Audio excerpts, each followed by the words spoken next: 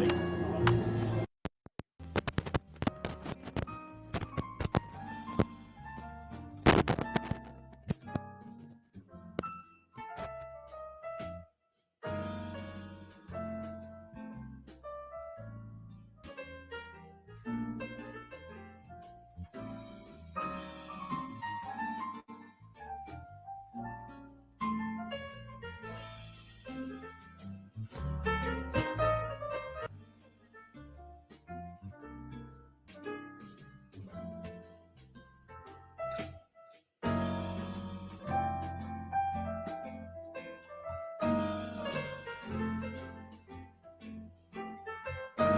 Hello, hello, hello, hello.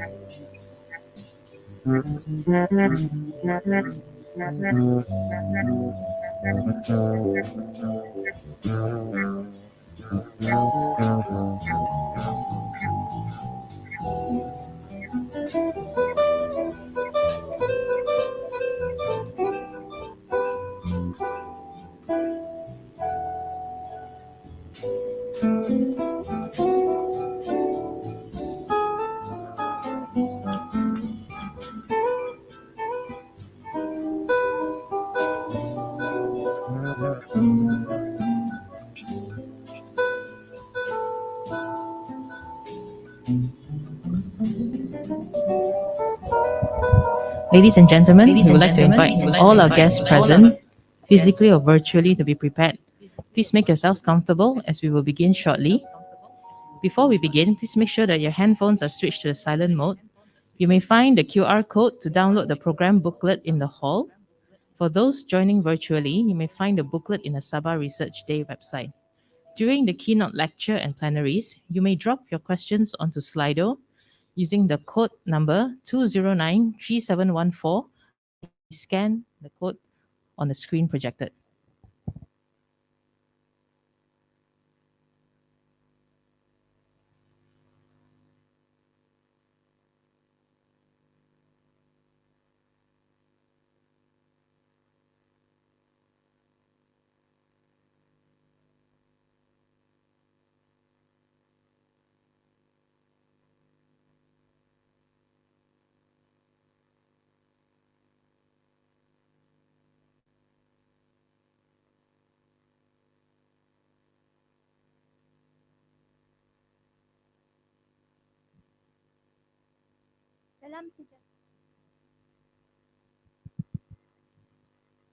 Salam sejahtera and good morning.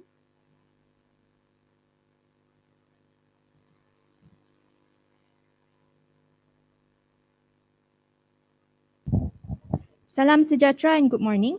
Ladies and gentlemen, it is a great pleasure for us to welcome you to our first hybrid 9th Sabah Medical Research and Scientific Conference in conjunction with Sabah Research Day 2022, co-organized by the Clinical Research Center of Sabah Women and Children's Hospital and Tawau Hospital. Thank you for your time in joining us today. First, we are pleased to introduce our keynote speaker for today, Datuk Dr. Sun Ray, Obstetrics and Gynecology Senior Consultant, Head of ONG Department, Sabah Women and Children's Hospital. Datuk Dr. Sun Ray was the first Malaysian to receive the Young Gynecologist Award from the Asian Federation of ONG in 2002. Currently, he is an adjunct professor for University Malaysia Sabah, as well as honorary lecturer for ONG master programs in Universiti Kebangsaan Malaysia, University of Malaya, University Sains Malaysia, and University Islam Antarabangsa. To date, Datuk Dr. Sun has completed more than 10 ISRs, numerous IIRs, and successfully published a number of papers in peer-reviewed journals, both local and international. With that, I would like to invite Datuk Dr. Sun Ray to speak on his topic, International Clinical Research and its Impact. Thank you, Madam Chairperson. I'd like to thank the organizers for inviting me. To date, I've actually done about 18 ISRs, which is, I think, quite a lot lah for ONG, because ONG is not a field where you do a lot of ISR. Obstetrics, hardly any ISRs as well. But surprisingly, over the last few years, we've had a few obstetric ISRs. All right. As I was preparing my talk, I came across this quote by Helen Keller. Do you all know Helen Keller? Helen Keller was a blind author who wrote a few books, and she's got a lot of, she's got very nice quotes lah. And she says, alone we can do so little. Together we can do so much. And I found it to be a nice start to my talk, because you don't mind I take off my mask. It's a nice start to my talk, because I thought, when you're talking about international research, you're talking about research by many, many people. And when you are much, much faster, you get more robust data. So together with many other teams internationally, we can actually do much, much better. Now, so what's international research? Well, the name says it all. It actually means research to different populations, regions, and cultures. Many of our industry-sponsored research, or what I call ISRs, are international research because many of them they will have many centers where they do research. So we are actually talking about international research. A lot of our IIRs, that means done by our master trainees, done locally, tend to be a bit more local, but not all. But that is something that you bear in mind. So if you tell yourself, hey, I want to do ISR, I want to do international research, then you start thinking about doing industry-sponsored research. Okay. Now, so what are the benefits of international research? It involves cross-country teams that share the same research interests. And you have an opportunity to develop mutually beneficial relationship and towards solving global issues. Now, I think the third major study that I did was a study on cervical cancer. And I still remember that study because we actually met at a conference. I think that time the conference was in Korea. We had a conference in Korea on intraepithelial neoplasia. And a few of us got together at that time and says, hey, are you interested in doing research or not? So we had a chit chat around and talked about doing research on cervical cancers. And it was interesting because it actually started with myself, one Korean guy, and one Hong Kong professor. Three of us sat together. Then we said, hey, let's get somebody from Vietnam and let's make it an Asian study. So we got somebody from Vietnam, somebody from Thailand, somebody from Singapore, and somebody from Indonesia. So, and it was interesting when we actually sat down there and we started talking, and everybody started talking about cervical cancer. And then you can see that everybody had an interest in cervical cancers, and everybody had an opinion as what's the best way to solve this problem. And as many of you know, that cervical cancer has been linked to HPV infection. So we started off by wanting to do studies on HPV infection, and then we got together. It was very funny because um, unlike Malaysians and Singaporeans, we do medicine in English. You know what I'm trying to say, right? In Thai, they do medicine in Thai. In Vietnam, they do medicine in Vietnamese. Okay, and in Indonesia, they do it a mixture of English and Malay. So it was funny when you are coming to certain medical terminology and everybody will be using different medical terminology. But that was our goal at that time. We had a global issue, which was cervical cancer. And we said, look, let's sit down and talk about it. And this was in 2003. Okay. And the nice part about working with many people from different areas is that you start feeling, hey, I'm excited about this because, you feel like there's somebody helping you and pushing you along. Okay. Then you will start experiencing what we call cross-national and cross-cultural interactions. And we realized that whatever data that we collected that we are going to use subsequently can actually be used internationally because the data collected is international data. Okay. And of course, our aim also at the time was to promote knowledge about cervical cancer and to promote a shift in global practices. Instead of just taking pap smear, we want to go towards to do HPV screening. And that's what we're all moving towards. Okay, we talk about HPV vaccination then in 2003, and by 2010, HPV vaccination entered our national immunization program. So a lot of things can be achieved, but and then the nice part was when you went for meeting with KKM, we said, hey, but Singapore is doing it, Hong Kong is doing it, Taiwan is doing it, and then they'll say, oh, okay, then maybe we should start looking into.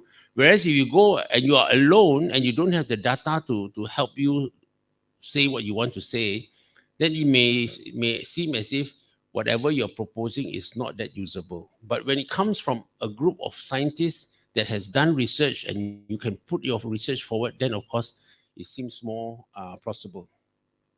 Okay, and of course the next thing is that, let's say recently we did research on RSV infections, okay, respiratory syncytial virus infections in pregnancy. All right. And then we got all this data on RSV. But guess what? That data is not just from Malaysia, it's from a lot of Southeast Asian countries. Okay. So what happens to that data? That data and that journal with your name is now internationally known as well, because it goes to other people and other people are helping you promote your journals. Okay. You may not be the only author there, but a lot of other people will help you promote your journals.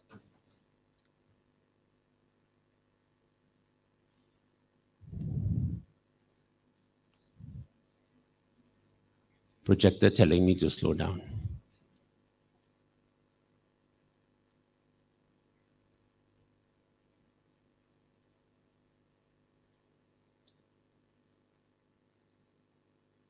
Maybe while they are getting the projector on, let me tell you a little bit about myself and how I got into doing research. So the first time I actually did industry-sponsored research or international research was in 2003. At that time, our DG says, we are doing a study on hepatitis in pregnancy. Okay, so I said, oh, this is exciting. And he invited me to be part of his research team together with people from Singapore and all that. And I said, yes. Then the first thing he asked me, do you have your GCP? And then I told him, that time he was already, I said that he was a Dato, not a Tan Sri. I said, Dato, sorry, no, I will get it immediately. And I looked out where the next GCP is, and I set for it, and thankfully I passed. And that was my first ISR done. But it was a very simple study. Take blood and send, and then look at the data. And I said, hey, ISR, very easy to do, I want to do another one. Then in 2005, a company invited me to do a research on oncology drug. Now, at that time in 2005, we didn't have oncologists in Vikas yet. So I took on the job of taking up this oncology study on ovarian cancer and on recurrent ovarian cancers. And that was a different ball game. Very difficult to do. So many adverse side effects. So many things that you have to report. And then at that time, internet was not like you can do it on internet. 2005, we had to fax the SAEs up to Europe. So it was a headache to fax in the middle of the night because they had to receive it immediately and so on and so forth. Okay, so that was in 2005, and then after 6 months, that research died because they actually came and reported to us that data has shown that patients died faster from using that drug. Fortunately, I had 2 patients at that time, both randomized to the normal arm. So none of them actually used that research drug. Okay, it was very hard to explain to the patients. But they actually stopped the study after 6 months. And that was the first time I found that a study could just stop just like that. When they found that it was not beneficial, they stopped it. And unfortunately, the company that produced the drugs, because they stopped the drug and they had already spent lots of money, the company actually went bankrupt. So we never had proper closure of our study. You understand, right? The company just overnight just went bankrupt and everything just went like that. So it was interesting. Then I've done quite a number of research. One of the research I did was with Gardasil 9, the new HPV vaccine, Gardasil 9. And that was done together with MSD, Merck, US company. And guess what? For that study, US decided to audit us, FDA, US FDA, Food and Drug Administration. So we had this American came, I think Roslyn and all that will remember. He came. We were all panicking because a lot of things to prepare. And then he came and he actually audited us for our running of the study. And I think I'm probably the only person to have been audited by FDA in Sabah. I don't think anybody else have been audited by FDA in Sabah. Anybody know anybody? And in the whole of Malaysia, I'm the third person to be audited by FDA. So it was a really, really big thing. And the guy, I still remember the first day, you know, like we all Malaysian. First day we prepared lunch for him. Then he looked at me. You are not supposed to prepare lunch for me. Because he took it as if we give him lunch, it was bribery. Then I said, okay, show me where is your canteen. So I brought him down to the canteen. He had one canteen food, and then the next day he told us, I think you prepare lunch for us. Okay, and we passed that FDA inspection, so we were quite happy with that. All right. So what are the challenges of doing international research? The first thing is languages.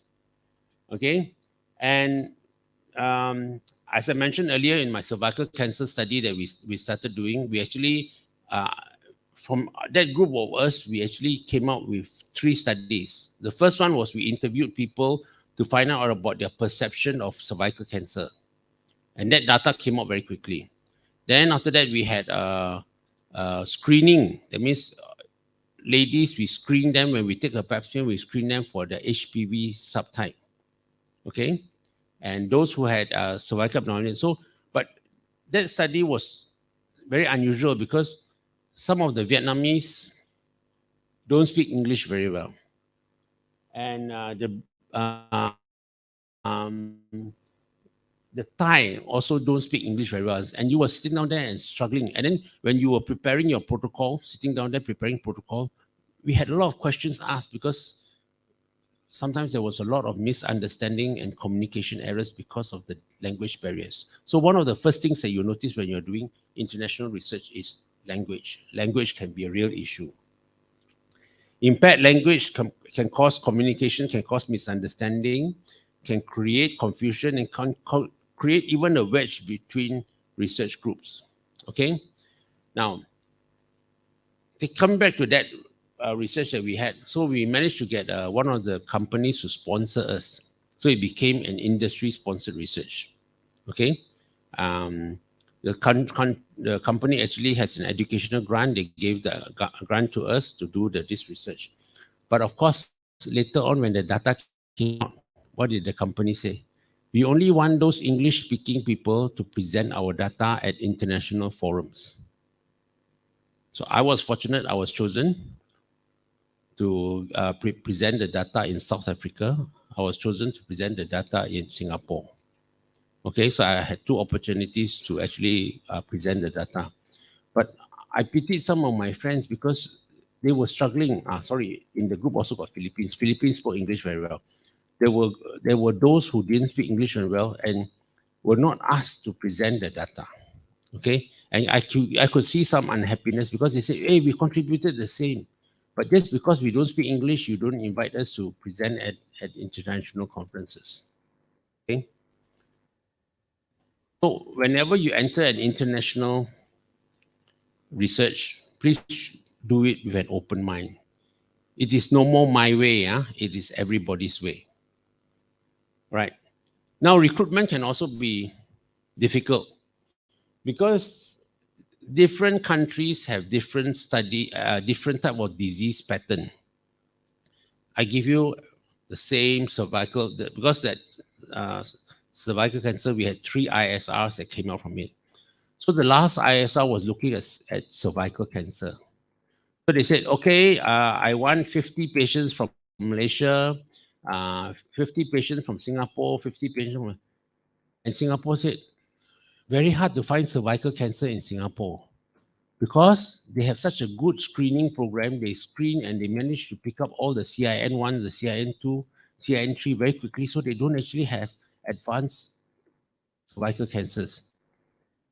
Whereas Malaysia and our Thailand and Vietnam and Burma had a lot of cases. Hong Kong also didn't have because they also had a good screening program. International research, it didn't actually reflect the true condition in all the states because there were, I think out of 50, Singapore only produced 3 cases compared to Malaysian 50. Then after that, they said, oh, we needed more patients. So we start having competitive recruitment. Competitive recruitment say whoever can recruit, you recruit. Okay? So, of course, we all say we got so many, we recruit more lah. So when the data come out, you can actually see that the data was what we call berat sebelah.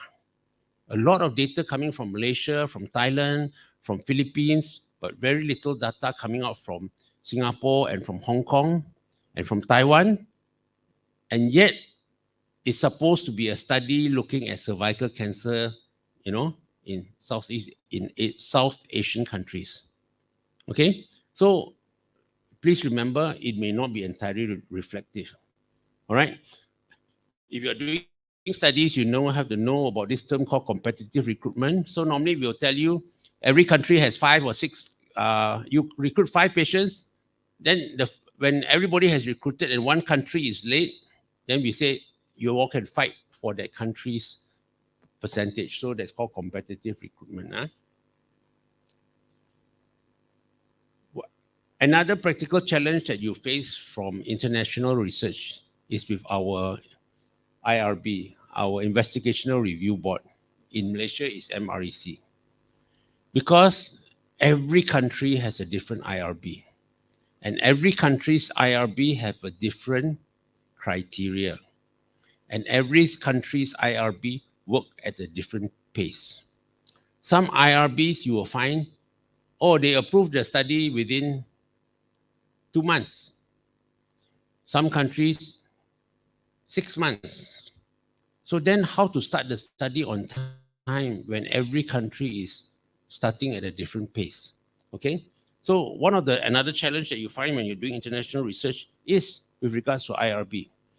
So if you're planning an industry-sponsored research, please remember that initial planning part, you may need to have extra time. Okay? Don't rush that initial planning part. Some of us are very excited. Oh, I'm going to do this study. I got this grant from this educational grant from this company to do this. I want to start by October. Then suddenly find out, how to start, man. IRB also haven't approved our study yet. Okay? Our protocol yet.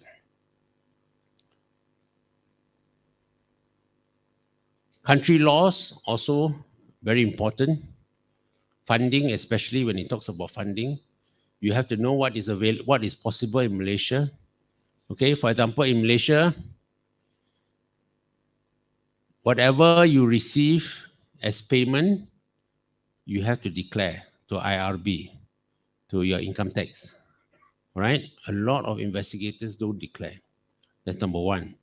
Number two, let's say the company says, the industry-sponsored research says, okay, this is your fund of 50,000 to start off the study. Where do you put the money into? Your own bank account? You please be very careful. If you are putting in your own bank account, you need to make sure that you have proper auditing of your bank account. Jangan campur dengan duit you sendiri semua. Dan lepas tu, saya tak ingat berapa sudah, and then it becomes very confusing. Okay, so please do remember that. So because of all these differences in IRB and funding and laws and all that, a lot of industry-sponsored research, now instead of doing it whole world, they will say, we'll do our study in 3 parts or 4 parts. One part Europe, because Europe, their laws are almost the same. Okay, one part America, one part Asia. So it makes it easier. Then later on, they merge the data together. All right. Now, payment is also an issue. Recently, I had a discussion on payment, on how much we should be paid. That was before I involved CRM, not recently, about 10 years ago. And we were talking about payment. And I suggested this payment because my interest is to do the study, not the payment. My interest is to do so. I said, they said, how much you need for taking informed consent? So I said 50 ringgit. All right. Then they said, okay. They said, okay to me, 50 ringgit. Then later on, when I look at the protocol, our Singaporean colleagues was asking for 200 Sing for informed consent. 200 Sing is 600 Malaysian ringgit, eh? You know what I mean? So then I said, hey, it's very unfair. Why are you paying me only 50 ringgit and then they're paying Singapore? You know? So when it comes to payment, there can be unhappiness between researchers because the money given is not the same. Okay? And I noticed this long time ago. Long time ago, I was invited to give a talk in KL. So I went down to give the talk, and together with me giving the talk was 3 other speakers, all from one from Portugal, one from UK, and one from US. Okay? So when we finished the talk, those people had all their plane flights, everything paid for. Okay? Hotel, everything paid for. They came down, they gave a talk. Guess what was their payment? Their payment was 5,000 euro. 5,000 euro. Guess what was my payment for giving the same amount, time allocated talk? My payment was 800 ringgit. Don't you think it's unfair? I always think it's unfair because when we go and give talks, we're giving about the same quality talks as those given. And then the funny thing was they invited this guy from Portugal who was not a good speaker and he was struggling with his English and he was looking down and he still got 5,000 euros and I got 800 ringgit. You understand? And the same thing will happen when you're doing your study. Okay? Because 50 ringgit to us is only 12 ringgit, 12 US dollars to the Americans. And to them, 12 US dollars is one Starbucks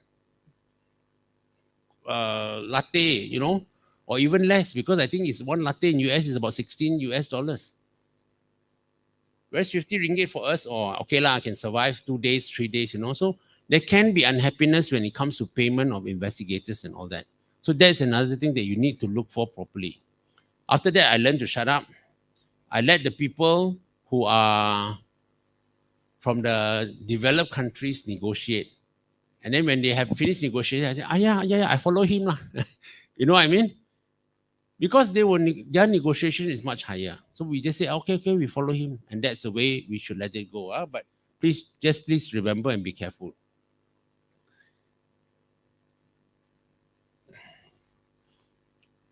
To date, I've done about 18 ISRs lah. And I have found that the more studies you do, the more you get invited to do studies.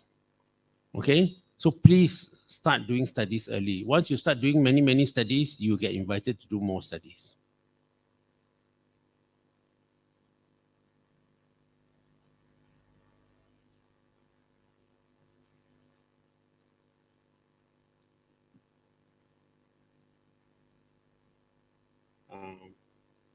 Saya ambil komputer boleh kah? You all don't have to look at my slides. I can just talk if you all don't mind.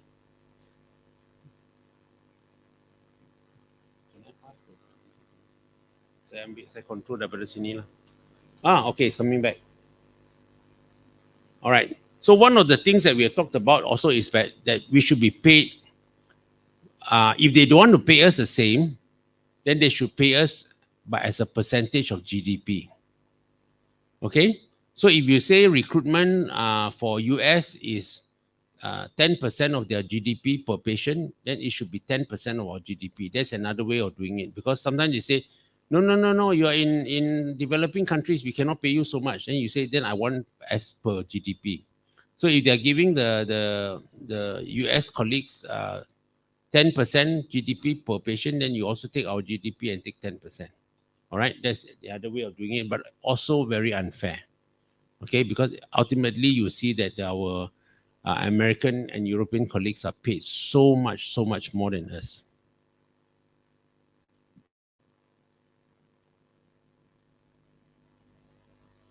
Tak apa lah, you pinjam komputer boleh. Or you turn it towards me.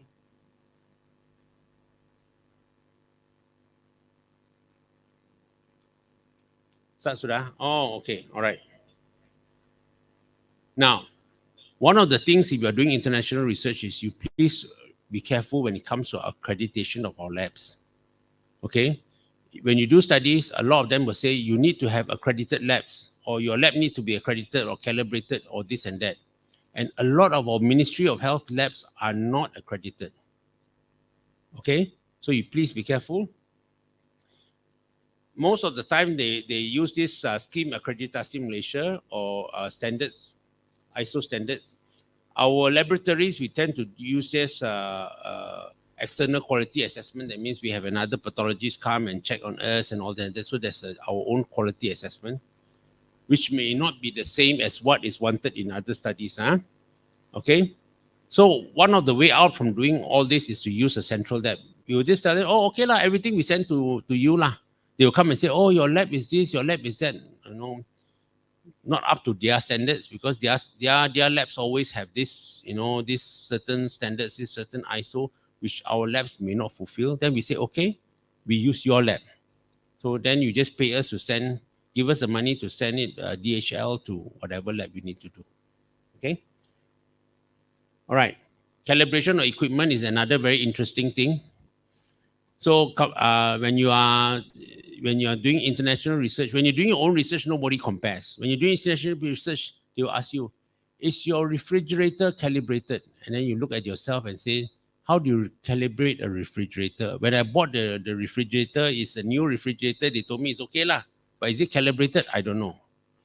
Is your weighing scale calibrated? Is your NIBP calibrated? So there are many questions that we cannot answer. Okay. So one of the things that when the companies, or when you're doing international research and they ask you too many questions, you say, oh, okay. Why don't you provide us the equipment and then we will use it? So for example, our refrigerators now, we use external temperature logger, which is provided by the company. So we use the fridge, but the logger, there's a, you know, like a sensor that goes into the fridge and comes out to a logger. And that logger actually a lot of time belongs to the companies. Right. But despite all the challenges, doing international research, the benefits outweigh the challenges. And I have found over the years that face-to-face communication is better than email communication. All right. Talk to the person. Don't just email. When email, a lot of misunderstandings will occur. And when you do international research and you are promoting a new procedure or new drug and it's international research and everybody and the international group says yes, then what it does is it mitigates your risk. That means you are less likely. Whereas let's say you do your own research in Sabah here and then you say, oh, this thing is to me very good. I want to expand it everywhere, but it's not approved internationally.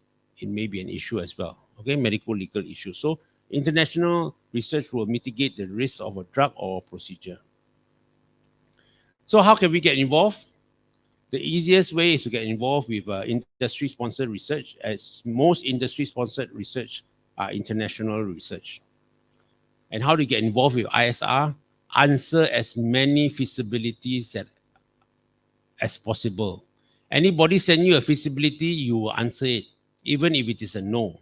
For example, I got a feasibility from a European country. In Europe, the gynecologists treat breasts. Okay? In Malaysia, the gynecologists don't treat breasts, the surgeons treat breasts. So they sent me a feasibility about breast cancer. I said, yes, send me. Then I just answer no.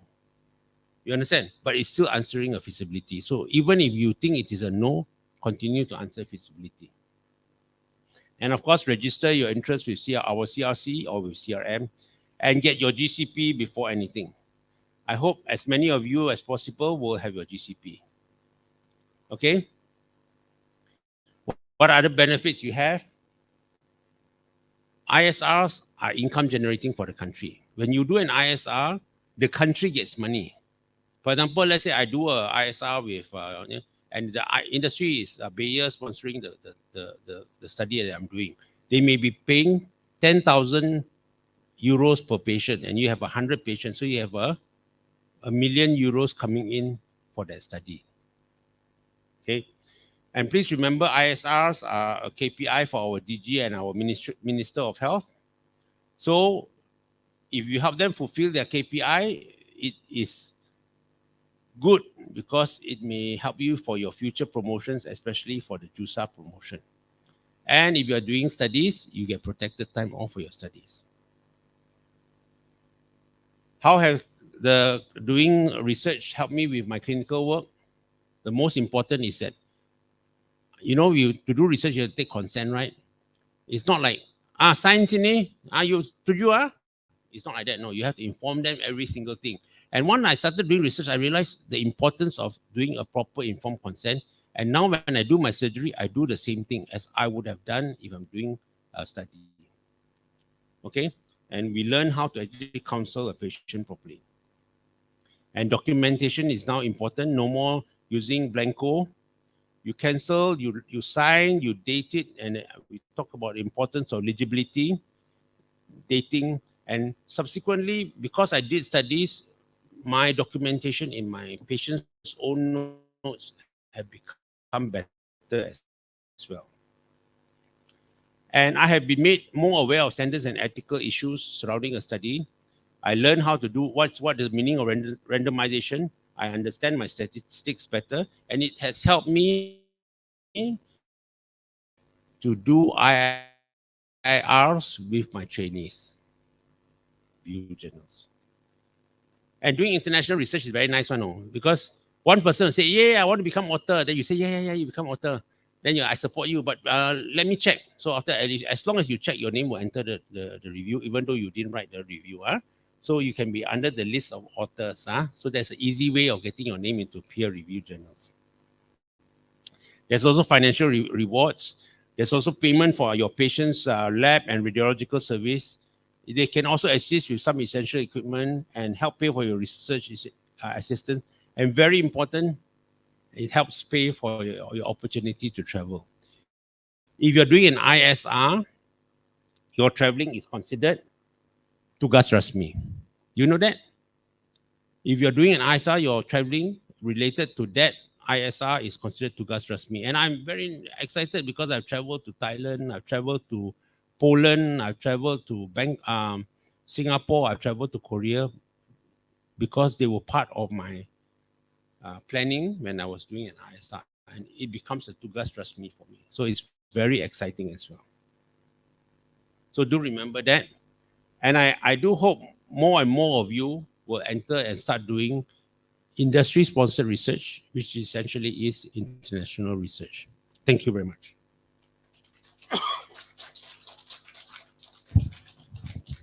Thank you, Dr. Sunrui, for your inspiring words. Please do remain on stage. We would like to invite Dr. Audrey Chong to come on stage to present a token of appreciation to Dr. Sunrui.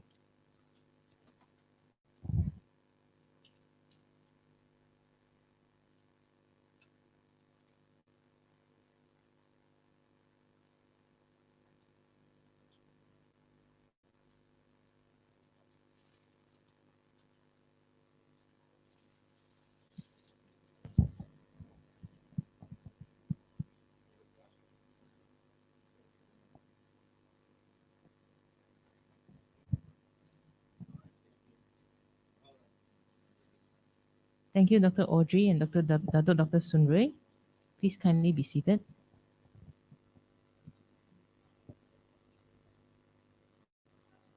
Hadirin sekalian, kami akan meneruskan majlis dalam bahasa Melayu. Mohon hadirin sekalian bersedia untuk berdiri bagi menyambut ketibaan tetamu kehormat dan bagi nyanyian lagu kebangsaan.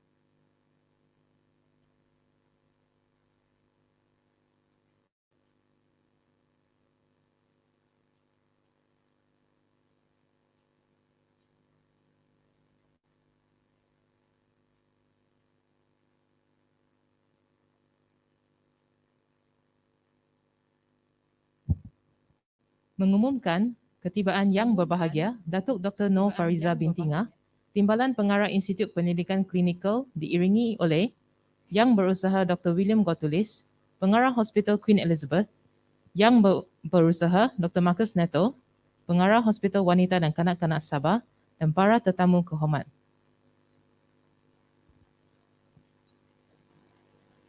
Hadirin sekalian, nyanyian lagu Negaraku dan Sabah Tanah Airku.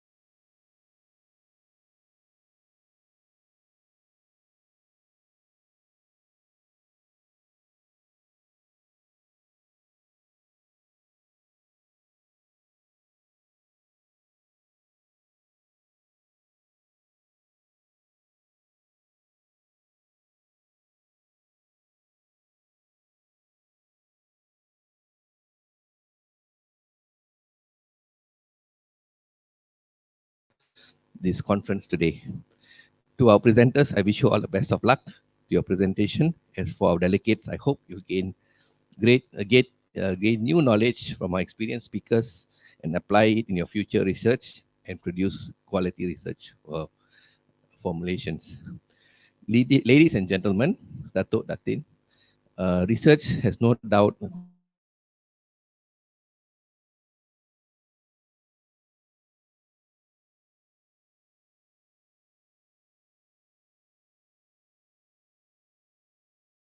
economy. Research Day is research modernization and internationalization.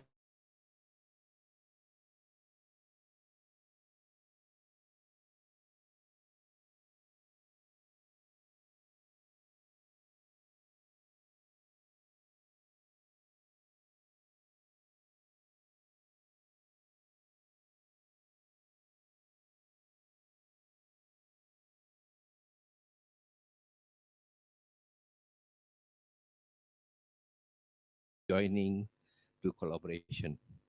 Be able to achieve higher goals. So let us use this to our advantage and continue to nurture the research culture among us today. So let us strive to improve not just in healthcare, but Sabah as a whole, and at the end of the day, the world as a whole. Without further ado, I would like to warmly welcome all you again to Sabah Research Day, and do enjoy the beauty of this land and people. So I would like to end my quote with a small quote I picked up today. Follow creative power instead of money, and the money will finally come to you. Thank you very much.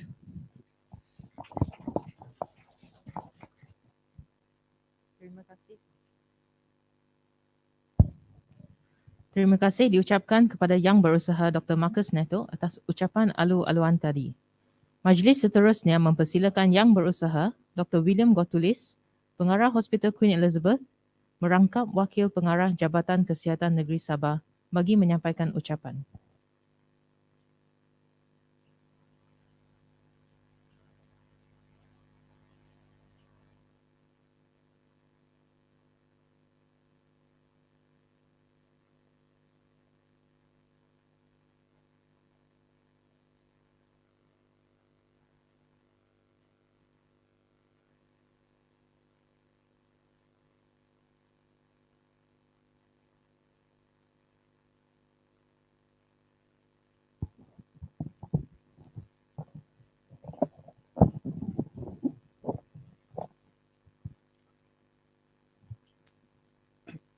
Terima kasih kepada Puan Pengacara Majlis. Ya. Yang berbahagia Datuk Dr. Nur Fariza binti Ngah, Deputy Director of Institute of Clinical Research, National Institute of Health Malaysia. Yang berusaha wakil-wakil timbalan-timbalan pengarah kesihatan negeri. Ya. Yang berbahagia Dr. Marcus Neto, Hospital Director, Hospital Wanita dan Kanak-Kanak Sabah. Yang berusaha Dr. Flora Chong, Head of CRC Unit, Hospital Wanita dan Kanak-Kanak Sabah.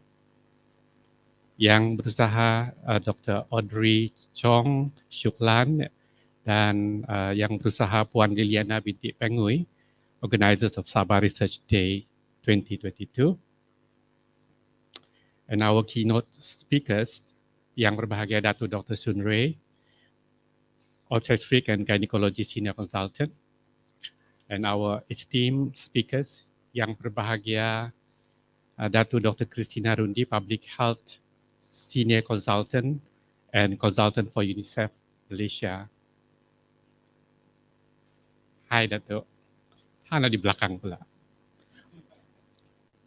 Yang berusaha Miss Asha Tanabalan, Business Development Manager of Clinical Research Malaysia. Yang berusaha Dr. Kwan Pei Chuan, Research Medical Officers from Digital Health Research and Innovation Unit ICR NIH Malaysia. And yang berusaha Dr. Lim Pui Pui, Research Officer of CRC Queen Elizabeth Hospital. Yang berusaha pengarah-pengarah hospital dan ketua-ketua BTJ, datu-datu, datin-datin, Senior Officers of Ministry of Health, Senior Officers of Academia, Head of CRCs, head of departments, distinguished guests and delegates, ladies and gentlemen, a very good morning and very warm welcome to everyone. I think first of all, I would like to render Yang Berbahagia Dato Dr. Rose apology for not able to come today because he is occupied with other urgent matters. Yeah. So Yang Berbahagia Dato kindly allow me to render her message. First and foremost, I would like to thank the organizing committee of the 9th Sabah Medical Research and Scientific Conference for inviting me. It has always been a pleasure for me to see the progress that they have made in the research field, especially in Sabah. I would like to take this opportunity to congratulate them for their tireless effort in organizing this event. It is also my great honor and pleasure to welcome Yang Berbahagia Dato Dr. Nur Fariza binti Ngah, Deputy Director of Institute of Clinical Research, NIH Malaysia, once again to our beautiful state of Sabah, land below the wind, and to officiate the Sabah Research Day 2022. The presence of Yang Berbahagia Dato, despite her various commitments, shows how strongly she feels about the importance of research and her support towards the research culture here in Sabah. With us today, we also have distinguished professors from University of Malaysia Sabah who have taken time off their busy schedules to be here with us to impart their knowledge and share their vast experience. On behalf of our staff and colleagues, I would like to thank you. We would like to welcome those who have joined us via teleconferencing, as well as we truly appreciate the support. Ladies and gentlemen, kudos to all of you. I would like to also extend my appreciation to all the 5 CRCs in Sabah, namely Hospital Queen Elizabeth, Hospital Queen Elizabeth II, Hospital Wanita dan Kanak-Kanak Sabah, Hospital Duchess of Kent, and Hospital Tawau, for your continuous support and hard work in ensuring that our healthcare professionals are geared towards research and development, which is a driving force to the country. I would also like to note that with the help of CRC and Clinical Research Malaysia, CRA, we have seen a steady growth in the number of industry-sponsored research in our state. We are also experiencing more collaborative work between the universities and MOH facilities, fostering a network of like-minded people and also sharing of resources and manpower. Despite the challenges we faced during the pandemic, the 5 hospital CRCs continued to conduct many activities throughout the year, including courses and workshops like good clinical practice workshops, scientific writing, and research methodology workshop, research camps, biostatic courses, and etc. Some of these activities had to be conducted online or hybrid due to numerous restrictions. They still persevered. The close interaction between staff of 5 CRCs will continue to strengthen capacity, enhance collaborations, and ensure the success of CRC's aspiration to groom more researchers in Sabah. The theme chosen for this year is Research Modernization and Internalization, start from the land below the wind. In today's age of global knowledge and technology, and in interconnected network and global awareness are increasingly viewed as measured and sought after assets. So internalization is clearly here to stay. We need to explore the interwoven relationships between the internalization strategies so we can be prepared to face the range of challenges associated with internalization. With all the accumulated knowledge and experience involved, I believe our land below the wind can achieve this. Internalization is not an end in itself, but a driver for change and improvement to our research field. With that, I hope you will enjoy the learning and networking from the Sabah Research Day, and all the best to all who are competing in the oral and poster presentation. Thank you.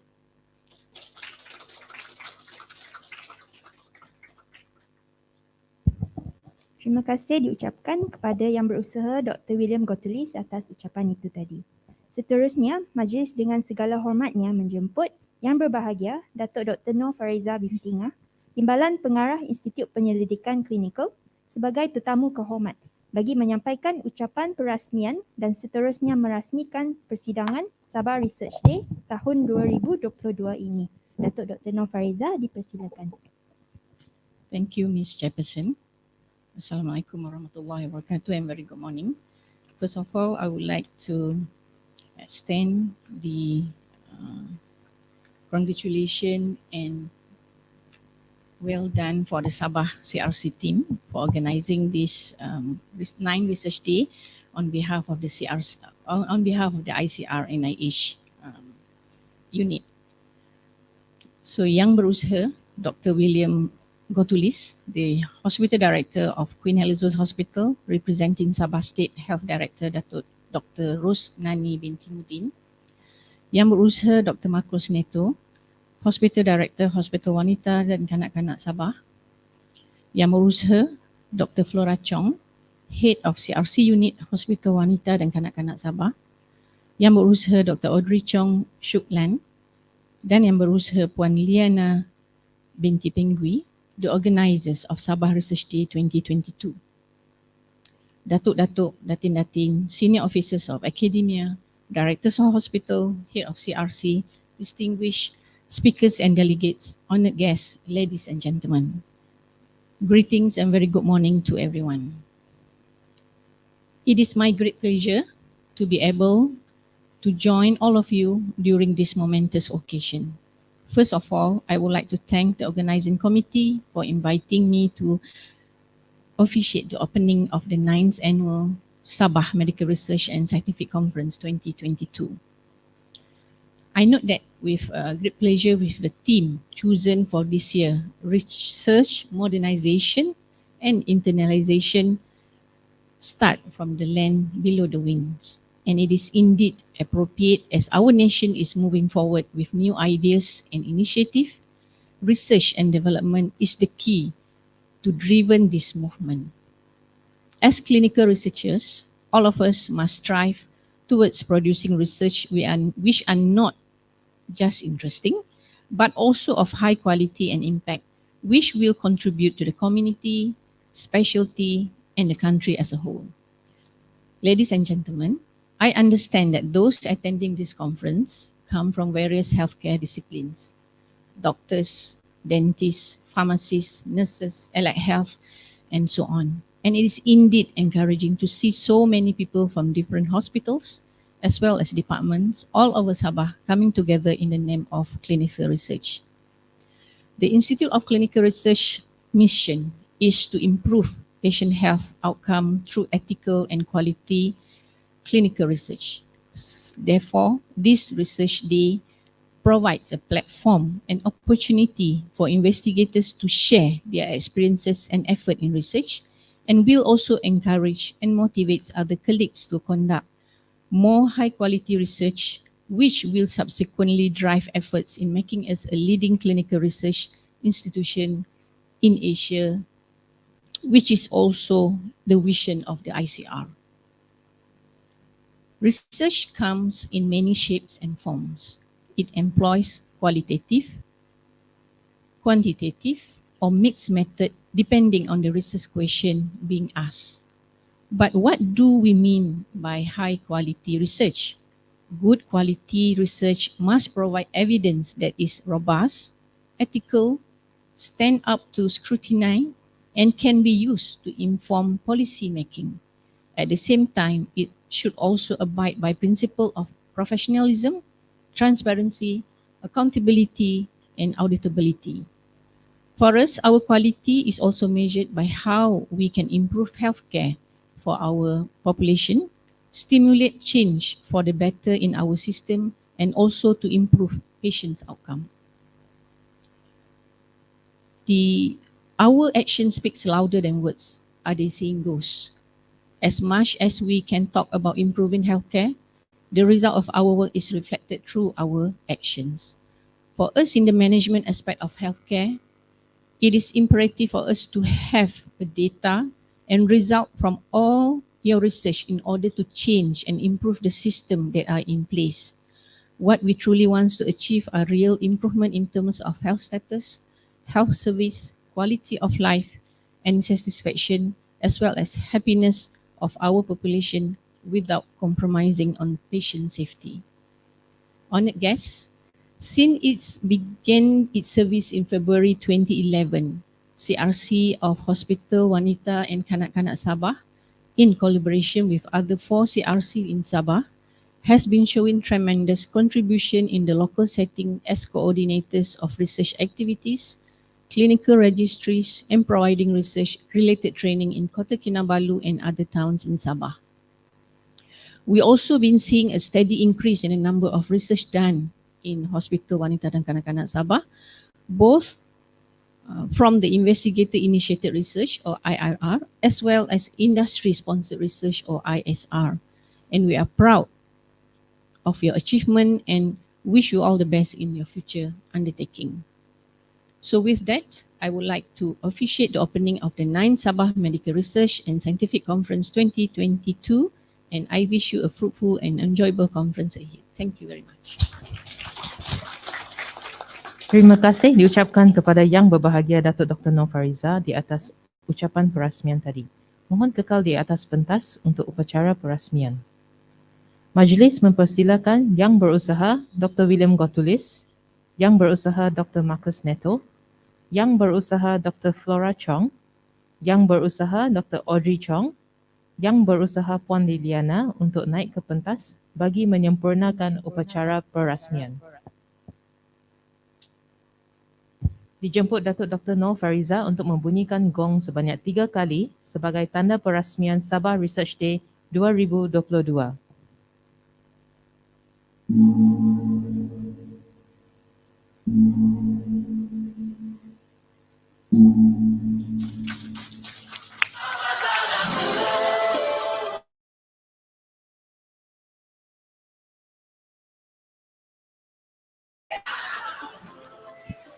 Majlis mengucapkan terima kasih kepada Yang Berbahagia Datuk Dr. Nur Fariza di atas ucapan dan upacara perasmian itu tadi. Sebagai tanda penghargaan, dipersilakan Yang Berusaha Dr. William Gotulis menyampaikan cenderahati kepada tetamu kehormat kita.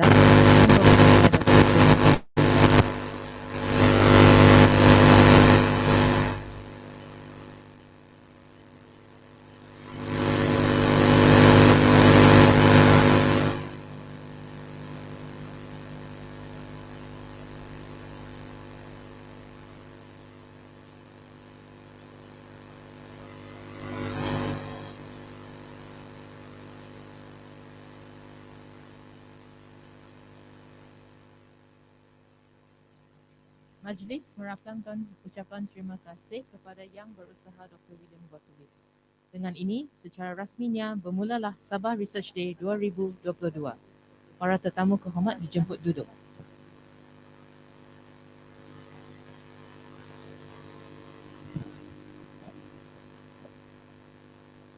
Untuk pengetahuan distrik kehormat dan para hadirin sekalian, Pusat Penyelidikan Klinikal atau CRC di Sabah terdiri daripada gabungan 5 hospital utama, iaitu Hospital Queen Elizabeth, Hospital Queen Elizabeth II, Hospital Wanita dan Kanak-Kanak Sabah, Hospital Duchess of Kent dan Hospital Tawang. Tahun ini, Sabah Research Day 2022 dianjurkan oleh CRC Hospital Wanita dan Kanak-Kanak Sabah dan CRC Hospital Tawang. Untuk mengenali mereka dengan lebih lanjut, majlis akan diteruskan dengan sesi tayangan video.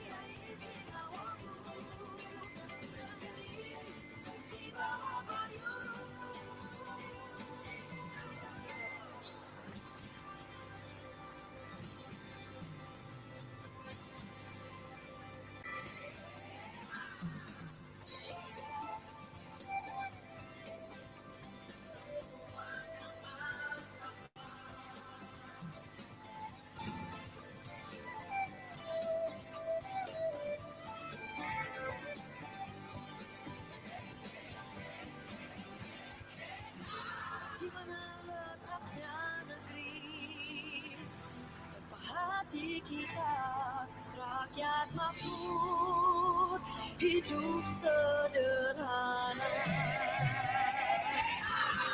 Negeri Sabahku, pulau-pulau dipenuhi laut biru, langit menembus jatuh Kinabalu, indahnya kamu, oh Kinabalu. Selamatkan aku,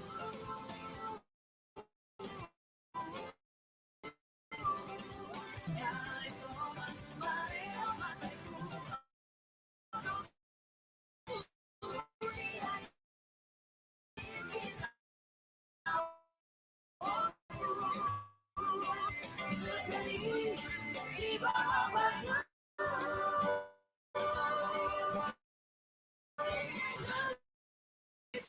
Sabahku penuh Kinabalu, indahnya kamu, oh Kinabalu. Selamatkan aku, hai teman, mari mataku, langkah dunia ini nawaku, negeri di bawah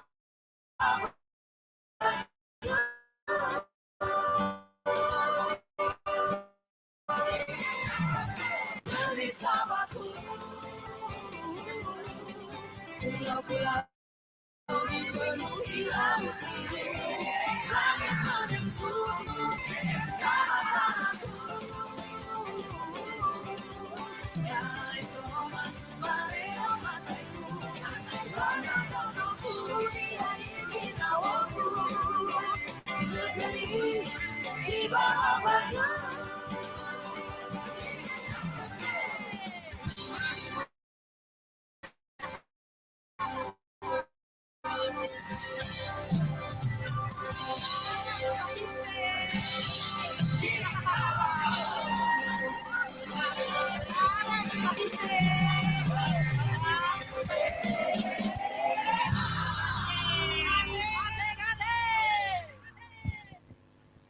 Majlis diteruskan dengan sesi fotografi.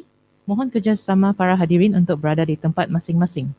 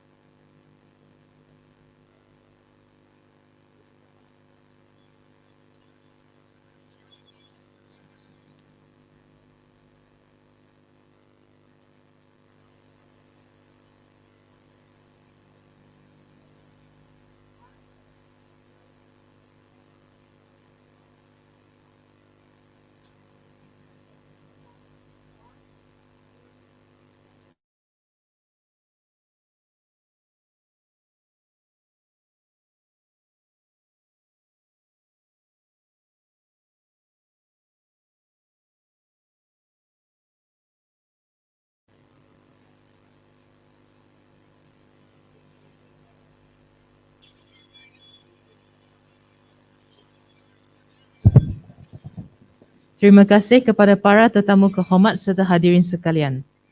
Dengan ini berakhirlah Majlis Perasmian Sabah Research Day 2022.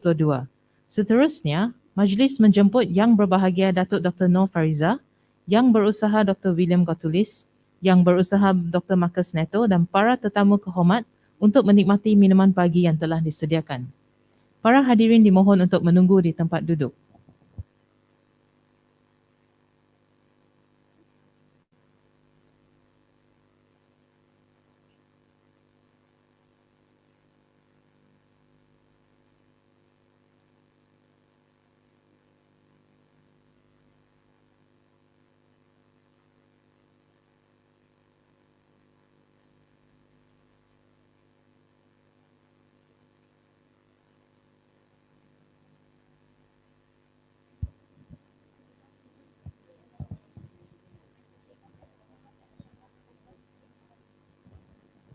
Para hadirin yang dihormati sekalian, dijemput untuk menikmati minuman pagi yang telah disediakan di haluan belakang. Sila gunakan voucher makanan yang terdapat dalam goodie bag anda untuk mengambil pack makanan anda. Mohon perhatian untuk kembali ke Dewan sebelum pukul jam 10 pagi untuk sesi seterusnya. Bagi makluman anda, anda boleh melihat e-poster secara maya dengan mengimbas kod QR yang disediakan. Anda juga boleh mengundi poster kegemaran anda di laman Facebook CRC Sabah dengan menekan butang like. Sila ambil perhatian, undian akan ditutup pada jam 3 petang.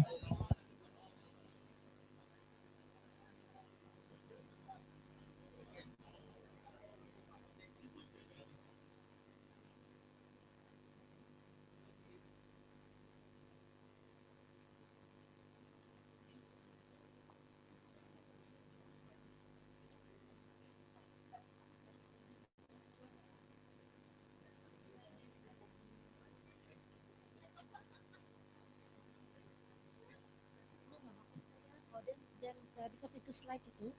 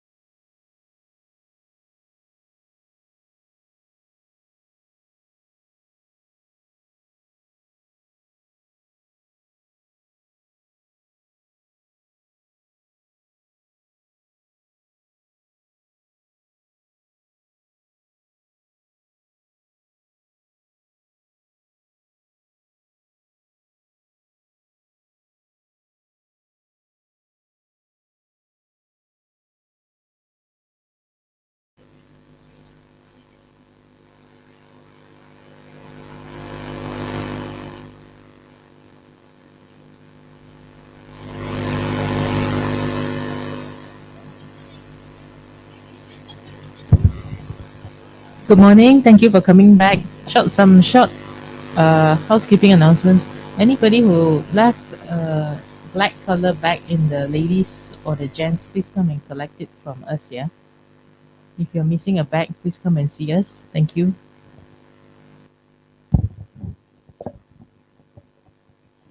Dear honorable guests and delegates, our conference today will continue with our first plenary by Datuk Dr. Christina Rundi. She served in various capacities for more than 3 decades with the Ministry of Health Malaysia. During this period, she was also involved in training, research, and consultancy work both within and outside the organization. In early 2022, she joined UNICEF as a consultant. Please welcome to the stage Datuk Dr. Christina Rundi with the topic Sabah, the Land of Intrigue.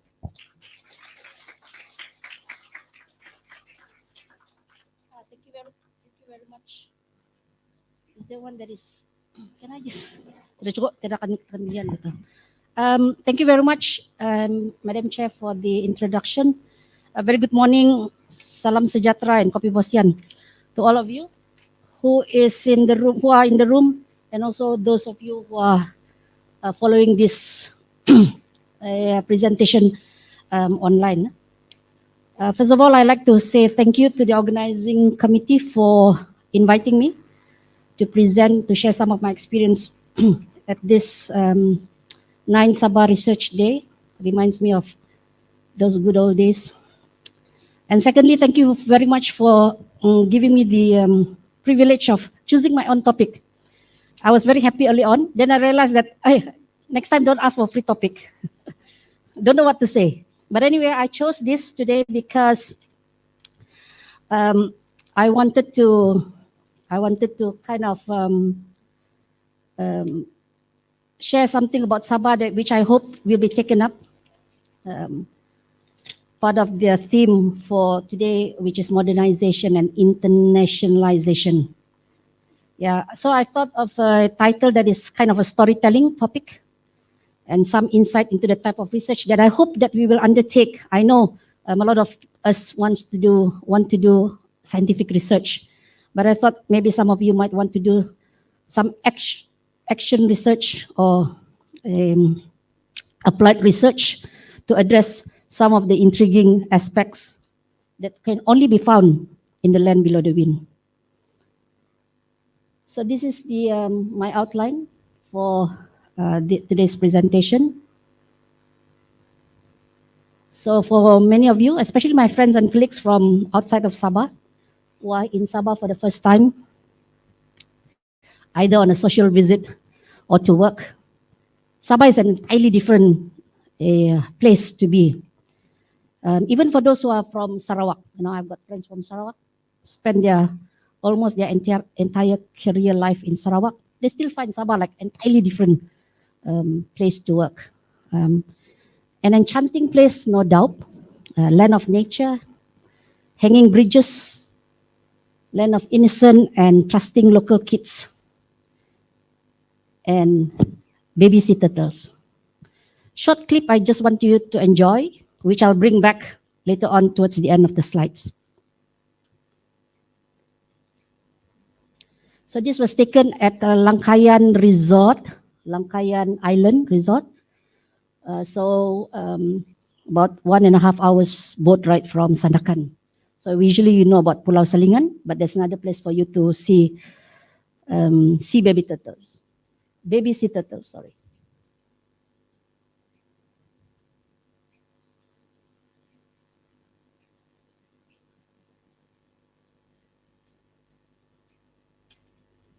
Somehow rather, I don't know why, maybe they have got that, sixth sense, or I don't know whether they have five senses, but, whatever sense them, they actually move towards the sea. Some of them get sidetracked lah kan, they walk like a crab kan, pergi siring like that, but somehow already they find their way into the sea.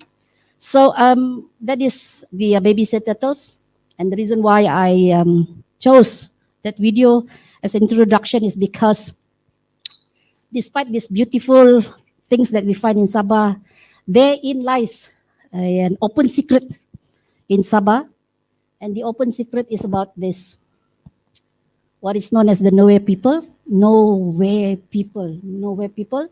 and this refers to the people who are stateless, the stateless. And some of the things that I'm going to say today is with reference to this group, also known as hard to reach, also known as the marginalized, also known as the socially excluded, also known as the, what do you call it, hidden population. So I just want to bring this into focus. For some of you who might ask, like, who are these people? Like that. If you're asking that question, you're from Sabah, or you know about Sabah, then you are not acknowledging the elephant in the room. Because for those of you who have been here and know about Sabah, we all know who these people are.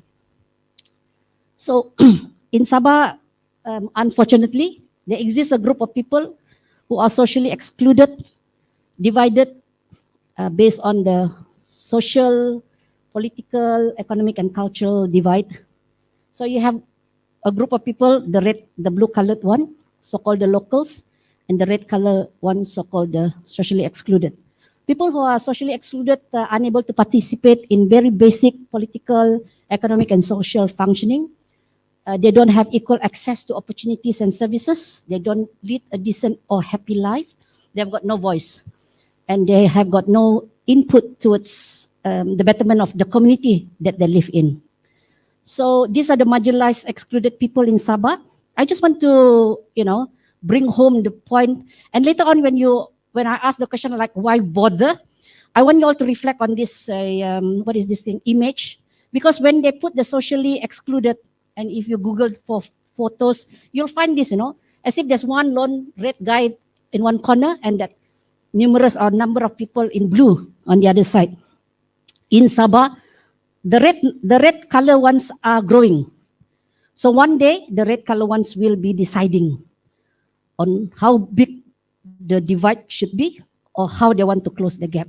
So this is what we want to impress on people, that if you don't look at the socially excluded, one day they will also be overwhelming. And then you have a problem. So the question about why bother, because these are stateless people, and it's very important for us to understand why they are stateless and the problems that they face. Because like I said, it is not just one lonely guy on the other side of the social divide. So let's just go through that, the second picture. So the stateless people may have to join the workforce at early age. They're exposed to harassment, discrimination, and predatory practices. They have got no idea. This is the question, the contentious issue. Therefore, they cannot travel. The status of statelessness may be passed down to their children. We have got now the 4th generation of stateless people in the state. They are uncertain of their future and they're exposed to other forms of insecurity. But I just want to concentrate on denied access or not able to access healthcare. Just healthcare. Because we are in this business of providing healthcare to everybody, regardless of their nationality or the status of their origin. So I want to introduce the concept of at risk and risk to others. Because when we talk about people who are stateless, they can talk about a lot of things, unable to travel. But suddenly we need to talk about their risk and them being at risk to the population. So working with UNICEF, they asked me to give the statistics on zero-dose children in Sabah. So I asked for some data. Zero-dose children is refers to the group of children who have not had their first dose of DPT. So that's why you will have, I have here the live birth according to IDS, live birth according to TBIS, the actual live birth, those children that have received DPT dose 1, and the zero dose, if this is the yellow color, means that I use the actual live birth minus with DPT. So you get this difference. And when you present this data, you have a minus, they're like minus 1,865 zero dose children. Ridiculous. You throw away that data because that data has got no meaning. So you cannot use actual live birth. And then you said, oh, TBIS might be a better one. So the same thing you do, TBIS, you minus the DPT one and you get this figure. And you said, maybe not so bad, like, I mean, like it's a positive number in the first place. But if you're doing public health, you need, or if you're looking at data, you need to look at the trend. Because if you look at the trend from 2015 down to 2021, you realize that the number of newborns are on the decreasing trend. 250 babies born every minute. 350,000 babies born in a day. Don't tell me none of them in Sabah. So definitely this data is flawed, and therefore you cannot use this. And one of the things that is significant is in 2015, the numbers start dropping. And if you recall, for those of you who has been in service for long, it is the year that the amended medical fees came into force. A lot of undocumented population did not want to go, did not want to access, could not access health services. And that's why you see this declining. So if you look at statistics and doing research and things like that, you really need to do some data cleaning and understand the data properly. This is just very simple table, but it can give you different meaning, because otherwise you'll be looking at it and said, zero dose children, not that many in Sabah. But if you calculate properly and you extrapolate correctly, then the picture is entirely different. So for example, this is what I did. Take TBIS, but I start from 2013, extrapolated it at the rate of 0.09% increase every year only. And then you minus the DPT, you get this number. And if you ask the question like, how many children aged 10 and below, 9 below, who have not had their first dose of DPT, you have to add all these numbers, and they run into 100,000. And then if you look at the number in percentage, meaning to say, just look at the 2021 data. No, let's look at 2013 data. You say like 11.9% are zero dose children. So if you convert that, like you're talking about herd immunity, you're talking about 89, say 88. Not so bad, 88. You think like, okay, we need to scale up. But if you look at 2021 data, that's 40.4% of children not having the first dose of DPT. And if you talk about herd immunity, your herd immunity is gone for DPT. So that's why if you're in public health or you're looking after children, you should start be jumping up and down, like, what are we doing about it? What are we doing about it? Nobody talk anything, because we never look at zero dose children and we never calculate it properly. So this is what I'm saying, trying to say, research, you have to be responsible with the data. You really need to look at it, and you need to also look at what you see outside. That's why research people cannot do tabletop exercise or just looking to the internet. You need to be going outside. And I'm going to illustrate this by going outside. I know that I'm correct in making that assumption. All right? Yeah. So the first one is about street children. Yeah. So I want to talk about street children because this is a hot topic in Sabah. On and off, you hear about it. Sometimes people forget about it. Street children. I've seen them. Like, who's supposed to do the research on the street children? Everybody's looking around. Okay, so some of the street children, this photo that I've just sent in, some of these street children has been taken in our activity center in KK. So they're no longer street children. Because one of the things that people try to do to get children off the street is to put them in schools. Because the reason why they loiter around is because they don't go to school. If they have to go to school, then they don't loiter around. You know what I mean? They've got a purpose. They've got friends to meet up after school and things like that. But there's always issue. First of all, you cannot take everybody. There's no school for them. And then, sometimes there's some fees to be made, or, there are other things. Or the call for getting money to have their family is stronger than the need to go to school. But those are all the realities. And this is the thing that's present in our state. So you will have this on and off. This is this year, the previous year, talking about street children. So they say, DBKK, they detected 53 children who roam the city streets and harass the public, including tourists for money. And then you have one which is much earlier. If these children do not have documents, they will be handed over to the immigration department after they've rounded up about 30 street children last year. So that's last year and this year. So you have this on and off.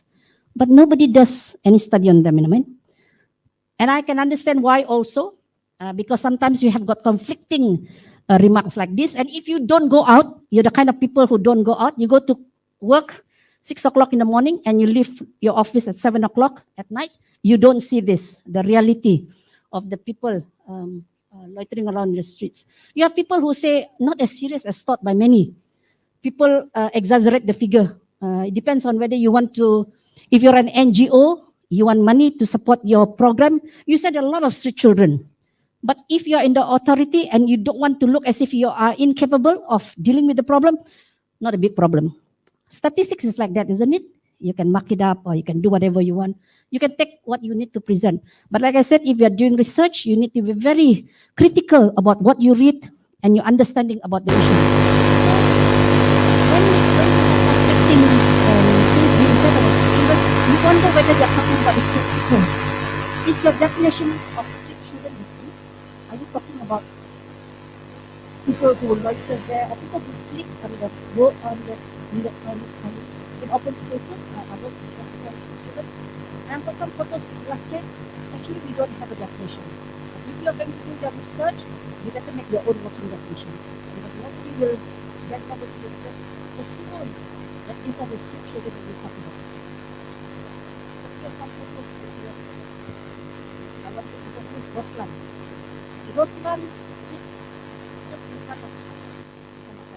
That's one guy I thought he was sitting there as I was going to get some money from him. He was sleeping, so I didn't disturb him.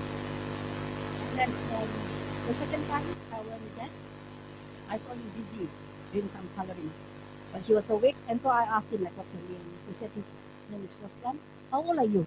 He said he's 12, but he doesn't look 12 to me. You know, he looks like 15 because there was already breakout in the middle of the Jalawat coming out. But you cannot say you are telling me, you know, maybe he probably doesn't know how old he is. This is what he's been told. I'm not so sure whether he can count either. You know what I mean? Then I met him again one day afterwards. Let's go to the next sec. Are you going to sleep here tonight? He said, "I'm not." "Looking at the phone?" He said, "Yes." "Really good." He said, "Then let's have the inside of the children." So I said, "Are you going to sleep here tonight?" He said, "I'm just going to sleep here." That was the end of that. But you know, for some he wasn't ready. But for somebody who was got like a heart like that, I thought he deserved all the donuts in the world now. Because just so happened, just beside RHB there's a donut shop. He got him some food for him. Buy for him donuts. All the time. I'm not saying this, I'm saying this, you just remember my story. So that's Roslan. Your definition says somebody who's in the street like 3 days in a week, he is. But if you say that he has got a home to go to, he's not. That's the definition of something. Or is the definition of street children like this for other kids that you see begging at the roadside? Some of them not how you go to London, begging for money. Are these the street children? Or this girl, this is the latest. Girl begging in front of 99 Street Mark. I was cleaning up my slides over the weekend in Tandem. My teacher messaged me.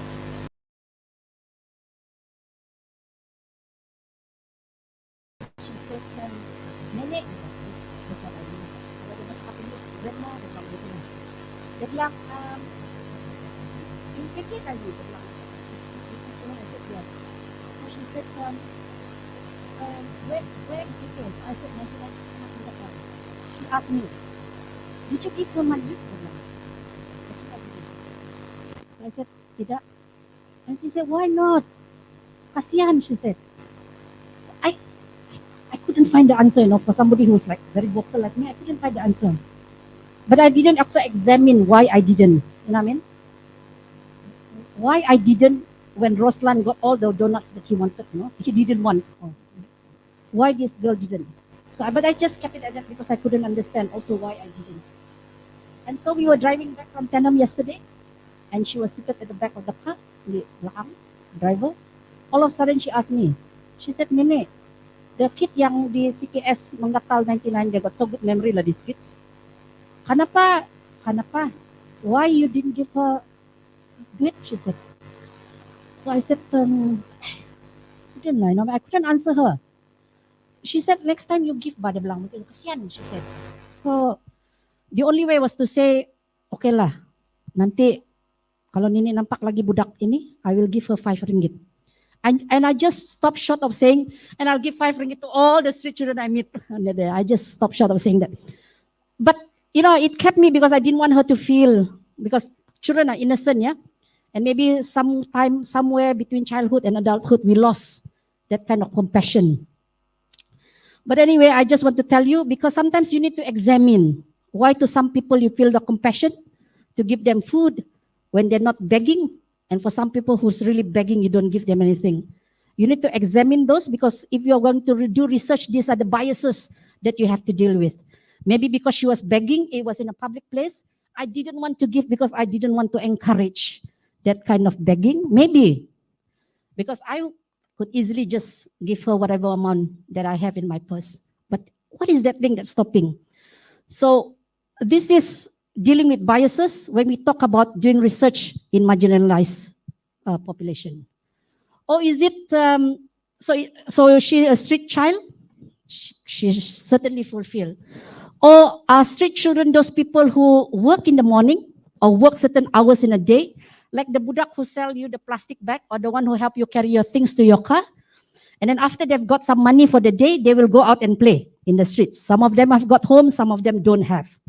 So what is your definition of street children? This is what we are saying.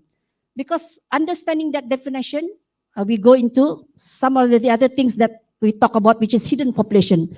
The people that you don't see on the streets because they are there once in a while, or they are there for certain hours of the day, and after that they hide because they're trying to hide from authority. We can call them hidden population. Do they also form part of what is known as the street children just because you don't see them? You know, the very fact that you know they are there but you don't see them, meaning to say they're hidden, it doesn't mean that they cannot be categorized as street children. And there is, with this so-called hidden population, socially excluded, marginalized, there are no reliable estimates. It is a big problem. The actual size lies in that very wide estimate. The truth is nobody knows how many there are. And the worst thing is that nobody knows how to count them. The numbers can be minimized or inflated, as I mentioned, depending on who holds the data and what they want to do with the data. And it's often a contentious issue. But we look into the literature. We are not the first one to have, we are not the only country with stateless children. We are not the only country with street children. So one of the sampling methods that they use is this method called capture-recapture. You know what I mean? So the origin of this capture-recapture is mark and recapture is in that ecological survey.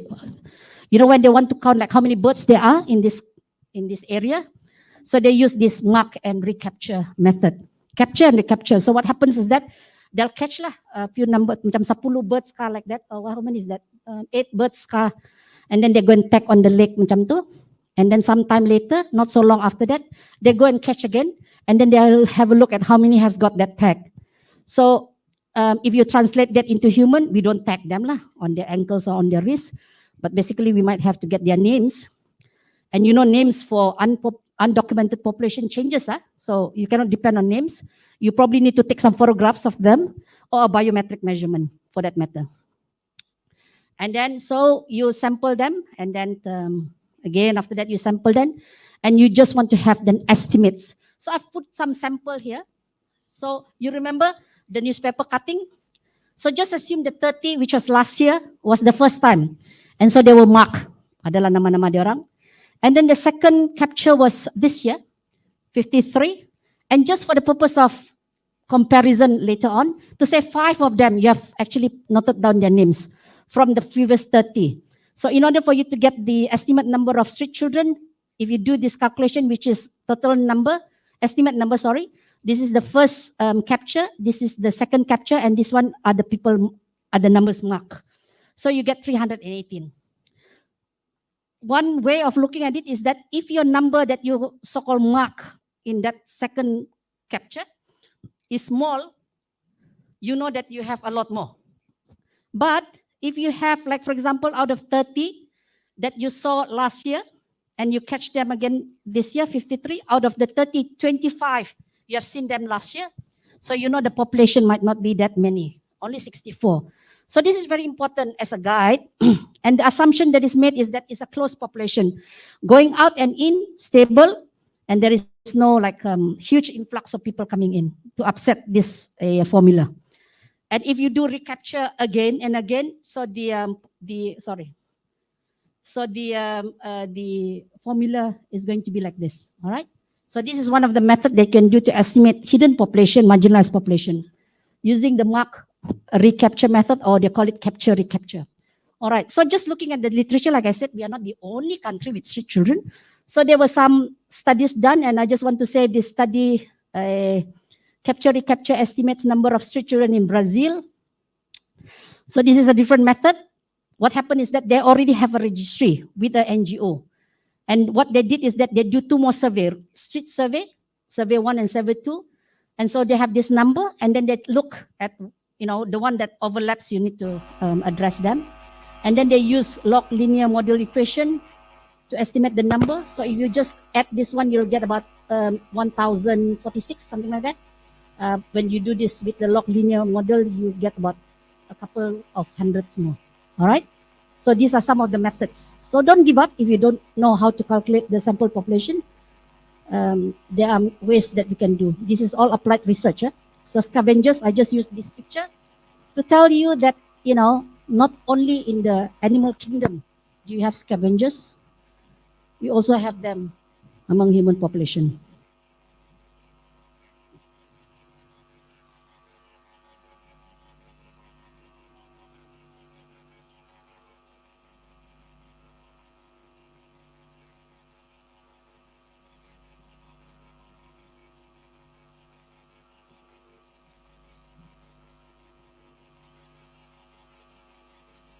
So if you're thinking like, where is this? In the Philippines, we also see a lot of in the Philippines, or in one of those third world countries, Africa. No. This is Sandakan. Sandakan dam site, just in mile 8, behind all those housing areas. So these are kids scavenging the dam site. I want you to meet the boy in black t-shirt. His name is Sunny Boy. He said he's 11. I believe him lah. Although he's short for 11 kan, but yeah. So jokingly, I asked him like, I brought the UNICEF team to visit this place sometime in June. So I asked him like, how long have you, jokingly lah, because he is all geared. This is his tools, when they have to go through the rubbish to kan. So I asked him jokingly like, like stupid me lah, dia bilang begitu kan. How long have you been working here? Dia bilang begitu kan. Joke lah. So he said 9 years. And all of us laugh, like 9 years. Dia bilang begitu. Then he was very serious, like he's very serious, like I've been working here for 9 years, I'm 11. Then we realized that what he meant maybe was that in his entire life, that is the only thing that he knows. That is the only job that he's been doing. So he's been doing this right from he was very young. What a childhood, kan? Yeah. So this is Sunny Boy, and he taught me a lot of things that day. And some of the things that we have to learn if we're going to do research among marginalized population. But he's a good friend now, friend of mine. Yeah. So if you ever read about dam site, Sandakan dam site, you only read in the papers things like Sandakan dam site poses serious health hazard, dia bilang macam tu. And an MP has to say that lah, Norman. Or they say earning from trash, living with trash, a look into Sandakan dam site. That's the only thing. Nobody does any research on these people. Remember I said about our biases and where we position ourselves with regards to marginalized population. Because if you are going to do research, you have to do it for a reason, not to get your master's apa. You need to be able to turn that into policy, that evidence that you collect into policy, and you need to be able to change the world lah. Let's put it that way. And that's basically your theme for today's Sabah Research Day juga lah kan. So this is, like I said, we are not the only one. Learn from other people. So as I think mentioned in the speech earlier on, scavenging by miners in, where is this? Kenya. Yeah, so sama berbelahan ini, dam sites. So in Kenya, this is the children's story. So what happens is that in many African cities, they have seen influx of large population going into the city. And so they kind of use up already all the basic amenities, people living in squatters, people living in deplorable condition, you know what I mean? And the trend is known as the urbanization of poverty. So this story is about the children from their perspective, why they do what they do, and also some of the information from their families. Why do the families encourage scavenging? You know what I mean? Because there are a lot of people living around that dump site. Not everybody are scavengers. So they wanted to explore and some of these things. So the research method they use is, of course, if you're going to do sample, if you're going to interview people, that is purposely sampling, and they're targeting those who have lived there the longest. You know, so it's purposive sampling, and then after that they also have the other methods, which is participant observation, intensive interviewing with guided questionnaire, and also focus group discussion. Like I said, wanting to know from the parents, why do you allow your children to scavenge to go through the dump site? These are my last few slides, and I want to talk about research on marginalized excluded population. And I hope that some of you will take this up because, like I said, it's a growing problem in Sabah. If it has not already overwhelmed us, a lot of research needs to go here. So some thoughts to ponder. First of all, there's a lot of, maybe you all don't like this because a lot of people think that applied research is not scientific enough. You know what I mean? But you can make it really good if you address some of the other issues. So applied research are focused on providing a practical solution to a defined problem. So maybe it is not meant for Lancet or it's not meant for any of the journal, but it's meant to help you with some policy making, decision making on presentation to the authorities. You know what I mean? So it has got its function. But of course, there are guiding questions that you need to also ask or address when you're planning a research. Like I said, you want to make it good, even though it's an applied research method. Yeah. So is primary data collection necessary? Does it apply? Does it lead to clear action or policy influence? What's the definition of the target group?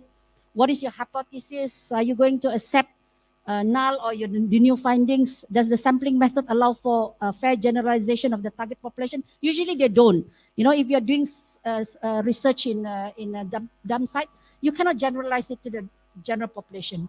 So there's a limitation there, but there's some wealth there as well. How are we accountable to respondent? Because this is marginalized group, you really need to be accountable also. Just because they are undocumented, they are marginalized, it doesn't mean that you don't practice a good research method or approach with them, okay? Because this is your training, no? These people are there to help you train as a good researcher. I just put up the footnote, and I think that is very important. The marginalized deserve research of splendid quality. That is of sound research objectives, good data, valid result, clear action of influencing policy, and impart positive impact and empower the marginalized through the results of the research as well as the implementation itself. So just because you're doing doesn't mean that the quality of your research has to be compromised. Okay, so these are the core ethical principles. This is when you deal with children. This is from the UNICEF book, guideline, ethical research involving children. Three things, three core values that you need. Respect. That is a child, but you still respect the child because the child has got his or her rights as well. And you have to sort of value how they think about their life. You know what I mean? It is not from your perspective. Like, how do they think about their life? How do they envisage their future and things like that? And when you do research, one particular group, although you do purposive sampling or things like that, the same respect should be accorded, extended to the children impacted by the research, not just those directly involved. All right? The second thing is on benefit, do no harm. We all understand that, do no harm. If your research is going to harm them, you stop. That is the right thing to do, and that's the decent thing to do. But at the same time, if you do research, you must make sure that it is now become your obligation to improve the status, rights, and well-being of children. Later on, I'll show a slide. We are not just going to be a, what do you call it, touch? Apa itu yang touch? Huh? Yang the one that you just go by like that, macam tu kan? Touch and go, yeah, sorry. We don't, kira di Sabah itu kan? Ada sudah kah? That's why I forgot and the other thing is justice. That ensure children are treated fairly and equitable. This is very important because sometimes we take it for granted that because they are child that you think you are going to do something, you're going to protect them, but you actually have to look at it from their perspective. Ensure that they're treated fairly, attention to power imbalance. You are the adult, they are the children, so sometimes you impose on them on certain things. treat them fairly, including ensuring that unjust policies and things like that are not supported by your research. Ensure that children are treated fairly in face-to-face interviews. So you have to respect them. You know what I mean? You don't say, your child, we don't want to hear what you have to say. So this is the one I said, I wanted to say that touch and go is equivalent to a Land Rover research. Researchers should not arrive one morning with their clipboards, picnic hampers, and Land Rover, collect their data, and disappear. This not only shows a lack of respect, but it also results in bad scientific data because you have not gone in and make sure that you got the good data. Because when you go to a marginalized population, they won't tell you everything. You need to gain their trust because they also, perhaps they've been researched ever so often, nothing happens, they feel like, why should I tell you anything different? So they might not give you some of their sensitive information. And then we have to work, like I said, you do research for a purpose.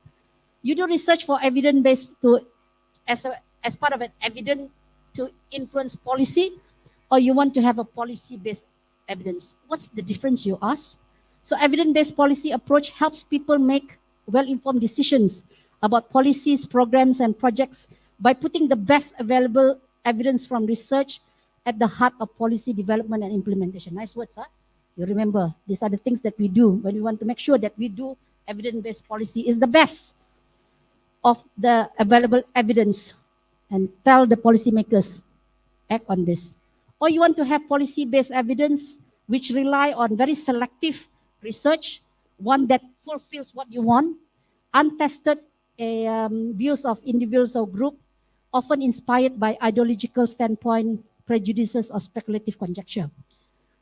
If you remember what I said about how I responded to the street children, these are the kind of biases that you need to address, your own personal bias. Because when you do research, you will be very selective to just show that this is the evidence that I got in the field, because you have got some biases which you have not addressed. There's nothing government hates more. I thought I should put this in. There's nothing a government hates more than to be well informed, for it makes the process of arriving at decisions much more complicated and difficult. So if you don't want the government to have a hard time, give them very simple things that they say, choose one of this, you know what I mean? But you know, if they find it very hard to make decision, maybe the quality of research is so good that they are so well informed they don't know what to do with the finding. Okay, so there are some challenges. I think we have mentioned this in the throughout the presentation. We have no sample frame, small and hidden population. I've already mentioned, but I also mentioned about some of the techniques or the methods in applied research that you can use. Non-sampling error, because they're less likely to review sensitive information. Remember I said people have been researched over and over again. They don't probably tell you some of the things that you want to know. And the thing about us being researchers is that we need to be accountable to the marginalized population and just treat them like how we would do our own our research with other population. So you need to challenge also this concept about paternalism and extractive behavior, that in the process about marginalized, like I said, marginalized population, where they don't have any voice, no input to the society that they live in. When you do research, I suppose it's a process of going through this so-called participatory learning and action approach. In the beginning, you go there, you said, we know, you don't know. What is your problem? You are the problem, and we bring you the solution. To something like, you know, we don't know. Half of the things that you have to go through in life, the reasons why you do some of the things. You have the problem, but we believe that you also have the solution. And that's how it is, isn't it? A lot of things we say, the problem also rests within the same house. So, you don't really have to go out. The answer to your problem is in the problem itself. All right, so that is what we need to challenge, the things that we do with research before this, like telling people we know what you need, to getting them involved and getting them to find their own solution. The other thing is to consider their participation in research and policy-making process. So this is Roger Hart's ladder of children's participation. In the beginning, people can manipulate and they can use that like to demonstrate that they're helping the children. But in actual fact that they should go through this ladder of participation, that the more children that you engage, you should actually let them, allow them to be part of the research and to be part of the solution, to be part of the process of policy making. And that's what we good researchers should be. You know what I mean? That we actually move people up, not just for our own benefits, but you need to touch the lives of the people that you do your research on. And this is my last slide. And I thought I'd bring back all the things that we have said today. Like if you do research on marginalized children, you're actually addressing the elephant in the room. You remember just now we said to you, is there one elephant in the room? You're actually addressing the elephant in the room. And one of the ways that you address the elephant in the room is to acknowledge that it is there. And to find out, like I said, what are your biases? Why do you don't want to talk about them? What is it about them that you feel that is none of your business? And then you have to create a safe space. And I hope what I've just done when I shared about how I reacted to it, Roslan and that girl, how I kind of told my grandkid about what I did, is where you should be talking. It's a safe space to just voice this out. Because then somebody will be saying that maybe you did this because, or, you know, I mean, let's explore why we do this, the kind of thing, you know what I mean? So these are safe spaces that we have to discuss about the biases that we have towards marginalized people. Maybe we come from marginalized group and we don't want to remember our past. Who knows? Maybe that is one of the story. Maybe our parents come from marginalized group and we want to forget entirely that history, that family history of ours. And then we also, in summary, like I said, how to do research and things like that, to take the bull by its horns, not just, but also look into its eyes. And you tell the devil inside the eyes, is that you go now, I'm in charge, and I can make a difference. And finally, if you remember the baby seed turtles that I told you, I'll come back to it. Well, this is the inspiration from the baby seed turtles to live life bigger. After all, your theme is modernization and internalization, yeah? And one of the, in order for you to do that, you must accept change. Change on the way you do research, change on the way you feel about certain groups of people, change about how you analyze, and change about what you think research should do in terms of making life better for other people. So the comfort zone is a psychological state in which one feels familiar, safe, at ease, and secure. Ini macam dalam telur dia lah. If you always do what is easy and choose the path of least resistance, you will never step out. You never step outside your comfort zone. And please remember, great things don't come from comfort zone. Thank you very much. Thank you, Dr. Christina, for your very enlightening and intellectually stimulating presentation. Please remain on stage, Dr. Christina. We would like to invite Puan Liliana to come on stage to present a token of appreciation to you.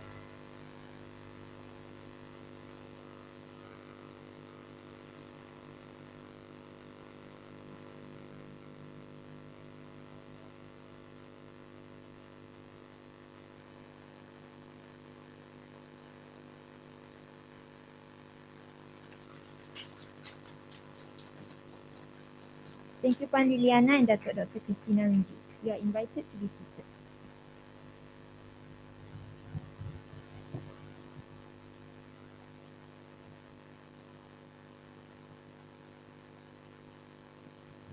We will continue with our conference today with the second plenary by Datuk Dr. Noor Fariza binti Ngah. She is a senior consultant ophthalmologist in Shah Alam Hospital with extensive experience in her expertise in medical retina and uveitis. She trained for her subspecialty at Moorfield Eye London and obtained her Master of Ophthalmology from University Kebangsaan Malaysia UKM.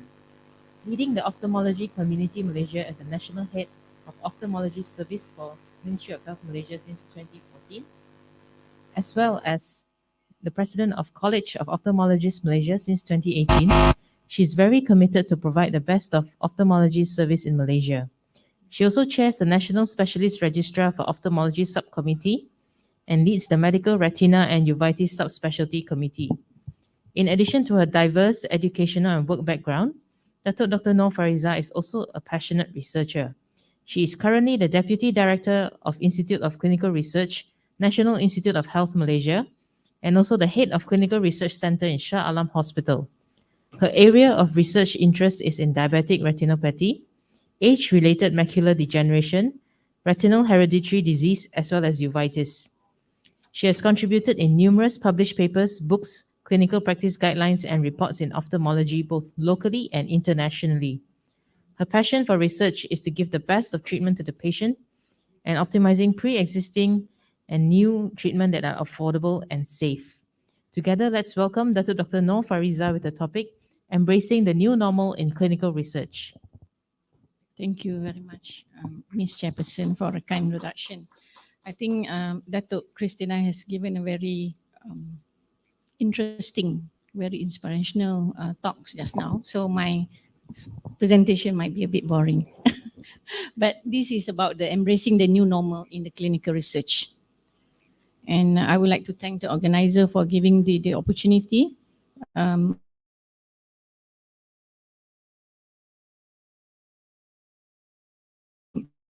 share.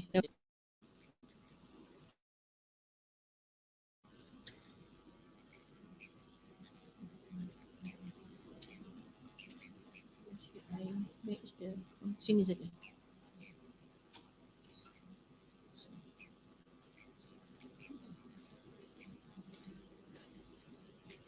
Oh. So these are the content of my presentation. So for the introduction, we know that COVID-19 pandemic is a serious public health emergency that has significantly disrupted normal life. Clinical research certainly are not immune to disruption in activities.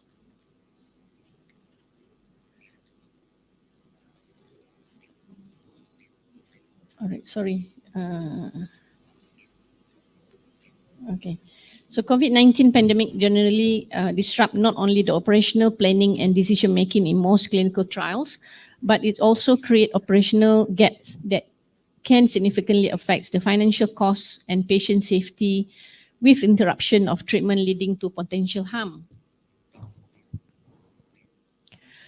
So the focus on developing a vaccine for COVID-19 or SARS-CoV-2 and the treatment of COVID-19 is in fact disrupting many upcoming or ongoing clinical trials, not on other diseases around the globe. So most sites conducting clinical trials other than COVID-19 are experiencing a delay in timelines and a complete half of operation in view of this pandemic, thus affecting clinical research outcome. So actually, myself also not spared from this. Yeah, a lot of we have 2 ongoing ISR at that time, and it's really disturbed our data collection.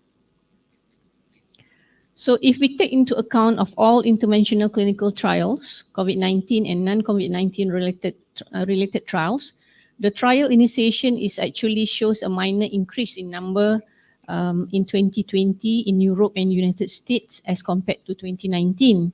However, the number of clinical trials that are not directly related to COVID-19 is lower than in prior years. So you can see the graph here from 2010 to 2020 in Europe as well in US. There's actually a slight increase in the total number of studies, clinical trials, either phase 2 or 3.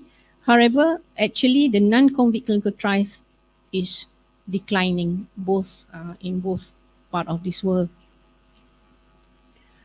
So in Malaysia, subject recruitment reduced by 66% during the MCO, Movement Control Order. However, as the government loosened its MCO, the number of studies on hold reducing drastically from 66 to 16% only. So this actually demonstrates that industries rapidly adapt and evolve in response to the new unforeseen environment. So though patient recruitment was impacted, Malaysia experienced a fast recovery post-MCO. So there was no major disruption of IP supply to patient, and majority were able to visit the site for the IP, and largely due to the implementation of proper SOP. So from this CRM report, Clinical Research Malaysia Report 2021, post-COVID pandemic shows a lot of new opportunities in clinical trials. We can see that there's increasing in the numbers of clinical research. So it shows that most of the sponsors or the CROs confident in viewing Malaysia as a reliable site for clinical research and strengthening Malaysia's position in sponsored research within the region. However, what are the possible challenges that we face during this difficult time? There were limited accessibility of clinics mainly for essential and critical visits. So most of the centers, they have to close their study site because of this situation. The trial operation may expose the staff or patient to the risk of acquiring the infection. So with this MCO or even limited number of clinics open, basically because of this factor. Duration from the study timelines may affect data integrity due to delay assessment and monitoring, and this is true. Like I mentioned, the study that we have give a lot of misleading of data information, and there is difficulty in recruiting homebound patient or others are also reluctant to visit the clinic. So sometimes we already pre-screen the patient, we ask the patient to come for screening, they are not keen to come because of afraid to get the COVID-19. Continuation of trial may lead to high dropout rates, which is also true. Yeah, they miss their appointment, they don't want to come, and they end up withdrew from the study. And inability to meet logistic trial obligation by sponsors. There is the delivery of investigational products or PPE or the site monitoring. So most of the time during this condition, the SC will do a virtual site monitoring instead of physical. So, but when we look at the positive side, what are the actually the opportunity that we can create from this situation? So the pandemic made us rethink how we can execute clinical research, how we can change the process of clinical research. The coronavirus disease 2019 impact the conduct of clinical trials and challenge of clinical trial sponsors. But we should think whether is there possibility of we continue doing the COVID-19 related trials, or is there any possibility of still continuing the non-COVID-19 related trials, and how we can actually use this window period to have more ideas on scope or choices of research opportunity. So let's talk about health technology. As we are talking about research modernization and internalization, something extra than what we used to do. So if we look at the definition of health technology by the quote from the first one, system health system, all right, from the WHO actually. So define the health technology application of organized knowledge and skills in the form of devices, medicine, vaccine, procedures, and system developed to solve problem and improve quality of life. So these include pharmaceutical devices, procedures, and organizational system used in the healthcare industry and computer-supported information system. So I think health technology has been with us for many years, but we don't see this as an opportunity to do more research until this pandemic comes about. So things go back to the health technology. So I think our digital health, Malaysia has been there for many years, but only recently because of this COVID-19, the digital health come back into our picture, and we are more serious looking into possibility of encountering this health technology in as part of our research activities. So when we talk about healthcare, innovation technology in healthcare, we can divide it into three. The I'm always having problem to pronounce this. Digitization, disruption as well as digital transformation. So what is digitization? It involves setting up of digital capabilities that support routine healthcare process or services. So we already have in our most of the hospital the CT scan, MRI. So from using the hard copy, now we make it digital, right? So that is a form of health technology, and it actually changed the healthcare services. It reduced the cost, it make it more easy, it make it more real time for the patient or among the physician or among the radiologists to communicate in regards to this. And also digital tools like automated billing. Okay, so it's much easier. With one punch, everything will come out, and it have changed the administrative processes. So this digitization evolution has made it easier for data to be stored, accessed, and shared. And we must remember that when we talk about this digitalization is comprised of hardware as well as software. So what is disruption? So it's involved a newer technology. It's not really new, but something that we are now looking into it, such as artificial intelligence, the mobile technology, the data analysis, as well as cloud, which changing how people, organization, and governments interact. This disruptive innovation provide unprecedented level of connection between people and lead the world to become more consumer-centric. So this is where the internalization is there when you have all this technology to be connected with the people outside Malaysia or even outside our region. So as healthcare evolve, more health system integration will bring together digital function of or processes across enterprises that used to be separate. Advancements in electronic medical records, EMR. I think most of hospital now is into this. Yeah, we are trying to shy away from the manual notes already, and even our Ministry of Health is doing our own e-his, and this is all technology. Yeah? And this technology are also helping to achieve medical interoperability among payers, providers, and other healthcare organizations.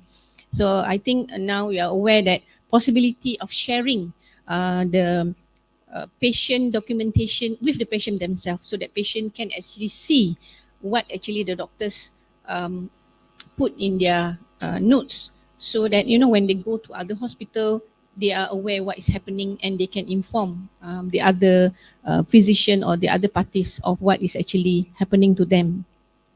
So we have simulation training. So example here, I put ophthalmology, because I'm more comfortable talking about it. So we have simulation training for vitreoretina as well as cataract surgery. Of course, this is expensive, but something to look into it because it is more safer when we are training our juniors, we are training our young ophthalmologists in doing surgery instead of doing in a patient directly. All right, of course, we teach them step by step, but it might cause harm to the patient. So by having this simulation training, we are doing something outside the patient. Once they are comfortable doing it under the simulation eye, then it goes to the real patient. So this is something that in future might be one of the norm in training. Okay, disruption. One of the example is artificial intelligence, which is application of AI in clinical setting. Okay, so AI can be used to help with the diagnosis, especially for those in remote areas or where there is difficult access to eye care. Or in fact, AI also can be part of the monitoring process to inform or teach the doctor whether the patient requires referral, whether the patient requires further treatment to treat or not to treat. So this is something that we should look into it. This is where modernization comes in as per your research team for today. So we have to look at the possible challenges that countries or institutions can face, such as practical, technical, and social cultural challenges. Because to do AI is very interesting, okay, but we have to look into cost effective and whether it actually can reach to the remote area or not. You need all those 5G, you need all those fiber optics to ensure that the things and we have our own clouds as well to keep all the images or all the information safe and sound. Okay, so other technology in healthcare, of course, telemedicine. I'm sure you have come across telemedicine even in the era of pre-COVID, yeah. But during the COVID, it becomes more beneficial and more things that people look into it. Teleconsultation is one of the common things that people do during the COVID-19 because of the MCO. So WHO defined telemedicine as delivery of healthcare services where distance is a critical factor by all healthcare professionals using information and communication technology for the exchange of valid information for diagnosis, treatment and prevention of disease and injuries, research as well as evaluation, and for the continuing education of healthcare providers, all in the interest of advancing the health of individuals and their communities. Okay, so something that we can look into it for our future research as well. So integration of technology in clinical trials. So this is a change that is long overdue. I mean, as I mentioned, it's already there, but something that we put it aside because we are more focusing of other things. So the COVID-19 pandemic presents an opportunity to reinvention clinical trials. Like the clinical area of patient, clinical trials should be designed around the needs and preference of participants rather than sponsor or sites. So technological innovation such as the internet, social media, video conferencing, smartphones, which has been long used in other industry, allow such change. The reality of this shift to be the new norm has led to the most of the industry planning on continuing to implement newer decentralized clinical trials model with a significant reduction in the traditional site-based model. So in health, research highlights the accelerated adoption of digital and virtual working practice as a result of COVID-19, such as the use of telemedicine in secondary care. The concept of telemedicine has existed for the past 2 decades, so we should continue doing more research in regard to this. However, its integration into clinical practice has specific administrative and bureaucratic challenges, mainly involving the cost of implementation and reimbursement that is far beyond the conceptual or technology shortfall. Today, the use of telemedicine approaches has become more progressively more popular and acceptable by health authorities, medical doctors, and patients after the current pandemic. And positive outcome from the associated intervention has been intensively described and reported worldwide. So this is just to share from the Annals of Neurology 2020. They put the comparison of clinical trials approaches before, during, and after the COVID-19.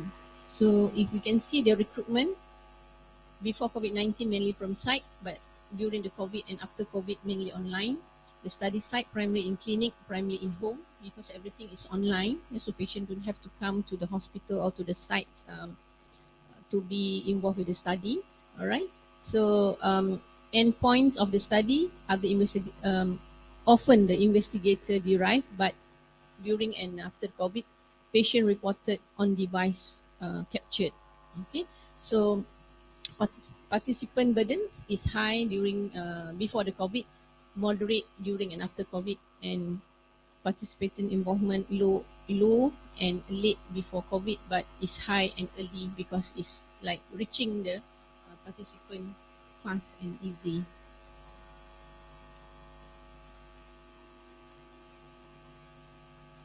So impact of technology on clinical research, if we can divide it into few, fast study timeline, so real-time collaboration through integrated technology solution, it reduce the lag time between communication, improve task visibility, create end-to-end workflow, increase the ability to analyze and immediately adjust process for efficiency. Number 2, it reduce costs. Okay, it streamlines the operation and workflow on integrated technology platform. We increase efficiency and decrease costs. Study teams can focus their energies in increasing and managing study portfolio instead of mundane or repetitive tasks that can be digitally automated. Number 3 is more diverse participant population. We streamline the operation and workflow on integrated technology platform. We increase the efficiency and decrease costs. The study team can refocus their energy. Okay, yeah, it's about the same. It's about the same explanation there, but basically we are getting more patient to get involved instead of patient comes to the clinic and we have to choose as per their um, inclusion or exclusion criteria.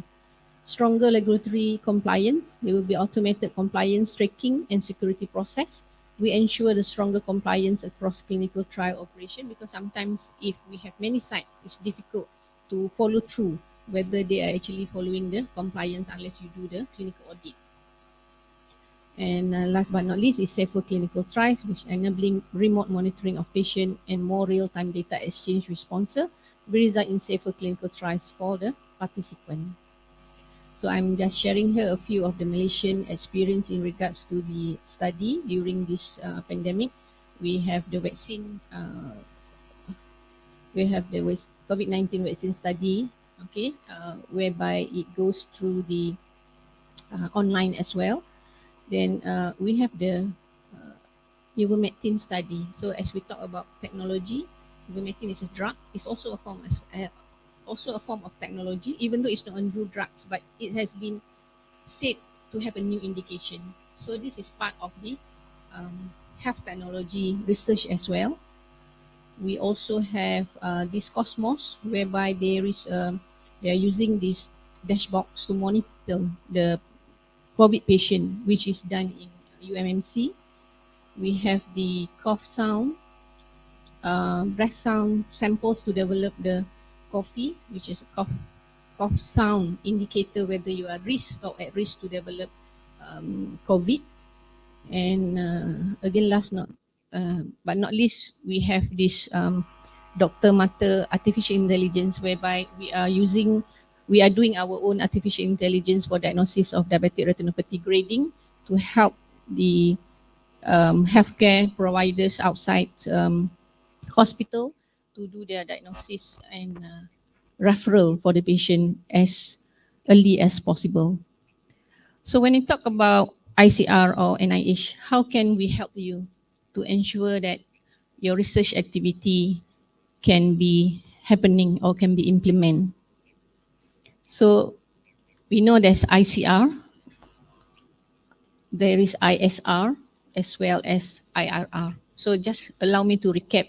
ISR, as we understand, is industry-sponsored research. So usually this is championed by the pharmaceutical company. All right, they will come with their feasibility study and offer us to become one of the site, but it's not easy to be chosen. You must show a very good performance in the specialty of their interest. Okay, so it can be from medical device company, but basically they control the study and the data belongs to them. They prepare everything for you with a protocol and objective or the endpoints as per their needs, and the budget. Usually you don't have to worry. Okay, it's coming from them, so you don't need to ask from any extra budget.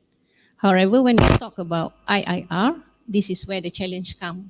Okay, this is investigator initiated research, and this is what we want more and more of our own Malaysian to come with more ideas. So I think Dato' Christina have thrown us a few ideas or a few research questions for our future doing. All right. So we own the data. It's our data, and we have the objective. You can have your research question. You know what you want, and you know what is actually the needs in regards to the research. So it comes to the sponsor. Where to get the money? Because to do research, simple research, you might need only 100 or 200 ringgits to do some photocopy or to do something in regards to getting the support from the participant. But when you talk about big research, if let's say you want to do the strict study among the children, just now you need a big budget. So where should you go? So you know that, I hope you all know that NIH, we have a lot of grant cluster, okay, from communicable disease, non-communicable disease cluster, Sustainable Environment and Climate Change Cluster, Universal Access of Quality Healthcare Cluster. We have Biomedical, Age, Population, Innovation and Health Technology or IHT Cluster, as well as National Health Survey NHMS 2022. This is the last cluster that was approved last year for the adolescent health. So I will be explaining a little bit more on the innovation and health technology because I just explaining about the health technology just now. So this IHT, it was granted to us 2 years ago, total of 10 million for 5 years. So each year we are getting about 2 million ringgit Malaysia only. Right, so we are actually we'll be supporting all those. This is some of the scopes that I mentioned, but it can be more. Okay, we are open for any application which we can sort of tally to the IHT grant. So we look at innovation of Internet of Medical Things, the big data analysis or registry or something like big data collection in regards to certain disease, a validation of any Internet of Medical Things that you have in mind, validation of website or mobile if it's related to the specialty or disease that you have in mind. Anything that is within this, okay. So another grant that we hope to get for this year is clinical trial. So this is focused more on, we divide it into 4. When we ask to present this, they want to know actually the scope of the clinical trial. So we divide it into new treatment, new diagnostic. So we asking about 10 million per year. We have been slashed to only about half. So they promise about 5 million per year, total of 25 million 5 years. So we welcome any research that you have that you think is the budget. You have to go through the NIH, make sure that it's the MRI approval that it can be discussed possible future research. Right? And last but not least, we also have this MOSTI grant. Okay, I'm sure some of you aware about this. So this is by the Ministry of Science, Technology and Innovation, in charge of research, education and innovation technology. So it starts to championing scientific discovery and transforming innovation through efficient, ethical and professional management of fund for research and development and commercialization. This is very important. Sometimes when we make something, we don't want it to stop there. Success innovation is supposed to be commercialized, right? So by being in this right now, we know now limitation, we cannot sell things, enterprise, and so many parties. So this is where mostly can help to find our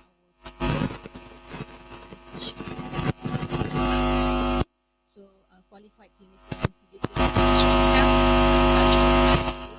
and the same things. And I did not mention here, we also have Sukuk Prihatin, yeah.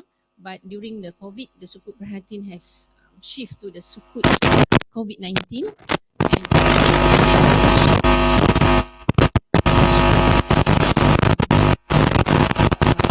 manned by the government, but the money come from the retail or the private sector.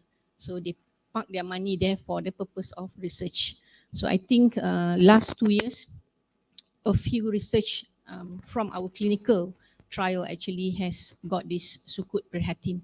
The only thing is because they give one off like that. So if you cannot, your study extended for another year, so we have to support from other grant to ensure that the study can be completed. So take home message here, we are now living in a post-COVID-19 new norm. So to move forward, we need to be open with the changes and grab the opportunities in front of us. Time has changed, and as a result, clinical trial has to change as well. So I quote this from the Dr. David Liebeskind from the CVS disease investigator. Right. So with that, I thank you for your attention.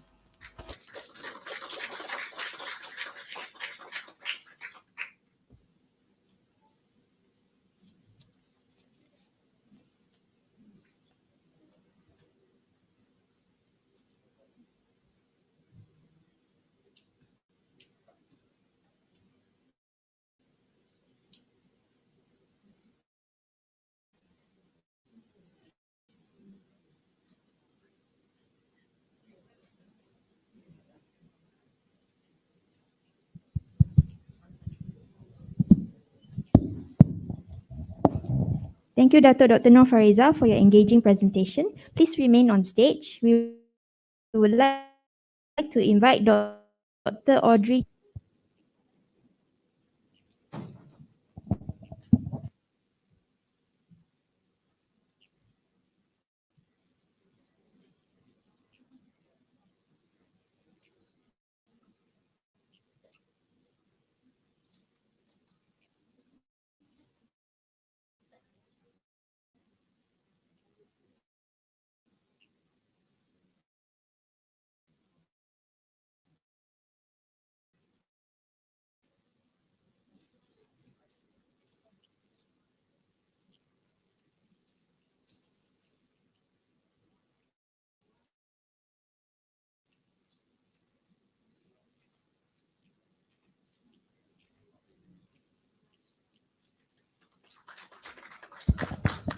Thank you, Dr. Audrey Chong and Dr. Noor Fariza. You're invited to be seated. Next, we have come to the most anticipated event of the day, the oral presentation competition.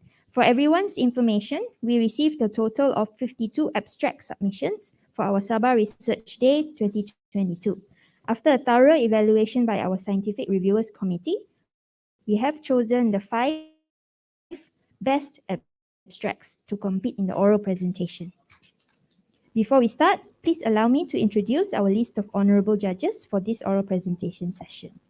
They are Yang Berbahagia, Datuk Dr. Noor Fariza Bintingah, Senior Consultant Ophthalmologist and Deputy Director of Institute for Clinical Research, Associate Professor Dr. Richard Avoy from the Department of Public Health Medicine, University Sabah, Malaysia, Mr. Tamron Kiomani, anak lelaki Esau, pharmacist from the Pharmacy Department of Sabah Women and Children's Hospital.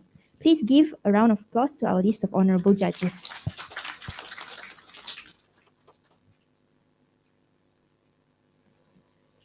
Before we begin, let me briefly explain about the flow of the oral presentation today. Oral presenters and the judges, please do take note. Each participant will be allocated 10 minutes to present your research, followed by a 5-minute session of Q&A. You are advised to strictly follow the time limit. The timekeeper will ring the bell once at the 8th minute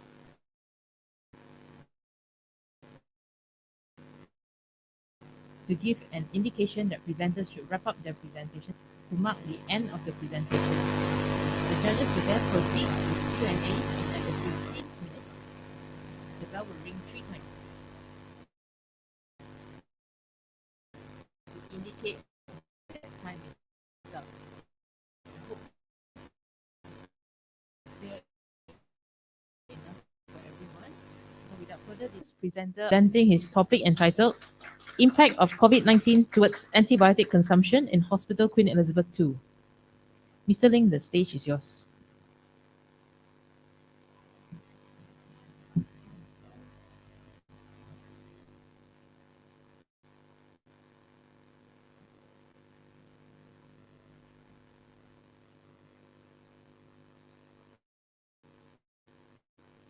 Hello, yes, Mike.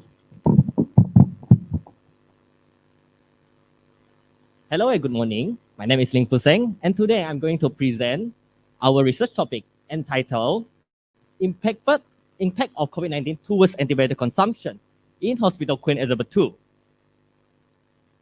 So a little bit for our background of study, the COVID-19 pandemic has disrupted antimicrobial stewardship (AMS) activities in Hospital Queen Elizabeth II, which affect the antibiotic consumption, particularly meropenem, vancomycin, piperacillin tazobactam, ceftazidime, and ceftriaxone. These antibiotics were selected in the study because their usage has exceeded the upper limit of the will actually affect the bacterial resistant pattern and also antibiotic associated costs. So our general objective is to explore the impact of the consumption of antibiotic before and during the COVID-19 pandemic. Our first specific objective is to compare the antibiotic consumption before and during COVID-19 pandemic. Second objective is to compare and during the COVID-19 pandemic. So now we go to methodology part. In terms of study design, retrospective review of the data on the antibiotic of multi-drug resistant organism (MRO) be compared. So in terms of inclusion criteria, all the adult patients all who selected antibiotics are meropenem, vancomycin, piperacillin tazobactam, ceftazidime and ceftriaxone, and none of our exclusion criteria. In terms of data collection and analysis, the usage and cost of meropenem, vancomycin, piperacillin tazobactam, ceftazidime and ceftriaxone was captured through the Pharmacy Information System (PHIS) utilized in Hospital Queen Elizabeth II. Multi-drug resistant organism cases in Hospital Queen Elizabeth II were obtained from Microbiology Department, Hospital Queen Elizabeth, and data analysis via SPSS version 19. Descriptive analysis and independent tests were used. Antibiotic consumption was measured by defined daily dose (DDD) per 1,000 patient days. So defined daily dose is defined as the assumed average one dose per day for a drug used for its main indication in adults. To calculate of defined daily dose, we are use this formula. Now we're moving to result and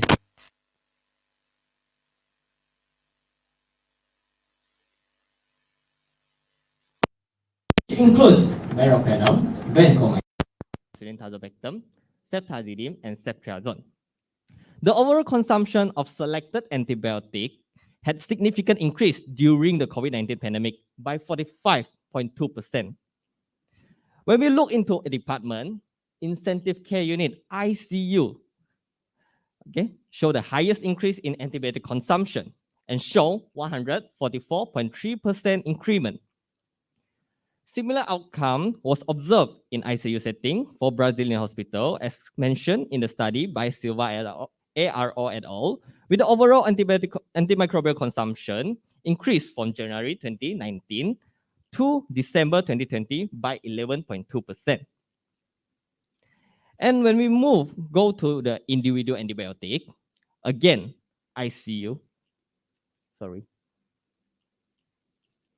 again, ICU shown the highest usage in vancomycin with 1,749.7% increment.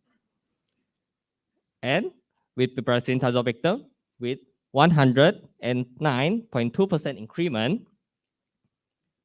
Ceftriaxone with 70.8% increment. Interestingly, for ceftazidime, orthopedics shown the highest increment by 436.2% increment. And same things goes to the meropenem with 254.7% increment. As we have seen the significant surge in antibiotic consumption during the pandemic, this also contributed to a significant surge in antibiotic-associated costs. So the total cost of selected antibiotic use before COVID-19 pandemic was around 900,000 ringgit, while during the COVID-19 pandemic, the total cost increased roughly 1.4 million ringgit with 63.4% increment. When we move on to individual antibiotic, meropenem had the highest surge with 140.9% increment. Second goes to vancomycin with 89.12% increment, followed by ceftazidime, piperacillin tazobactam, and ceftriaxone. Now we're moving to this part. Okay, this graph shows average overall antibiotic consumption. During 2018-2019, which before COVID-19 pandemic, the antibiotic consumption show decreasing in trend. Okay, and our MS service is twice in a week. However, during 2020-2021, COVID-19 pandemic hit us. There's an interruption of MS service and the round with hold from March 2020 until October 2021. That's why we can see there's a spike in antibiotic consumption. The interruption of MS service lead to lack of antibiotic surveillance. This happened due to redeployment of MS team and increased infection disease support in managing the pandemic, leading to reduced opportunity of MS team. That led to a loss of developed framework, best practices, and leadership, resulting in adverse impact on antimicrobial prescribing and resistance. Another factor is loss of expert support for antimicrobial decision making, and anxiety of physician in managing deteriorating patient may lead to inappropriate use of antimicrobial. This is also seen in the study conducted by Rosenthal et al., whereby the COVID-19 pandemic has made a huge impact of MS service. During COVID-19 pandemic, Hospital Queen Elizabeth II has designated as the main non-COVID referral center in West Coast Sabah. This caused increase in patient load as our bed occupancy rate, BOR, has 7.4% increment. In light, Hospital Queen Elizabeth, HQE, becoming one of the COVID hospital, a few of their subspecialties were transferred to Hospital Queen Elizabeth II, such as orthopedic, neuromedicine, general surgery, burn unit, ORL, urology, and ophthalmology. And the patient admitted or referred to Hospital Queen Elizabeth II are generally more critical ill. These two factors may lead to increase in antibiotic consumption. Similar findings were observed in Spain with 11.5% increment on antibiotic use during COVID-19 pandemic. So the line graph shows the total case of multi-drug resistant organism. It was noted that there is an increasing trend of total MRO cases, mainly in MRO Acinetobacter, CR Pseudomonas, ESBL, and CRE. Interestingly, there is also noted that disproportionate that MRSA cases and increased usage of vancomycin. Despite this finding, we are unable to make any conclusion as this is not a cause-effect study. Similar increment in MRO cases was also observed in an acute care hospital Brazil, whereby the overall incidence of multi-drug resistant infection increased by 23% during COVID-19 pandemic.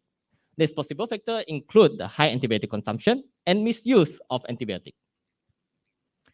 So the limitation of our study is more prone to bias due to the use of retrospective design. The factor leading to increased antibiotic consumption were not fully explored. So further studies should evaluate more toward the factor contributing to the increase of antibiotic consumption. In conclusion, high antibiotic consumption and multi-drug resistant organism, MRO cases, were observed during the pandemic, but the factor contributing to the surge were not explored in this study. Nonetheless, MS program is imperative toward the vigilance use of antibiotic and to combat antimicrobial resistance. And that's all for me. Thank you. The 5 minutes Q&A session begins now.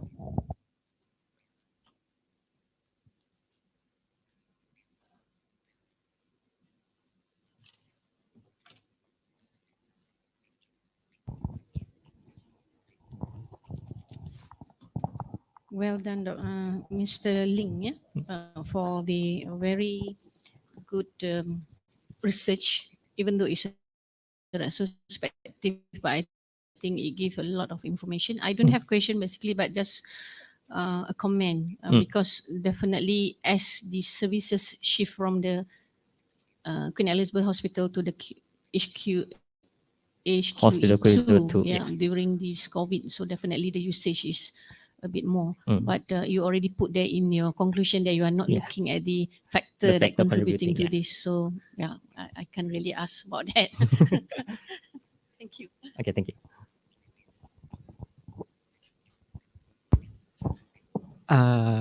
Okay. So you said that the design is one of the limitations, right? The Yeah. retrospective. So what can you suggest to like future researchers who want to explore this topic?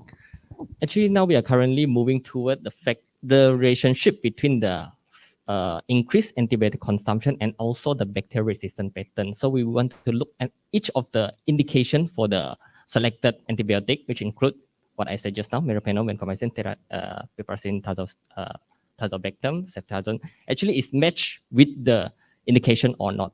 Now we are moving toward it. We are still doing the research on that. Yeah. So for this, we are just more on exploration. Is it increase or decrease in trend? Yeah. Thank you.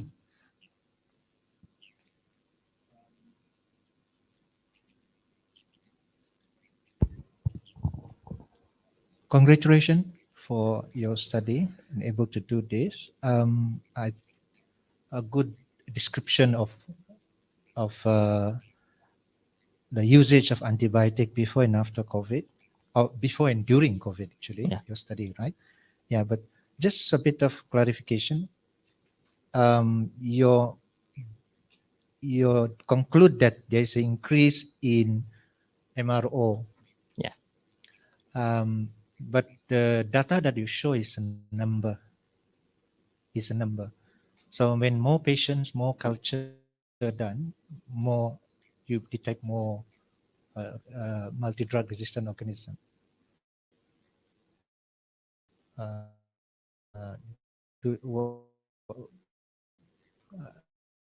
Number of patients. Maybe both it contributed because a patient of Queen Elizabeth II is increased also. So that's why the result also show increase. But we haven't looked into it. It's really, I just mentioned before, is it really the MRO cases increase lead to antibiotic consumption increase or antibiotic increase and lead to MRO increase? Probably you can look at again the data Mhm. and not just look at the number increase, because it can be due to increased number of patients, right? But is it a true increase in resistance or just increased number of patients and therefore more culture done? Yeah. Because if there is an increase, next question will be, how do you explain the increase? Why is the increase during COVID? We expect the usage increase during COVID. Maybe the resistance will develop later after COVID or even now. Yeah. Then you observe increase now. Yeah. So do you have any idea if it is true increase, why it happened during COVID? Any explanation to that? Why it happened during the COVID-19 pandemic, Yes, right? during COVID. If the increase is actually true increase in antibiotic resistance. Maybe the use of antibiotic. This are only the possible factor that we can think of. The possible factor during the COVID-19 pandemic, and actually there's a really spike of the antibiotic consumption over here. So in this part may lead to directly increase of the MRO cases. But that's maybe only the possible way we can explain it. But we haven't go into deep to explore the relationship between each of them. Yeah. All right. Sorry. Okay. Thank you. Thank you. Thank you so much.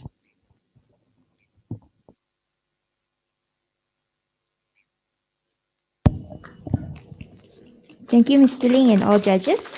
For the next presenter, we would like to welcome Dr. Muhammad Rizwan bin Abdul Muttalib from the Tawau Area Dental Office with his presentation on perception of periodontal health among patients with BPE score 4 in Tawau, Sabah and the associated factors, a cross-sectional study. Dr. Muhammad Rizwan, please take the stage.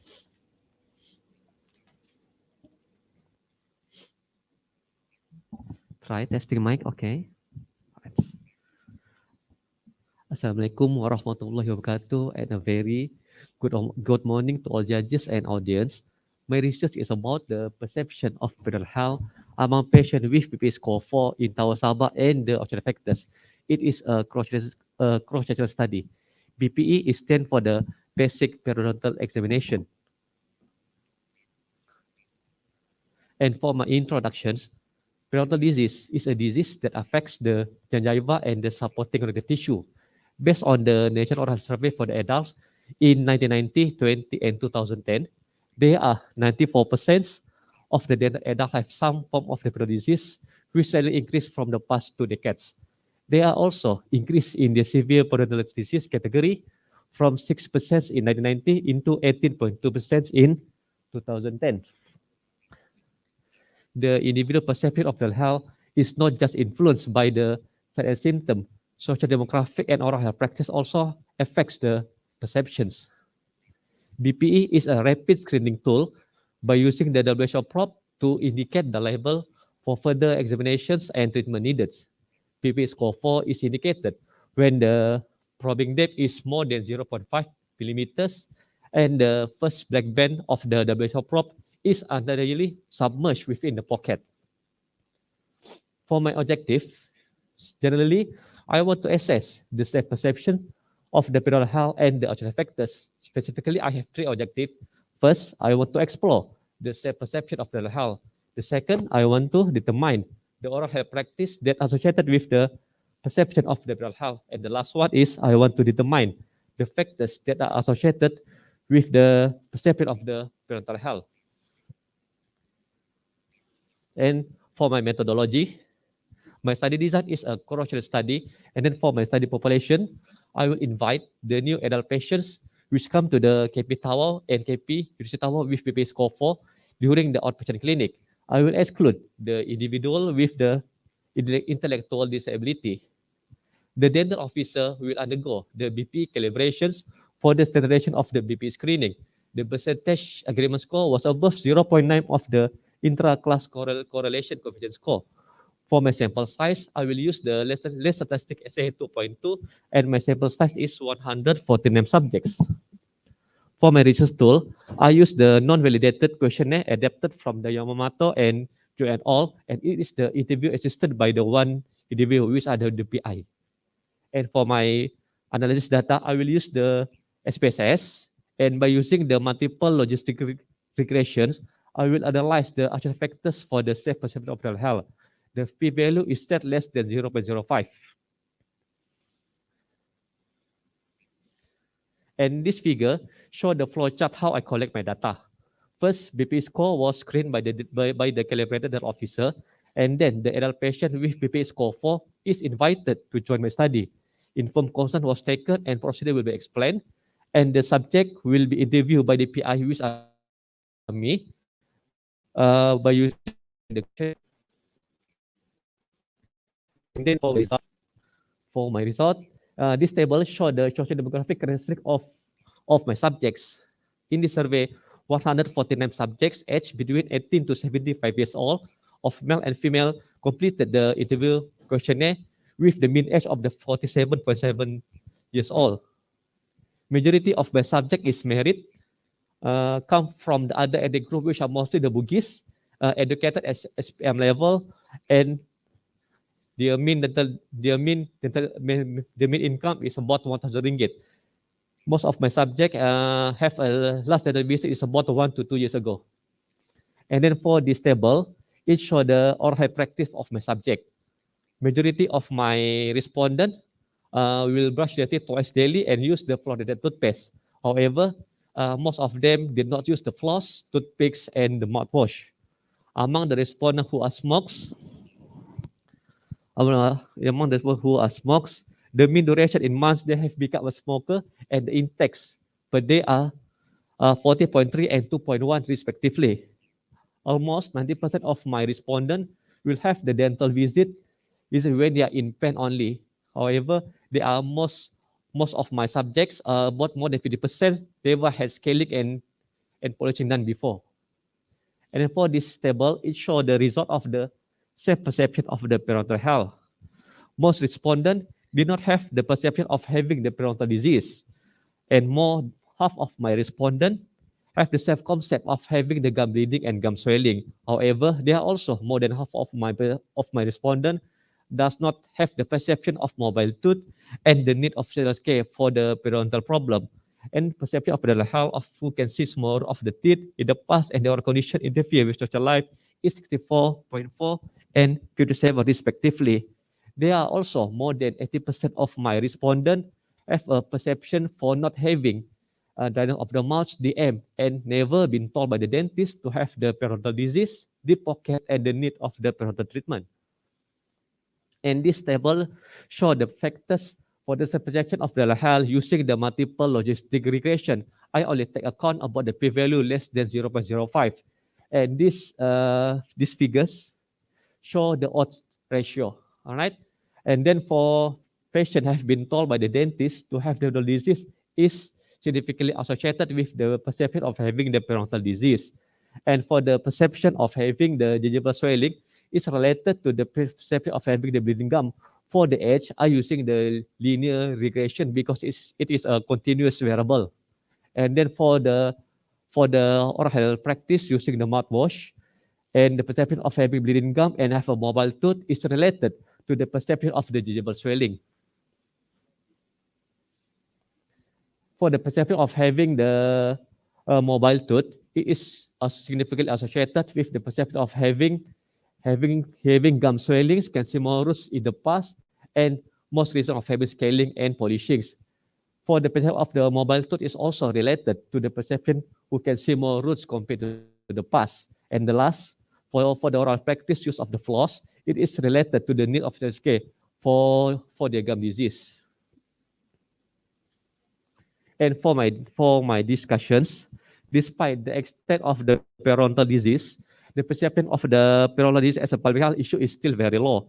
This low awareness is due to the periodontitis is a silent disease, and the patient always come when they're already in the advanced stages, resulting the low utilization of the service, and they only seek treatment when they're already in the advanced stages. There are evidence of the low disease perceptions by high health perception value for the self-reported bleeding gum, while little is known about the self-perception of the tooth mobility. Self-awareness of the oral health will influence the dental visit frequency. By doing the checkup regularly, they have a high chance to gain more knowledge on the oral health, resulting more awareness in the oral health. And the last, oral health practice is significantly help in the prevention of the periodontal disease and early diagnosis of periodontal disease, resulting can reduce the prevalence of the periodontal disease. Hence, proper oral health knowledge present for the better oral care practice. And for my conclusions, most of my subjects have a perception of having periodontal disease. They are less than 35% of my subjects have the perception of periodontal disease, have need for special care for the periodontal disease, and been told by the dentist to have the periodontal disease, the pocket, and the need for the treatment need. There are two major factors that associated with oral health in my study. First is about the dental visit, and then the second, the oral health knowledge and practice. This is all the reference I use in my presentations. By that, thank you.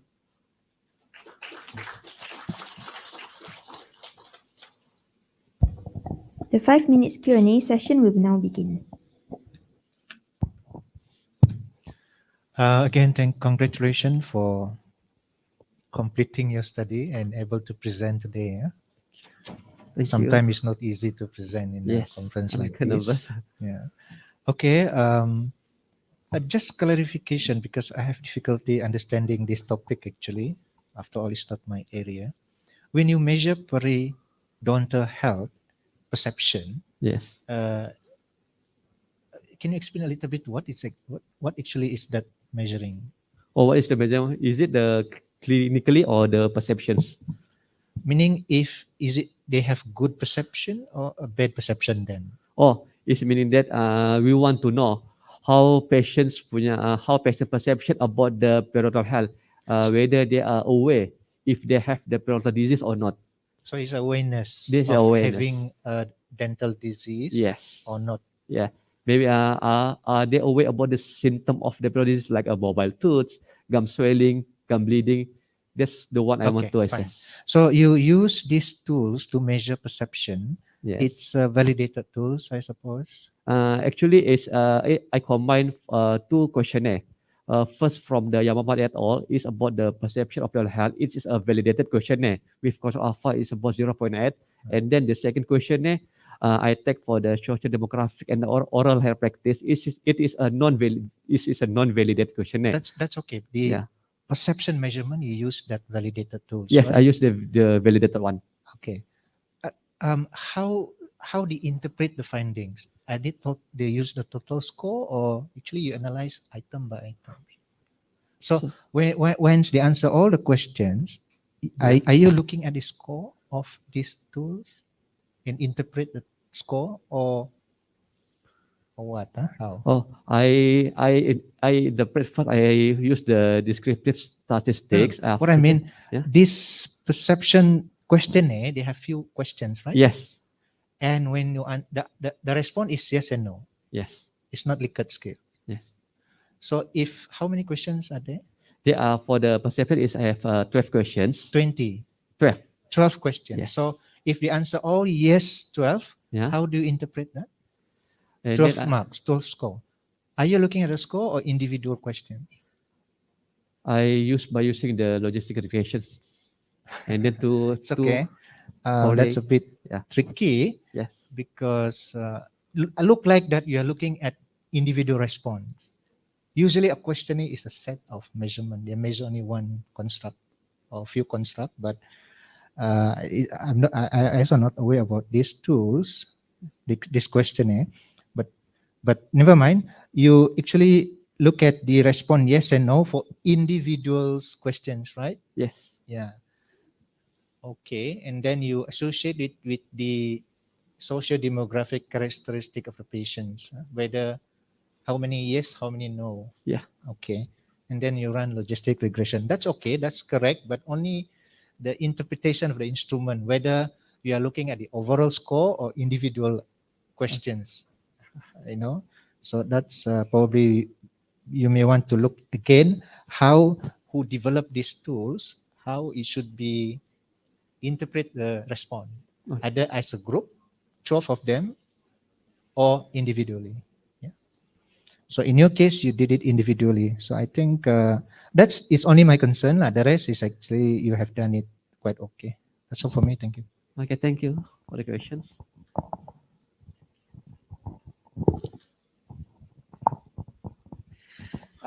Okay, first, congrats for the presentation. Okay, so I have one comment and one question. My comment is just on the slides. There are too many tables. Oh, I That's see. okay. And for my question, okay, do you think the study results can be generalized to a bigger population? And if yes, why? If no, why? Is it about the questionnaire or About your study result, can it be generalized to all patients with yes? or yeah, and then can you justify? Okay, okay. Yeah. All right, thank you for the questions. And then this is from my opinions. I think it can use generalize because most of the variable in this questionnaire is the one who actually what you want to analyze what is about the perception of the patient about the symptom of the disease. I think it can use generalize. I mean, can it be generalizable to all the patients in, let's say, in Tawau or in Sabah?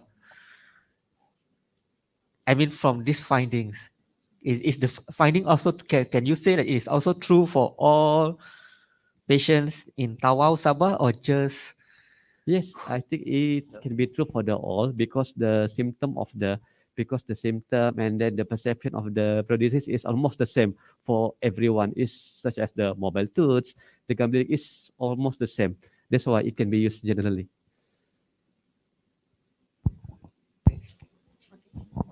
Okay, thank you. One for the last question. question. What Yes. is BPE score for? Oh, BPE score 4. And actually, BPE is stand for the basic periodontal examination. The score There are 4 score.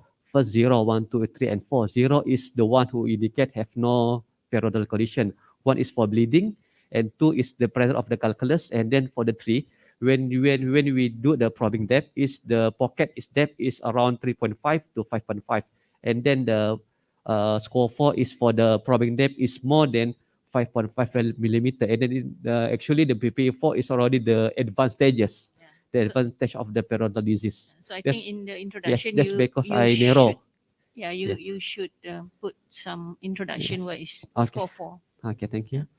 Thank you for the questions. Okay, by that the end my presentation. Thank you. Thank you, Dr. Muhammad Rizwan.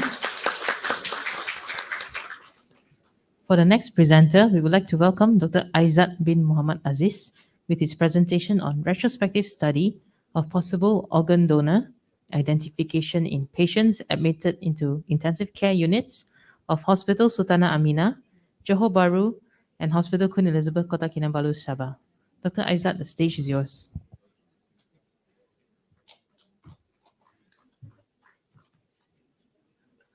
Thank you, Madam Speaker. Mic test, 1, 2, 3. Okay, the meaning of life is to find your gift, and the purpose of life is to give it away. Pablo Picasso said this. So good morning, everyone. My name is Aizat. I'm from Anesthesia and ICU, Hospital Queen Elizabeth.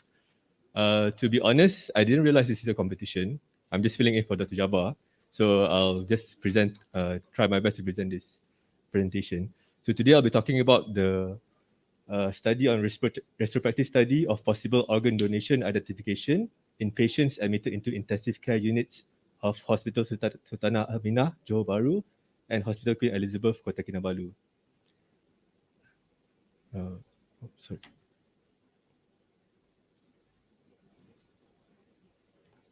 So a bit of background. So transplantation is known to be the only form of definitive treatment for a variety of end-stage organ failure. However, the imbalance between the offer and demand for organs for transplantation is a dramatic situation affecting society. If we look at the IRODAT data, IRODAT is the Internal Registry of Organ Donation, International Registry of Organ Donation 2020. Malaysia sits in the bottom 10 of possible organ donors in the world. However, for your information, we are in the top 4 for needing of organ donation, especially kidneys. So our organ stress and our organ demand is quite high, but our organ donation is the bottom 10 in the world. So there's a very huge discrepancy there. A bit of background on organ donation. Most of our organs comes from 2 sources, living donors and disease donors. And today we'll be talking more about disease donors. And there's 2 kinds of disease donors. One is donation after brain death, and the other one is donation after cardiac death. Okay, this is quite a big slide, but I'll show it up in the next slide. So we'll be talking about organ donation rate can improve if we detect possible organ donor more frequently. Now the problem with our hospitals is we notice that the rate of detection of organ donors is quite low.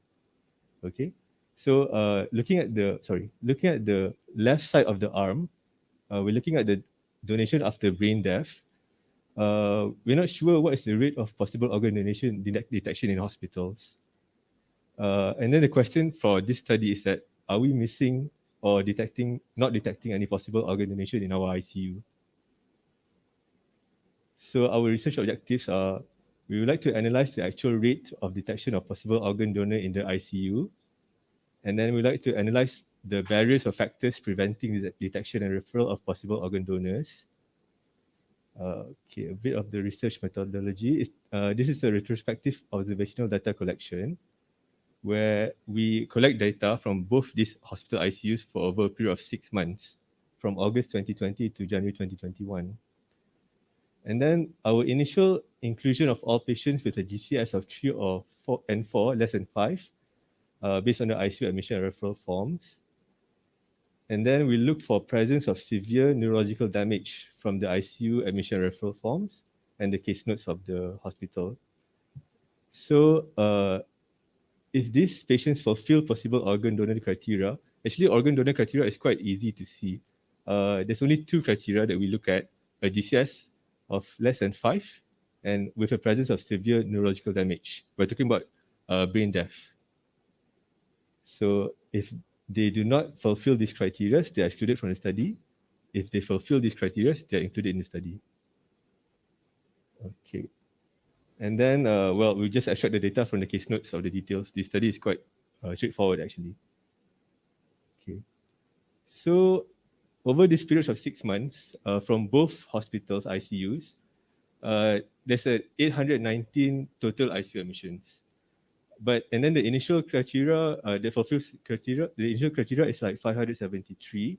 And then further narrowing down the inclusion criteria, we can see going down the table, there's 56 totals of patients fulfilling our criteria for possible brain death.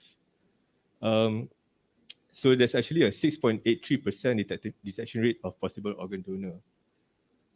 However, the more surprising fact is, over the 6 months, even with this 56 potential organ donors, none were reported to the unit per organ. So we were missing out on 56 potential organ donors. This is quite surprising. Okay. Okay. So, yep, I've already talked about this. So now the question is, why were these cases were not referred for organ donation? So so the study also, we attempt to look for the barriers of detection or the barriers for referral to the unit per organ as a possible organ donor. So we've narrowed it down to two factors: clinical barriers and non-clinical barriers. The more significant is that we noticed that the non-clinical barriers is the more significant factor to this, which is 55%. Okay. So talking about the clinical barriers, the majority of the clinical barrier for not referring for organ is sepsis. For some reason, our national guideline says if a patient has sepsis, it's not a potential for organ. But this has been refuted in the international studies. So might be a way for us to move forward and revise this. So many clinicians didn't refer because they think patients are not eligible for donation anyway. And then sepsis is actually not a contraindication for organ donation. Okay, moving on to the non-clinical barriers. A huge proportion of non-referral, despite being clearly see a possible organ donor, is they were not referred. 16% of them were due to logistic issue. This is mainly from Sabah. Sorry. So, in conclusion, during the 6 months, no patients were detected by ICU teams to be possible organ donors, while the actual rate of detection is actually 6.83%. And many of these patients who were not detected as possible organ donor were not actually contraindicated from being organ donor. This includes sepsis and infection, identified reasons and family, as well as logistic issues. So now the question is, what can we improve by doing this research?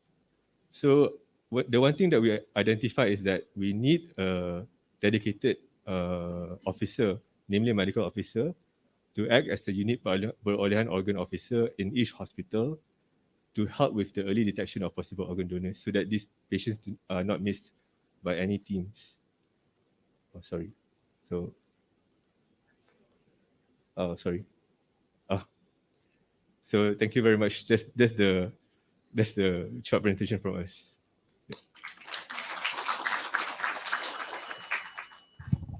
Thank you very much. Tanya dulu. Okay. Thank you very much, Dr. Izwan, yeah. Oh, okay, sorry. Oh, my name is Dr. Isaac. Yeah. Isaac. All right. I know it's not easy when you need to present for somebody else because this is not, you are not preparing the whole presentation, right? Yes, I'm just filling in for him actually. All right. So basically, ada few question lah. First is why actually the study taken during this COVID pandemic? It's August 2020 and January 2021 is the peak of COVID. Any reason why the study was done during that particular time? Okay, that's quite an interesting question. Actually, in the international community of organ transplantation, during the first initial COVID pandemic, there is a reluctance to harvest organs from COVID patients. However, during the 2 years of COVID, we have evolved. I'm from the top team actually, so we have evolved that we do accept organ transplant, organ harvesting from COVID patients, but we do not harvest their lungs. That's the only organ that we do not harvest. Okay. Of course, we will do all the necessary screening and everything. So this study was conducted during COVID because in light of this evolution of the organ harvesting organ practice in the international community. So I think it's quite pertinent that we did this study during the COVID pandemic. Is there any result in regards to same study prior to COVID, prior this era? And what was actually the acceptance of giving donation among the family members? Are you talking about Malaysia or the world at large? Malaysia. In Malaysia.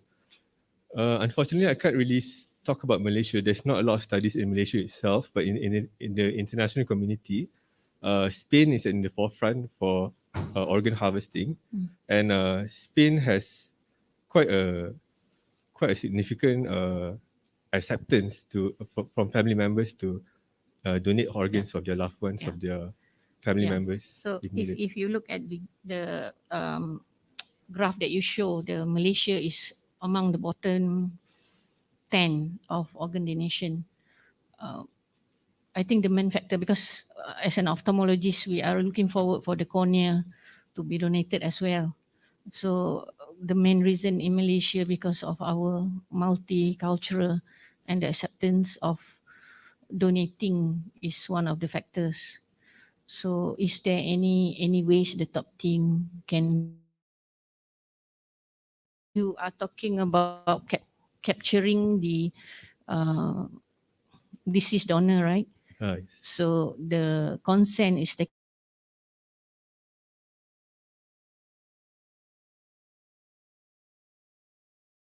They're already sick, and when we approach them to donate, is something like, I don't want to hear about it. Our focus is try to salvage or try to save the patient. So is there any other way that you think we can improve on the organ donation awareness? Well, of course, asking for organ donation during a time of family member passing away is a very difficult situation, not for everyone. This is why I think like the top team members and the UPO members are needed, because from our side, we go for training, we go for communication training, we go for bereavement training. So our members are, not to say highly trained, but we are sort of trained to approach these family members and try to convince them to donate the organs of their loved ones. It's not an easy endeavor. I myself has unfortunately never been successful in this, but this is why I think that we do need a dedicated officers, because these officers will be trained and they'll be having experience on how to approach family members correctly.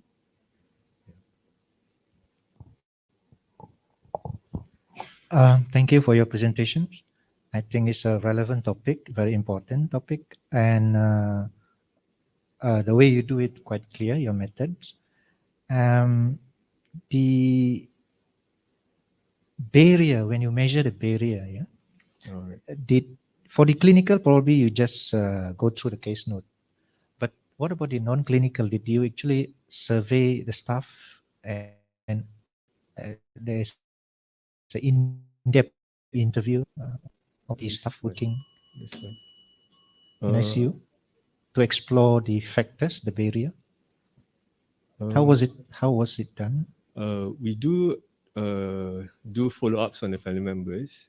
We will, from our top team itself, we will try to ask them what's the reason of why they do not want to donate their one organ. So we do a bit of minor interviews. We offer some bereavement counselling, and also we ask them what's the reason why they do not they're not willing to give the organs. Just a bit of minor interviews.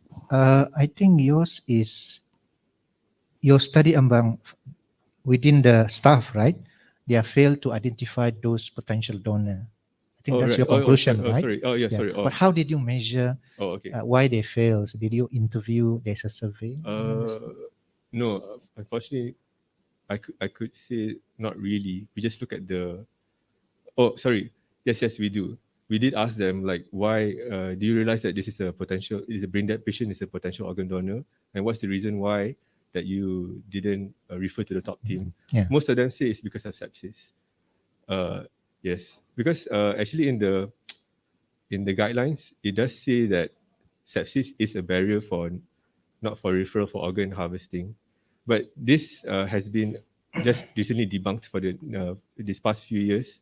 Actually, there are a few additional criteria that we can do. So we can harvest patients who are septic. Okay, fine. Yes. That's detailed explanation. sorry.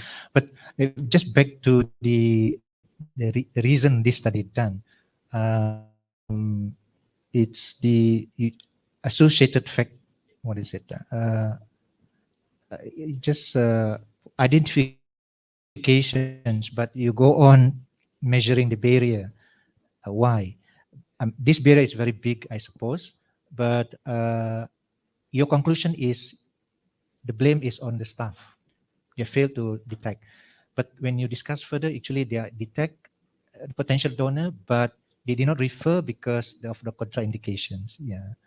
So maybe if you want to improve further in terms of explaining the barrier, you can go into details whether our staff failed to detect the potential donor or they actually able to detect all, but they did not refer because of some contraindication. But this contraindication are actually not really, what is it? Relative contraindication, not absolute contraindication. Actually, they can still refer, something like that. So there's various level that I think we can go into details, the barrier, so that we can then recommend something more specific. Otherwise, it's a very relevant study. Thank you. Thank you very much. No questions. Okay, thank you. Oh, sorry. It's okay. Thank you. Thank you, Dr. Aizat and all judges. For our next presenter, we would like to welcome Dr. Eunice Chong Lian from the Department of Pediatric Dental Surgery with her presentation on a comparison of salivary properties and caries status between beta thalassemia major patients and healthy patients in Hospital Wanita dan Kanak-Kanak Sabah. Dr. Eunice, the stage is yours. Hello, good evening. My name is Eunice. I'll be presenting a comparison of salivary properties and caries status between beta thalassemia major patients and healthy patients in Hospital Likas, which is here. Thank you for your time. Thank you for listening. I know it's lunch hour, so I hope your tummy will be patient with me. Okay. All right. So let's just go through quickly these slides. So the literature review, what is beta thalassemia? So it's actually a blood disorder that affects the red blood cell that requires regular blood transfusion. So transfusion-dependent patients may develop complications related to iron overload, which involves the heart, liver, spleen, and endocrine glands. So some studies have shown that this iron overload can lead to Zika syndrome or impaired function of the salivary gland. It means you have like maybe dry mouth. Okay. Other studies also stated that patients with thalassemia has higher risk of dental caries. All right, so my aim is to compare the salivary properties and the caries status between patients with beta thalassemia major and healthy patients. All right, maybe some of you will be wondering, what is the objective of my study? So just now, Dato Christina was saying, you need to take the bull by the horn. So these are the two horns that I'm holding. One is in year 2020, Sabah actually holds the highest number of thalassemia patients in the whole of Malaysia. And also Sabah has reported to have the lowest percentage of maintained caries-free in the secondary school children, a percentage of 27. So with these two staggering data, that's why I decided to do this study. With my objective is to compare the caries status and the salivary properties between children with beta thalassemia and also healthy children. So my null hypothesis would be there will be no difference in the caries status and the salivary properties between these two kids. These are the two groups. The methodology, so how I get my sample size would be using two population portion formulae. So a minimum sample of 35 per group to reject the null hypothesis with a probability power of 0.8. So the type 1 error probability associated with this test is 0.05. So an anticipation of a 10% dropout, I've given a 39 sample per group lah. So in a total of 78 sample, my subjects. Okay, the patient selection, inclusion criteria will be patients who will be recruited here in TTC on this floor. TTC is your transfusion treatment center. And the healthy patients will be those referred to my department for management of dental trauma. And the children must be between 13 to 16 years old. All right, cooperative and willing parents, and then parents with patients with parental consent. The exclusion criteria would be other comorbids that may affect my data, and that's unrelated to beta thalassemia, and also patients with special care or syndromic patients. All right. Okay, how do I measure? So these are the three most important things that I actually measure.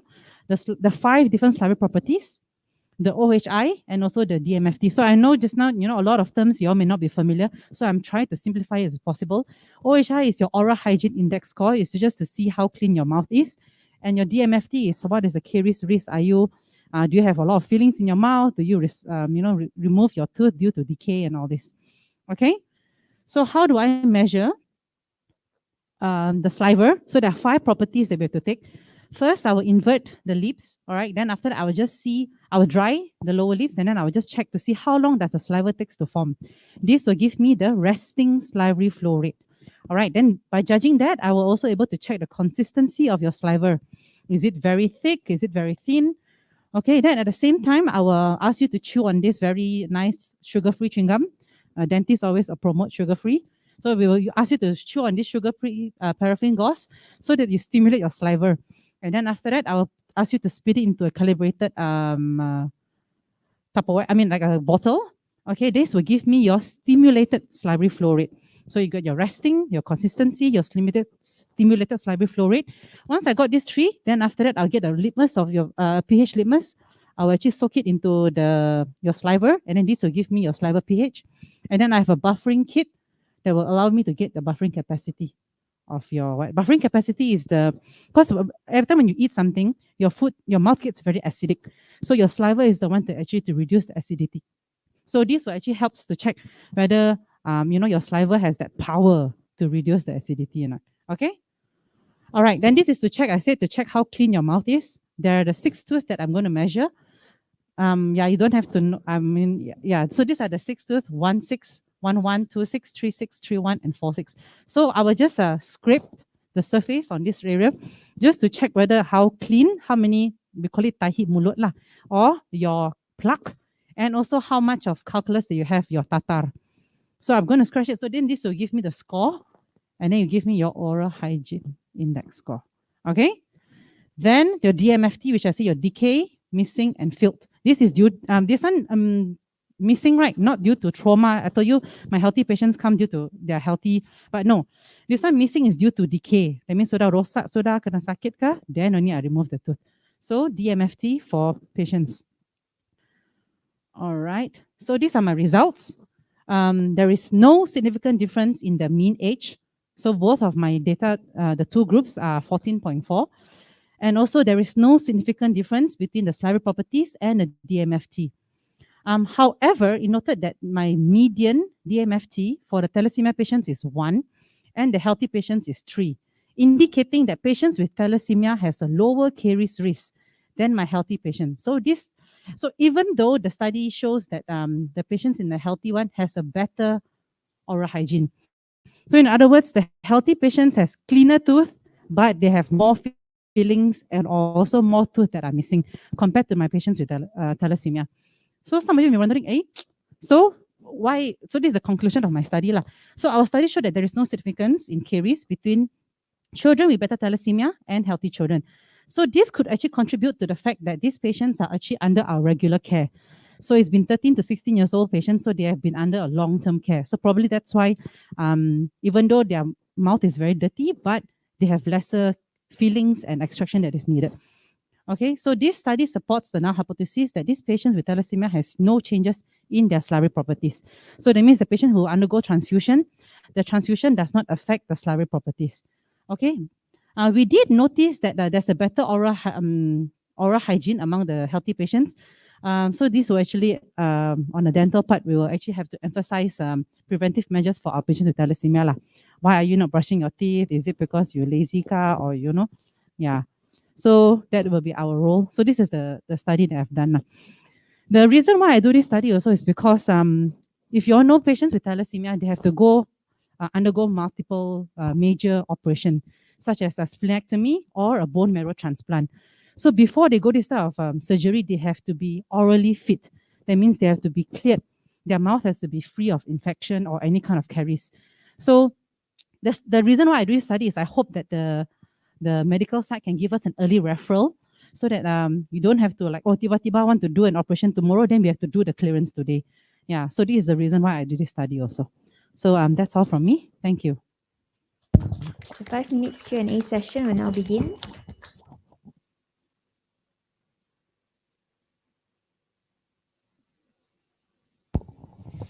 Thank you for your interesting presentations. Overall, I think it's okay in terms for methodology and study, except for just for clarification, yeah, these saliva properties, it's different from normal children compared to thalassemia children, theoretically, right? But in your study, there is no difference between the two groups. I think would be the previous. So you're doing this is comparison with the previous studies, right? So previous studies they actually use a chemistry. They use the chemical properties. That means they check the electrolytes. They check the immunoglobulins. So there's some more specific mice. So saliva properties actually is a big umbrella, and there's multiple types of. It's like human beings. What type of personality we have? There are different types of studies, and so the one that I checked is just this type, the stimulated salivary flow rate, and the 5 things that I checked. But the others previous studies, they check the phosphate level, the calcium level, the uric acid, the immunoglobulins. They're more specific. Yeah. Okay. So probably their difference maybe the other parameters. Sorry? Possible, huh? Possible. Yeah, that's a possibility that's the reason why we have. Yeah. Do you think, no, because your study, there is no difference between the two groups. Yeah. At the end, that's your conclusion, yeah?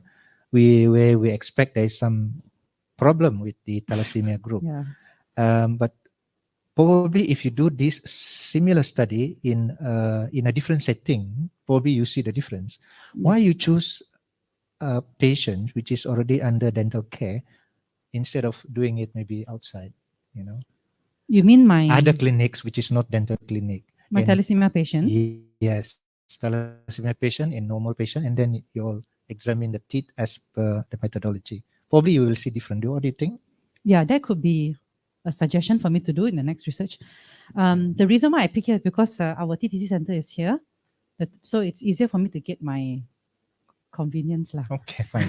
But that's why no difference because their teeth are all the way taken care, both groups, right? Yeah. So probably, as you mentioned, that's the limitation of I mean, you don't see not limitation. You did not see any difference because probably the setting where this study done is expected.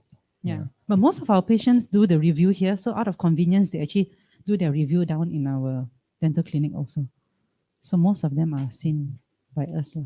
All right. Okay. Otherwise, I think it's a good study. Thank you. Very good study. I have no further question actually. Okay, thank you.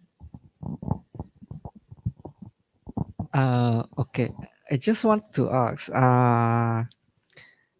did you study, compare the characteristics between the two groups besides age and your outcome? You mean the age and the yeah. gender or what? Yeah, besides the one that you report here, did you compare any other characteristics between the two groups? No. No. No. No. And do you think that will affect the conclusion of your study? Do you have any variable in mind? That for me, I think it does not affect. But if you have a variable in mind, then I may consider to see whether will it affect. Maybe something that will affect your outcome besides the one that you study. Maybe there are other differences between the two besides thalassemia, of course. Anything that can affect the outcome. Yeah, that's something maybe something that we need to think about maybe in the future studies. Yeah. Okay. Okay. Yeah. Thank you. That's it. I'll look Thank into you. it. Yeah. Thank you, Dr. Eunice. Okay. Thanks. For our final presenter, please welcome Mr. Muhammad Isa Muhammad Madabigi with his presentation on audit on hospitalized patients' meal temperature in Hospital Queen Elizabeth, sustaining improvements and patient feedback. Mr. Muhammad Isa, the stage is yours.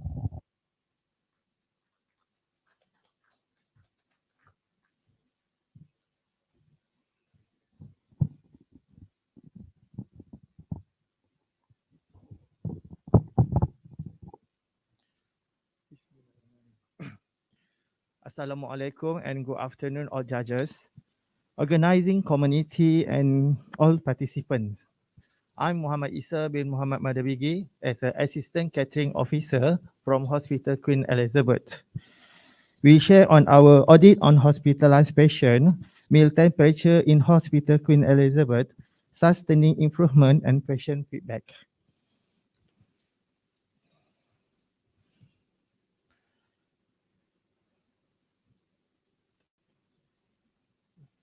Sorry.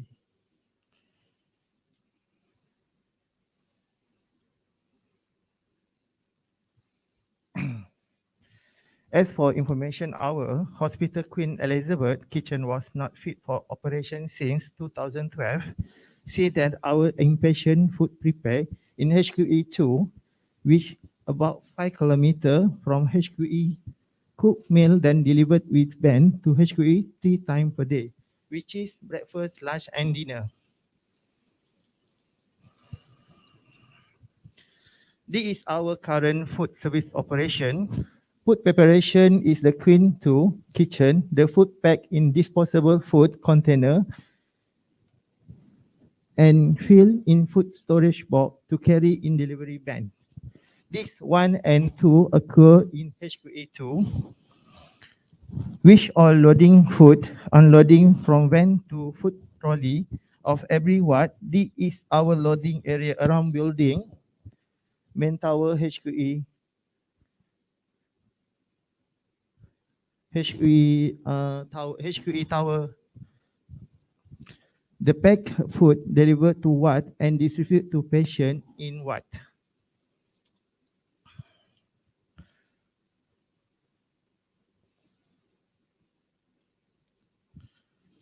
Due to current setting and kitchen distance, the food temperature unstable to maintain hot when served to patient from our observations. Food temperature throughout observation, food temperature dropped to approximately 29.4 Celsius when served to patient and was acceptable.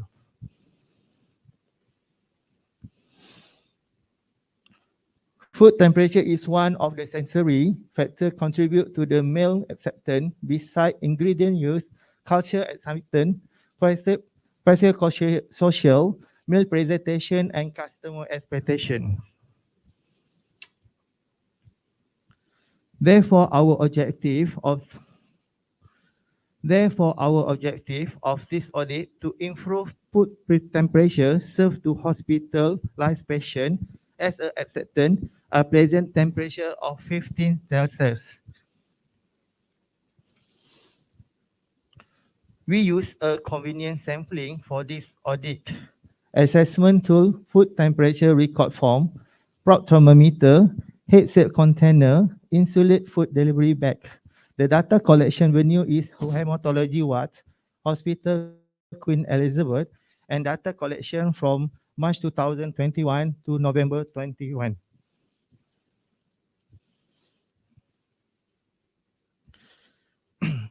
This is how we get the reference temperature.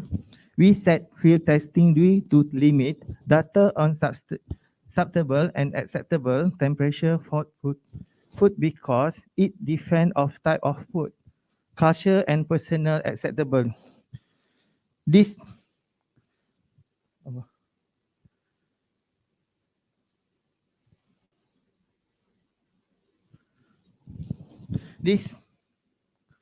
this our field testing involved of 5 respondents in our unit.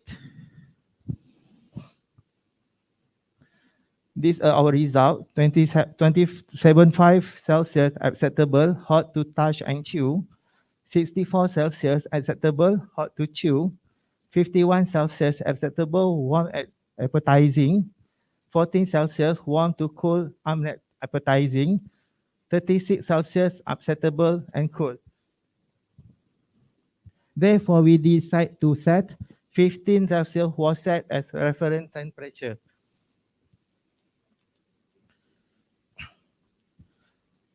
This methodology too, this is initial box, not insulate storage box. We improve by sell the box. Storage box salad with insulate sheet 2 mm and 5 mm, then for the in process. Insulate food delivery bag.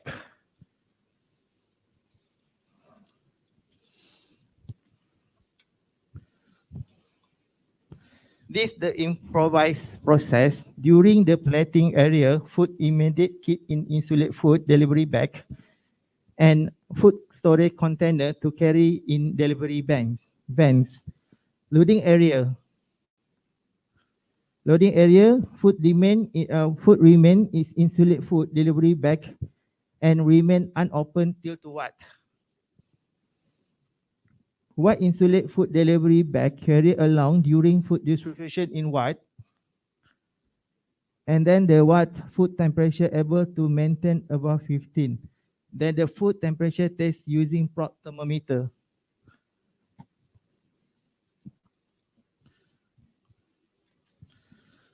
Finally, the temperature able to maintain above 15 Celsius. Okay, the method is we did audit 1, the storage box salad with 2 mm insulate sheet, and our result is 42.7 Celsius. And finding storage box container sealed with 2 mm insulate sheet unable to retain heat. We did re-audit 2, storage box insulate with 5 mm insulate sheet, and the finding result is 14.9 Celsius. Storage box sealed with 5 mm insulate sheet unable to retain heat. We did re-audit 3, insulate food delivery bag inside the storage, about 5 mm insulate sheet, delivery to what without insulate food delivery bag. And my finding result is 47 for Celsius. And food temperature continue to drop once they out from insulate food delivery bag. We did re-audit 4, food keep in insulate food delivery bag, remain unopened and delivery to what? Finally, the result is 55 and 1 Celsius and food temperature able to maintain on at reference temperature above 15 Celsius if remain inside insulate food delivery bag and unopened until distribute to patients.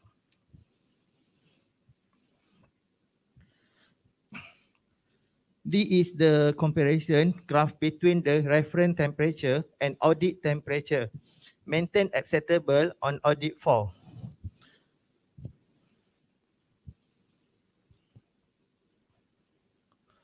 The conclusion is the meal temperature in heat seal container improved 45% above 29.4 Celsius to 42.7 Celsius. While improved 110% is which is 29.4 Celsius to 55.1 Celsius from the insulate food delivery bag, then remain unopened until it served to patients. To sustain the implementation, we did unit briefing among our staff, unit dietetics and Sajian. I also did combine unit briefing involving hematology ward and dietetics and food service to discuss the implementations. Another sustaining improvement is make sure the food safety while to make using the bag. Insulate food delivery bag sanitize every meal time is a proper solution. And we did intensive cleaning 2 weekly by washing with water and soap.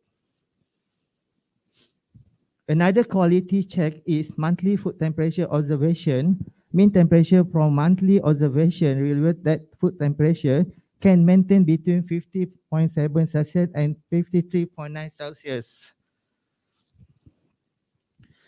Another improvement are SOP auto reservation, replacement of insulate food delivery bag once limit use. Insulate food delivery bag used to deliver food to what? Food are organized in a systematic sequence to avoid frequent by happening during distribution. Insulate food delivery bag was written during the next meal to be used the following meals. To get a feedback from patient, we did a survey between both sample A5 and implement white and non-implement white, and our result to mix temperature feedback form for implement white and not implement white is just scale fair and satisfactory. Result implement is the majority so implement is and non-implement white is well or none. As a final conclusion, the final temperature can be maintained at acceptable and pleasant temperature by using appropriate food container and improving the food service process with interdisciplinary involvement. Thank you for the opportunity given to us. Thank you.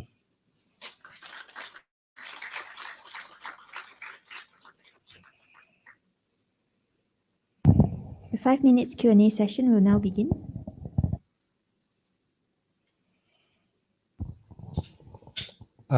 Thank you for your presentation. Very important topics because it's patient food, right? If it is not well taken care, then something wrong with it. Something will happen to the patients.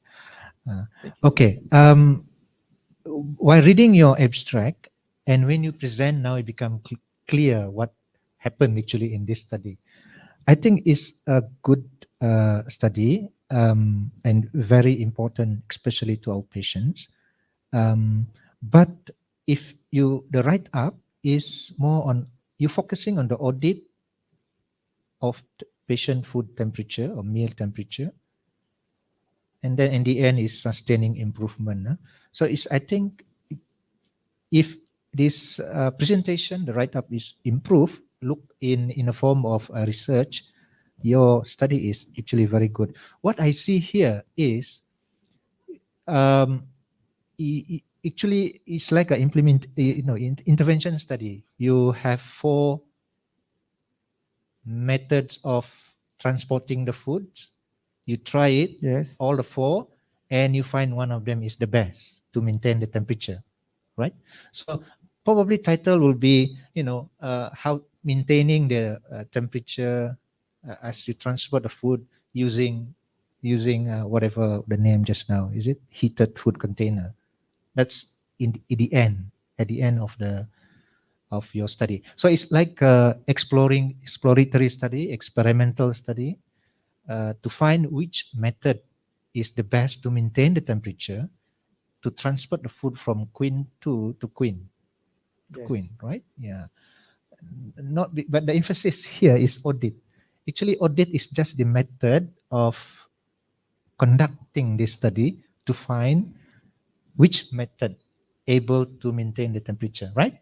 Yes. Yeah. So I think maybe you can rewrite this and become a better paper, rather than just focusing on the audit. Okay, thank you, judges. Okay, thank you.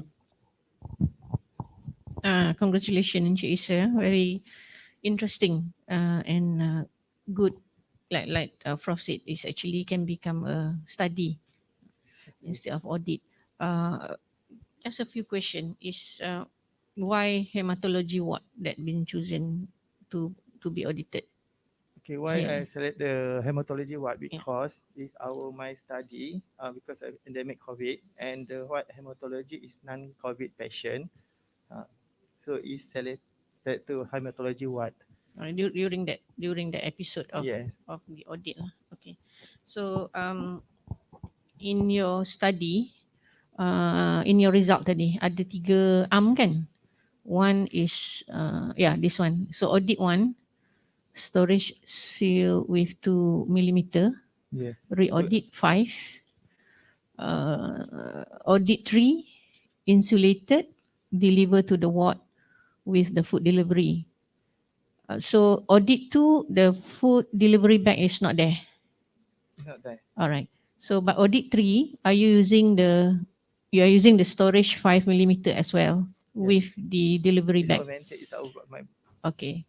So audit 4 is bring the insulated bag to the ward. Yes. All right.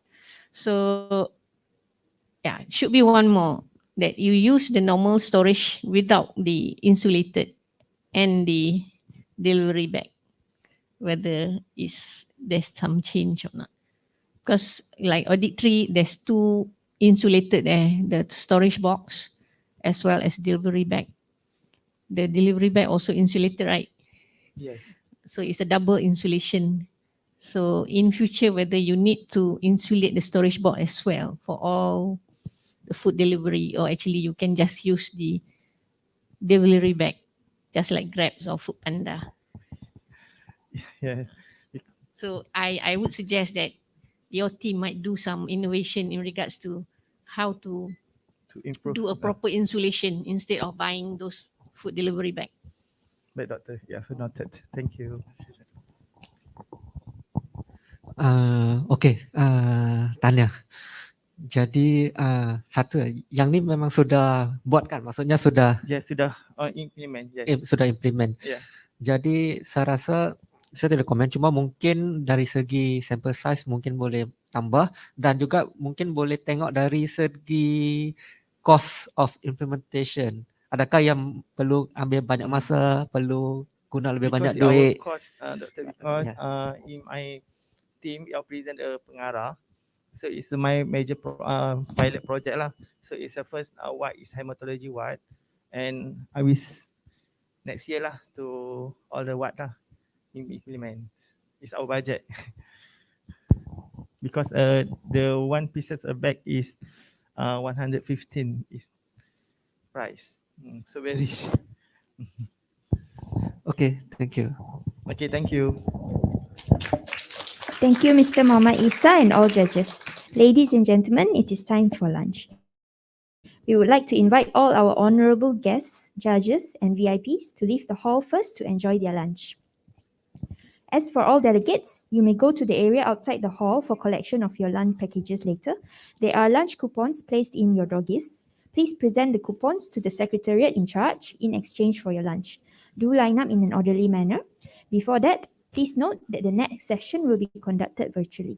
You may access the session through the Sabah Research Day website link or by scanning the QR code provided. For your information, our secretariat will continue to project the afternoon session for Sabah Research Day in this hall. If you would like to stay here for the afternoon session, you may do so. Our conference will resume at 2 p.m. for the next plenary. Once again, you are advised to return 5 minutes earlier for the next plenary session. You may view the posters virtually through the Sabah Research Day website. Please vote for your favorite poster on the CRC Sabah Facebook page by pressing the like button. There will also be a Kahoot quiz with attractive prizes later in the afternoon. Thank you, and we hope that you enjoy your lunch.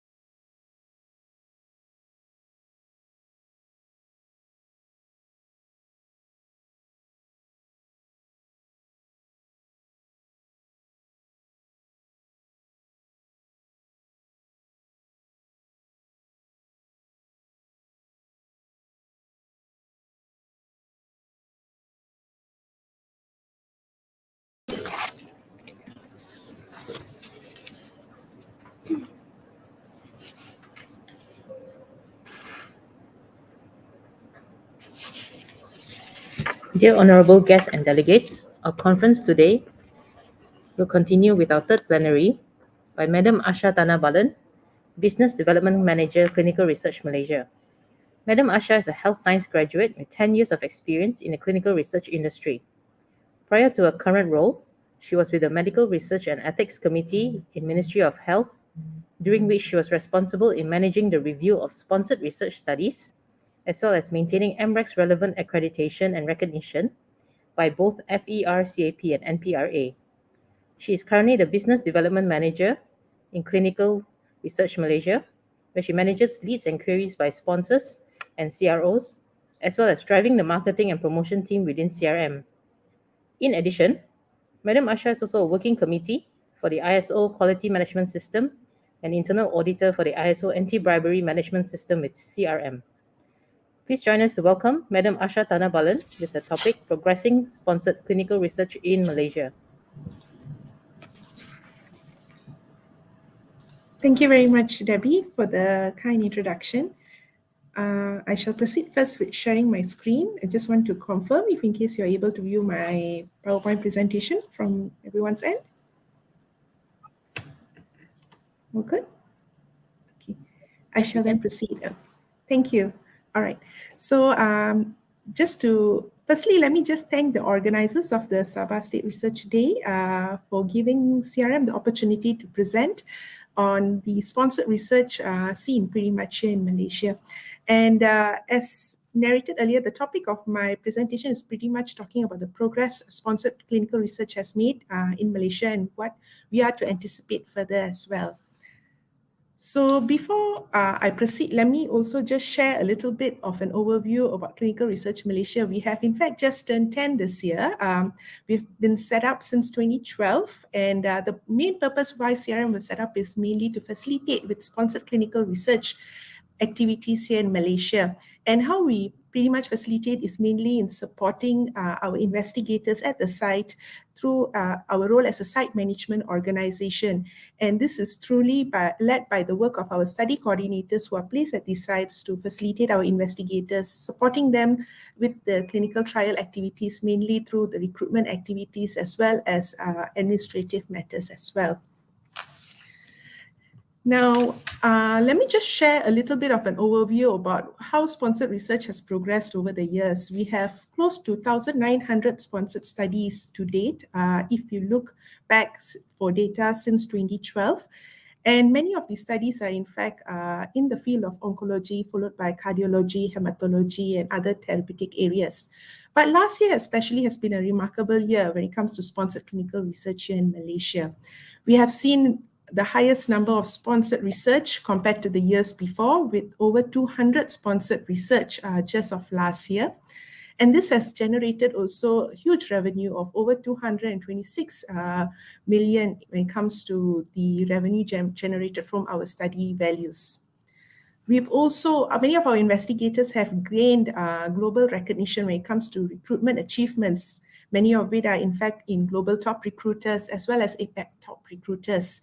And as you could see from the infographic, even though it may be very zoomed in, it's across various therapeutic areas as well.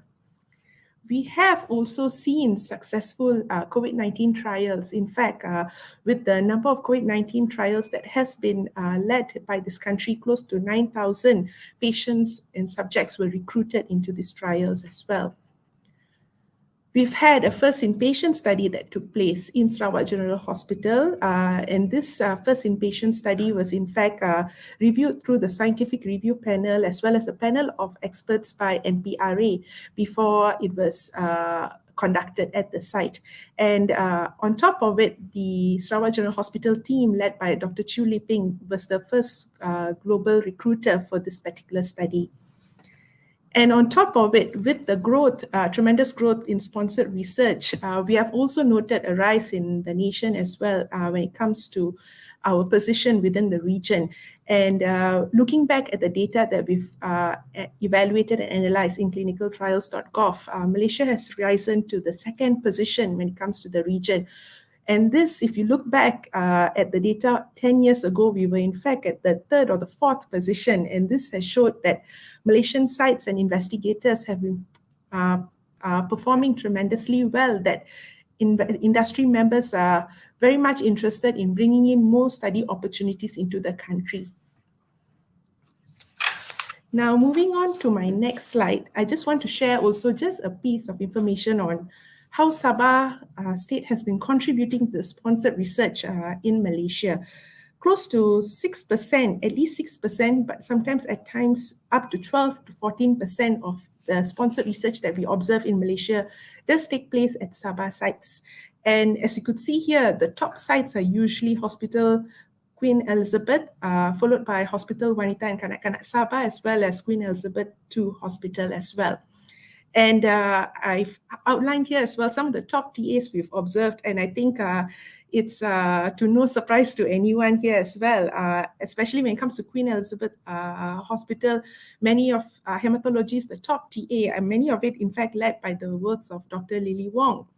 And we have Hospital Wanita and Kanak-Kanak, where oncology and pediatric studies are often the top TA observed there, led by Dr. Flora Chong and Dr. Fong respectively. And finally, in Hospital Queen Elizabeth II, we have many cardiovascular studies led by primarily Dr. Liu Hongbang. Now, moving forward, we would like to also observe what's to be anticipated next when it comes to new trial trends. And this is just based on what we've evaluated over the years and the progresses that we've made. Now, firstly is the focus into phase 1 clinical trials. This is where CRM has put in much focus and efforts. I think we've had the phase 1 realization project that was initiated back in 2016 and saw the wrap up just last year. And the phase 1 realization project had several success points. Some of it was involving sites in training of regulatory officers, as well as our investigators, and most importantly, even the initiation of coming up with a guideline as well. And this was in fact the very first step under the phase 1 realization project. On top of it, we saw the successful accreditation of Sarawak General Hospital under the NPRA Phase 1 accreditation program. And this was followed closely with the accreditation of Hospital Ampang under the same program just earlier this year. And NPRA has also accepted the first-in-human studies involving new chemical entities, which has also further expanded to first-in-human study involving biologics that are locally produced, namely the vaccines. And of course, all this has led to, as what I've alluded earlier, the successful review and conduct of the first inpatient study, which took place just last year in Sarawak General Hospital as well. Now, CRM wished to put in more focus when it comes to bringing in early phase trials, especially phase 1 trials, mainly because we've been observing most of the trials that's been coming to our shores are mainly of phase 3 trials. Easily 50% of these trials are actually phase 3 trials that we've been getting here. And another 25% are of phase 2 trials. And hence we hope to see a spillover effect if in case we get more phase 1 trials into the country as well. And hence we've looked into what are the further gaps that we've seen and after the end of phase 1 realization project.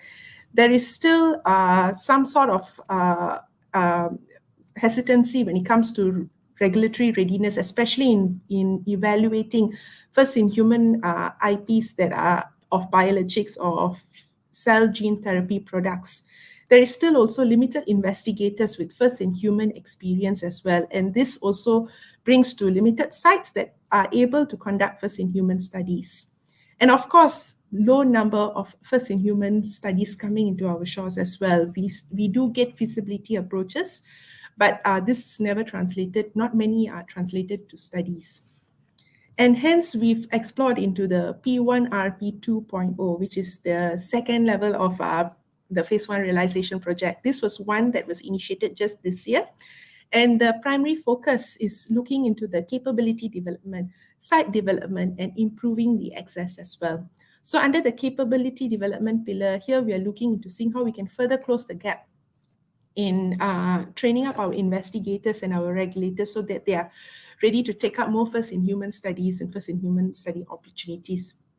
But that being said, we are looking into expanding National Cancer Institute into being a first-in-human site, as this would remain also as a very attractive site for many of our industry members as well. And finally, to see how we can further improve access in bringing in more trials, not only feasibility, but having them converting into actual trials at our sites itself. And hence, with the P1RP 2.0 that we've just rolled out this year, it's also going to be a 5-year project. But at the end of that 5 years, we hope to see more studies being translated to more phase 1 studies, with of course more income as well to the nation. But that being said, the effort and focus is going to be training our regulatory officers and our investigators. But not only that, we are also looking into expanding to our study team members, namely our study coordinators as well as study nurses as well, so that we have a more comprehensive study team when it comes to doing first-in-human studies. And hopefully, we also hope to have at least 3 sites that are first-in-human accredited in the next 5 years. So this wraps up pretty much where we are planning to focus on when it comes to early phase trials. But now this brings me to my very next focus on what's next as well, where we explore on a different topic altogether, which is on medical devices. So when we talk about medical devices, the reason why we are exploring this is because we've noted there's often a huge gap when it comes to the medical device trials that we've been observing in the country. Always it's less than 10 when it comes to the numbers. And if you look at the percentage of trials that we've been observing just over the span of few years, it's also been at a very low percentage. And when you look at the type of trials, medical device trials that we've been getting as well, mainly they are in the cardiovascular field. Many of it are of stents. But also we do see across other therapeutic areas. And some of these medical device trials have translated to successful medical device registration as well. But that being said, we do hope to see more medical device trial opportunities into the country, because they do have a shorter incubation time from trial to registration. And we hope to see also more local innovators taking up this and having trials conducted, not just at the preclinical stage or up to prototype development, but having validation studies and trials done in order for the product to get registered at the end of the day. And this is where I think many of the agencies, including ICR as well, has been playing a very active role when it comes to seeing how we can further enable the medical device industry. I think there needs to be like a strong interministerial engagement between especially the different agencies, MDA, ICR, Meranti, and universities, to enable more local innovations and collaborations. There's also the National Technology Innovation Sandbox that has already been launched, and this also provides a health technology hub for many of the innovators out there to have a safe and less stringent oversight environment for them to accelerate prototype development, application, and commercialization of their health techs. And I believe, I think as mentioned by YB MK recently, also 5 of our hospitals have been identified as trial sites to enable enable as test beds pretty much for these prototype development as well. And finally, to have one-stop centers like Meranti to facilitate with the prototype design and development, IP protection, clinical evaluation and validation, as well as registration and commercialization. So I hope more innovators and more researchers would take up and engage with relevant agencies to see how we can further facilitate in driving up our medical device industry, not just stopping at the point of prototype development, but bringing it across to trials and at the end of the day, registration as well. I believe the subject will be covered up more by Dr. Kwan later, especially from DHRI as well. So moving on now to my very final point, it's talking about decentralized clinical trial. This is a topic I believe that was also covered a little bit earlier, but I do wish to share a little more on a study that's been done, I think, by our study coordinators, just to observe on how COVID-19 has pretty much impacted many of the trials at our MOH sites. And especially during the initial movement control order, many of the recruitments were kept on hold. But I think it's more important to see how well our sites have bounced back from this. and picking up our recruitment, especially at the recovery stage, the RMCO period as well. And not to forget, the impact of patient recruitment in Malaysia is not something that it's just Malaysia unique alone. It's something that's also observed in many other countries globally as well. But what's unique and what's to be commended is that our sites, in fact, picked up faster when it comes to recruitment. So the recovery in Malaysia was much faster. And I believe this has led also to why Malaysia has performed well compared to other sites in the other countries in the region when it comes to sponsored clinical research as well. And partly one of the reasons also why this has been progressing well is because we have also SOPs in place at the sites to ensure how we can further facilitate and continue our work processes as well. And there's been also a strong collaboration between hospital administrators, our CRC, our investigators, and our sponsor CRO as well. And also, that being said, we have also noted there's like a pivotal moment when it comes to this during the COVID-19 pandemic as well. The fact that the focus has shifted towards decentralized clinical trial to see how we can further make trial approaches more hybrid, more virtual, rather than sticking to the traditional approaches as well. This is not a very new method that was, incepted during the time of COVID-19 pandemic. It was in fact always there, but it had like a spotlight focus after COVID-19 pandemic as most sponsors and CROs started exploring the idea more progressively. And hence here in Malaysia also, we started looking into seeing how we can further facilitate with the decentralized clinical trial. So this is just to share a bit of an overview, how traditional clinical trials are evolving. We are looking into seeing how we can adapt new techs to address issues, especially in making trials more patient-centric as well, and seeing how trial sites could adapt to more remote practices along with the sponsors. And one of the main reasons also why looking into decentralized clinical trials is important is because it looks into ensuring we can retain our patients as well in the trial, as often enough low patient recruitment and retention rates could possibly be contributing to trial delays and high costs. And decentralized clinical trial, in fact, is the possible answer to enable retention rates to remain at a high value as well. And there is a growing need to always explore innovative clinical research solutions. And hence, through decentralized clinical trials, we could increase the access to trials by improving patient experience and satisfaction. And we could look into exploring patient recruitment and retention, such as e-consent, trial compliance, treatment and adherence as well. And this includes like even home patient visits being done as the study activities progress. And all this could lead to improving data quality as well. So CRM is in fact also working together with the National Committee for Clinical Research, the NCCR, and with our industry members, we have formed a working group as well to explore how we could further conceptualize decentralized clinical trial, not that as it remains just as a fact on its own, but to see how we can actually be translated at the sites. Of course, many of the sites are already approaching this through remote monitoring practices, but to see how we can further enable this as well. And this brings me to some of the key considerations that we should also factor in when it comes to rolling out the decentralized clinical trial. Of course, regulatory requirements is a must. We need to understand where the ethics and the NPRA's requirements is when it comes to rolling out and enabling the decentralized clinical trials in the studies. Not all studies can actually do decentralized clinical trials, granted. So some studies that enable or a hybrid approach of sorts, that would be a good approach to start with in this case.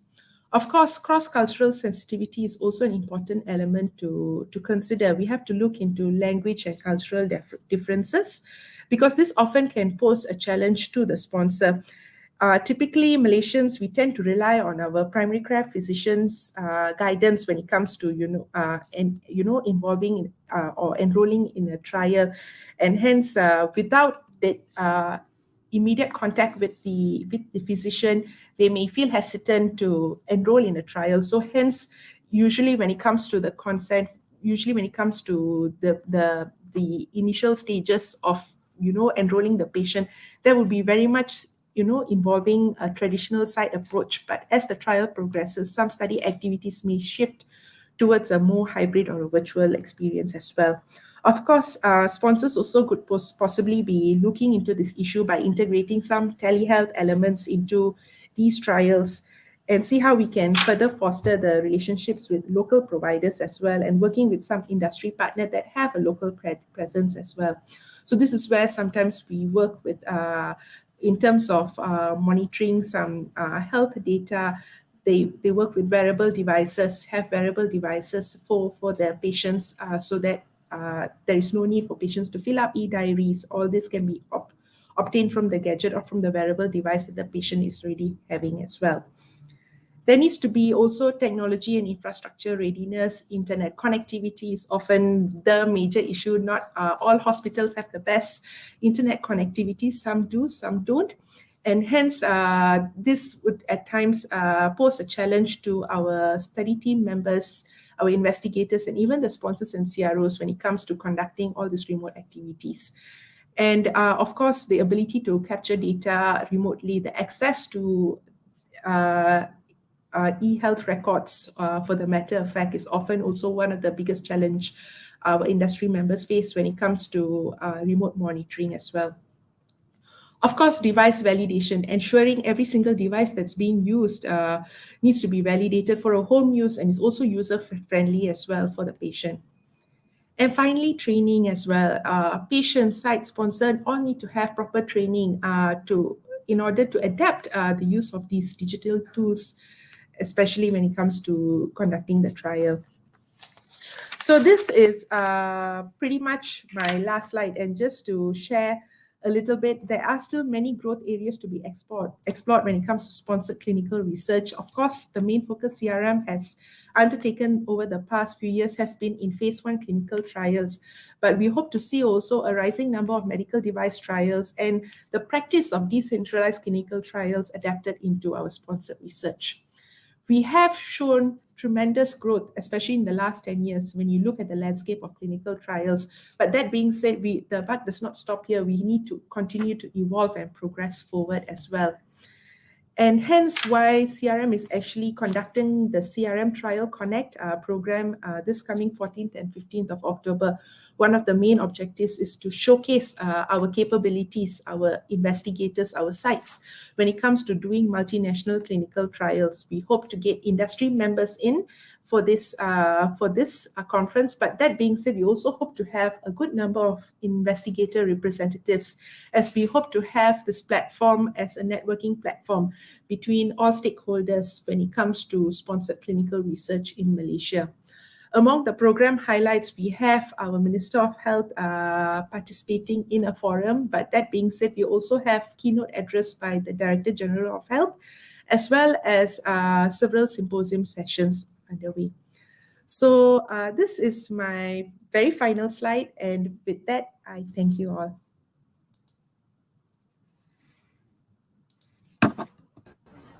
Thank you, Madam Asha, for your very interesting presentation. Before we move on to our plenary 4 session, we would like to invite Dr. Emmeline Bani to conduct a Kahoot quiz. The winner of this quiz will receive a Grab voucher as a prize. Dr. Emmy, the stage is yours.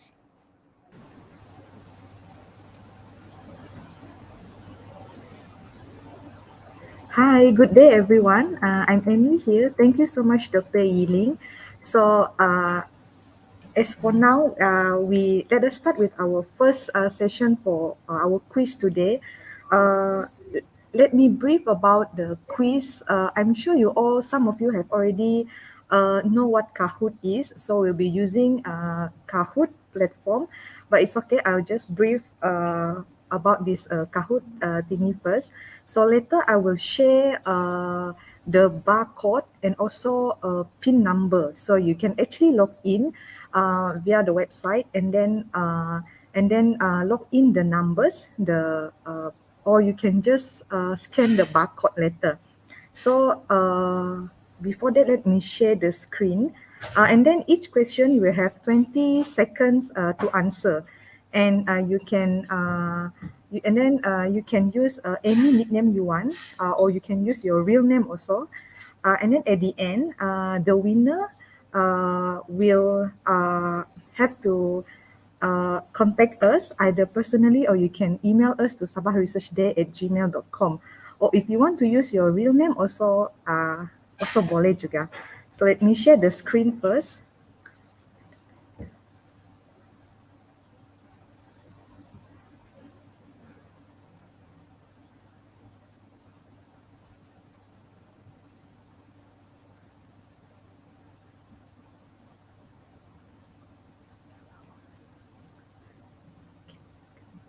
Okay, so we will start in a while.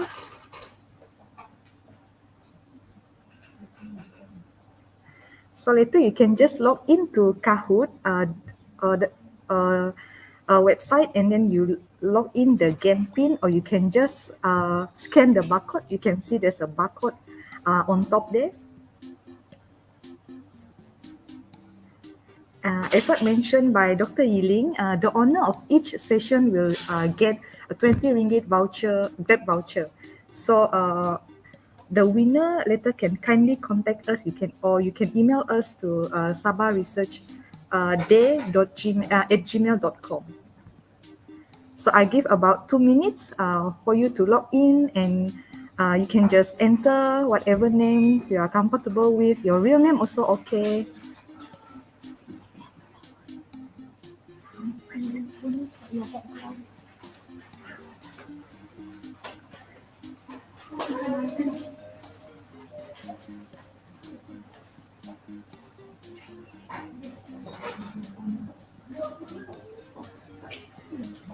We can see quite a numbers joining.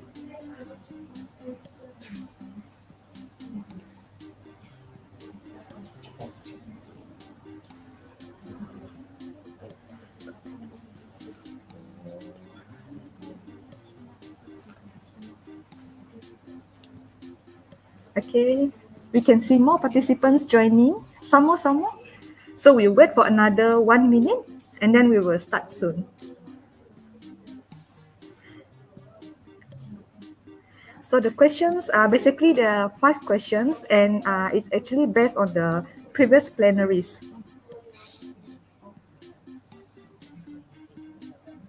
Any more participants? You are welcome to join. You can use your nickname, pasu bunga pun boleh, pokok cactus pun boleh, ensemble pun boleh. You can even use your real name as well.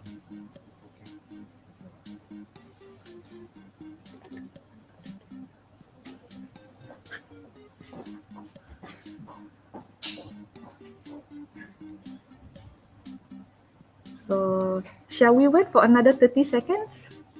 And then we will start.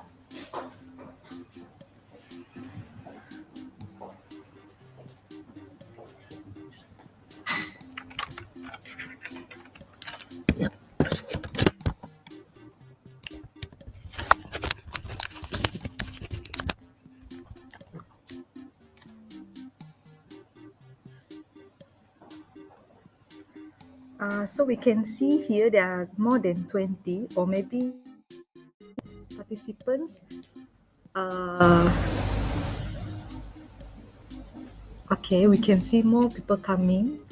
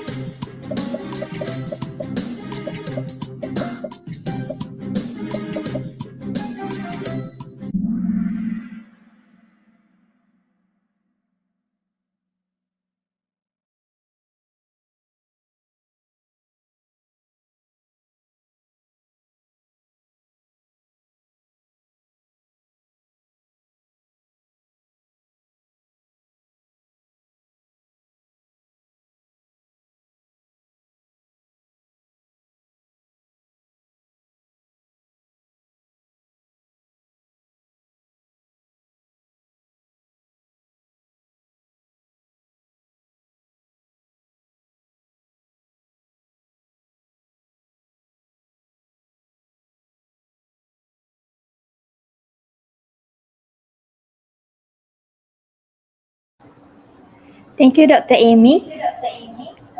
We hope everyone has enjoyed the short quiz session. Next, I would like to introduce our fourth plenary speaker, Dr. Kwan Pei Xuan, Research Medical Officer from the Digital Health Research and Innovation Unit, Institute for Clinical Research. Dr. Kwan graduated with her primary degree as a medical doctor from University Malaysia Sarawak and has completed her Masters of Science in Clinical Trials from the University of Edinburgh. She has joined the Clinical Research Centre family since 2014 and has experience working in both Institute for Clinical Research and CRC networks across East and West Malaysia, including being a co-investigator for Phase 1B clinical trials.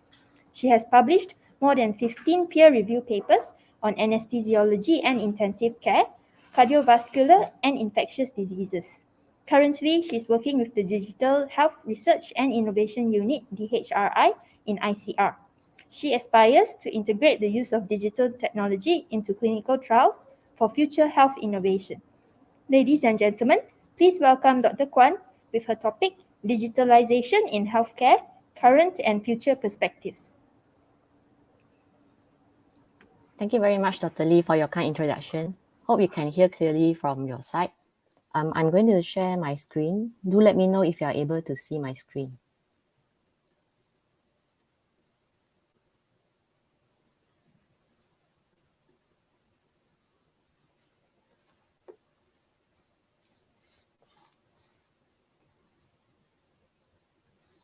If you are able to see my screen clearly, I'm going to begin now.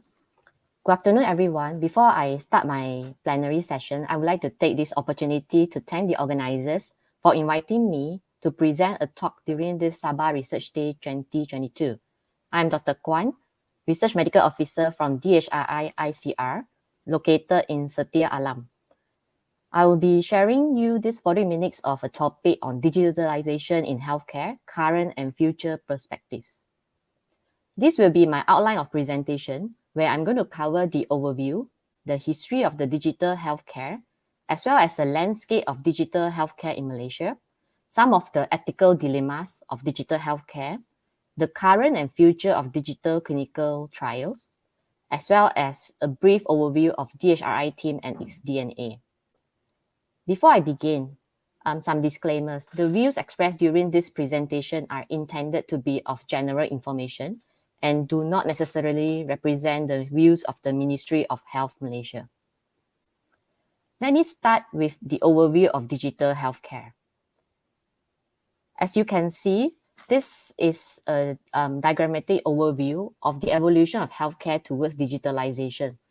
I am citing the paper from Lanner in 2018, where, as you can see from the first diagram, they coined the terminology known as medical paternalism. This is actually involving solely based on the individual's physician's theoretical knowledge and personal clinical experience when providing medical care in treating patients' clinical conditions. Medical paternalism remained predominant up to the 20th century, before digitalization sets in at that point. Active interpersonal skills, as well as clinical experience, play a crucial role in determining the patient's clinical outcomes. The medical literatures involved at that point were mainly medical literature known as the empirical data, which is the information obtained through observation and documentation of certain behavior and patterns through research. Even for most of us, like you and I, at the point of time, we are still very engaged with hard copies medical textbooks and even make several visits to the library. I still remember during my housemanship, I was tasked to prepare discharge summaries for patients who were admitted for chronic pain management. Imagine at that time of you need to prepare a quick discharge summary for a patient who needs to be transferred for palliative care, and the patient was already warded for the past 12 months. Next, we have the evidence-based medicine, which prevails since the late 20th century. This, at the point of time, most of the medical practitioners were involved in the decision-making and share their views on patient management. Instead of being the sole medical practitioner to determine the patient's clinical outcomes, this involved multidisciplinary shared prerogative roles and decisions based on experts' consensus and referring to some of the available medical guidelines. The medical practitioner also became more engaged in conducting medical research, which then led to the development of more medical guidelines. Of course, the clinical experience of the medical practitioners still play strong role in this era. Electronic Health Record System, EHR, or known as the Electronic Medical Records, EMR, began to replace some traditional case notes in certain parts of the world. Data science subsequently found its way into the healthcare. Is it a possible new paradigm? Data science is the process of using advanced analytics for large volumes of data to get valuable information, such as for decision-making or strategic planning. Technical expertise have become more prevalent at this point. Besides more active participations in clinical research, these medical practitioners can also rely on more advanced research involving machine learning to produce more personalized care for their patients. Machine learning is a branch of artificial intelligence known as AI and computer science, which focuses on the use of data and algorithms to imitate the way that humans learn, gradually improving its accuracy. EMR and EHR at this point became more apparent, and the new term known as the big health data is a new norm to most healthcare facilities. Big data or big health data is defined as data that contains greater variety, arriving in increasing volumes and with more velocity. Hence, the integration of continuous clinical research, machine learning, experience, and expert consensus still play a crucial role in guiding the best optimal care for the patients in ensuring good patient outcomes. Digitalization in healthcare, for your information, does not replace the existing human profession, but rather to assist or augment and provide the best care for patients. Let's move on to the 4 types of the healthcare data analytics. Healthcare data analytics are applicable when involving patient care and healthcare operational management. These analytics involve mainly to help to investigate methods for improving of the provision of clinical care, enhancing diseases prevention, as well as for the measurement of effectiveness of disease treatment. Generally, as you can see from this diagram, there are 4 types. The first is descriptive analytics, which is the understanding of historical trends. Predictive analytics, which is the forecasting the future. Discovery analytics, which is determining what to explore next. Prescriptive analytics, which is unearthing new strategies. Some of the literatures also coined the 5th data analytics, which is the diagnostic analytics. It's explaining why things are happening based on the automated root cause analysis. The ability of data analytics to convert raw healthcare data into actionable intelligence is expected to have the greatest impact on these areas of healthcare, such as involving research and prediction of disease, automation of hospital administrative processes, early detection of disease, prevention of unnecessary doctor's visits, discovery of new drugs, to provide more accurate calculation of health insurance costs, more effective sharing of patient data, as well as personalization of patient care.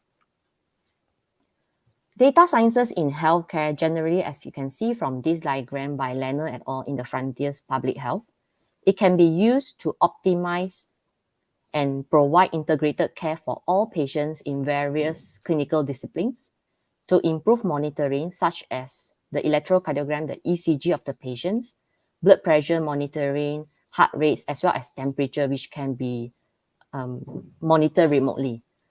For the laboratory, it involves the automation of the laboratory work. They also help to provide a standardized image recognition through the medical AI imaging, as well as to provide drug interaction detection. Through data sciences in healthcare, personalized medicine is possible, and it can be used to provide communication assistance between the healthcare providers and the patients.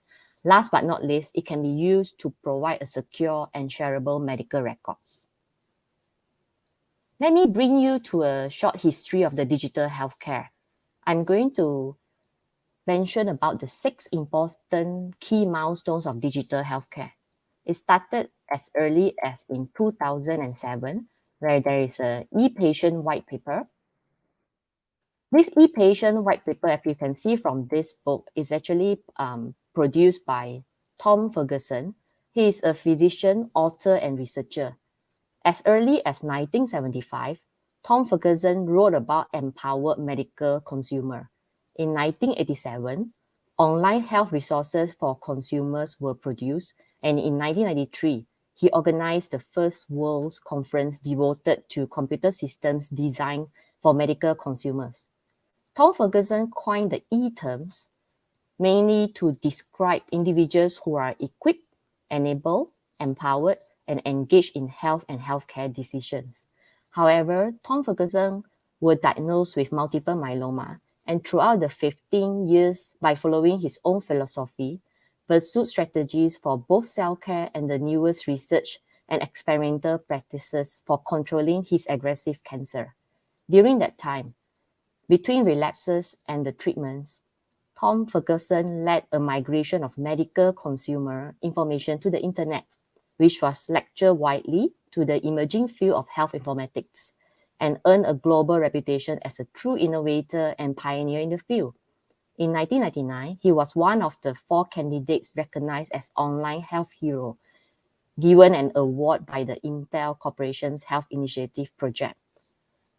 This e-health white paper was subsequently completed by a group of e-patient scholars working group following his death. e-patient white paper offers a variety of helpful perspectives on e-patient experience. Let's move on to 2010, where there was patients included movement. This is mainly to ensure the patient empowerment and technological advancements, especially in telemedicine solutions. Patient panel was subsequently introduced in 2014. As you can see, this was from British Medical Journal BMJ, where it emphasized on the providing better, affordable, quality, safe and effective healthcare needed through partnership between multidisciplinary advocacy groups, patients, and publics. In 2017, there was Digital Health Innovation Plan. As you can see from this published book by the US FDA, this Digital Health Innovation Plan outlines the efforts of FDA approach for all patients, consumers, and healthcare customers for timely access to high quality, safe, and effective digital health products. Digital health was identified as a need for new approach in healthcare system. Hence, the Digital Healthcare Program was created. It mainly helped to encourage the digital health innovation by redesigning policies, processes, and modernizing digital tools. Through this, the needs of gaps identified in digital health technology is identified. Subsequently, the program is tasked to provide clarity on the policies and processes before implementing the regulatory strategies to ensure the transparency and clarity on all policies and processes. The steps involved are issuing new guidance implementing legislation, such as the General 21st Century Cures Implementation Guidance, the Clinician Decision Support Software, multifunctionality, finalized guidance on software change to existing devices, and international medical device regulators. They also have steps involving the reimagining digital health product oversight, where the first step is to plan a pilot program for developing new approach and technology such as software developer or digital health technology development. Growing digital health expertise is the final step they introduced in this book, where they hire new staff with the goal to build a team of experts with in-depth understanding and experience with software development and applications of medical devices.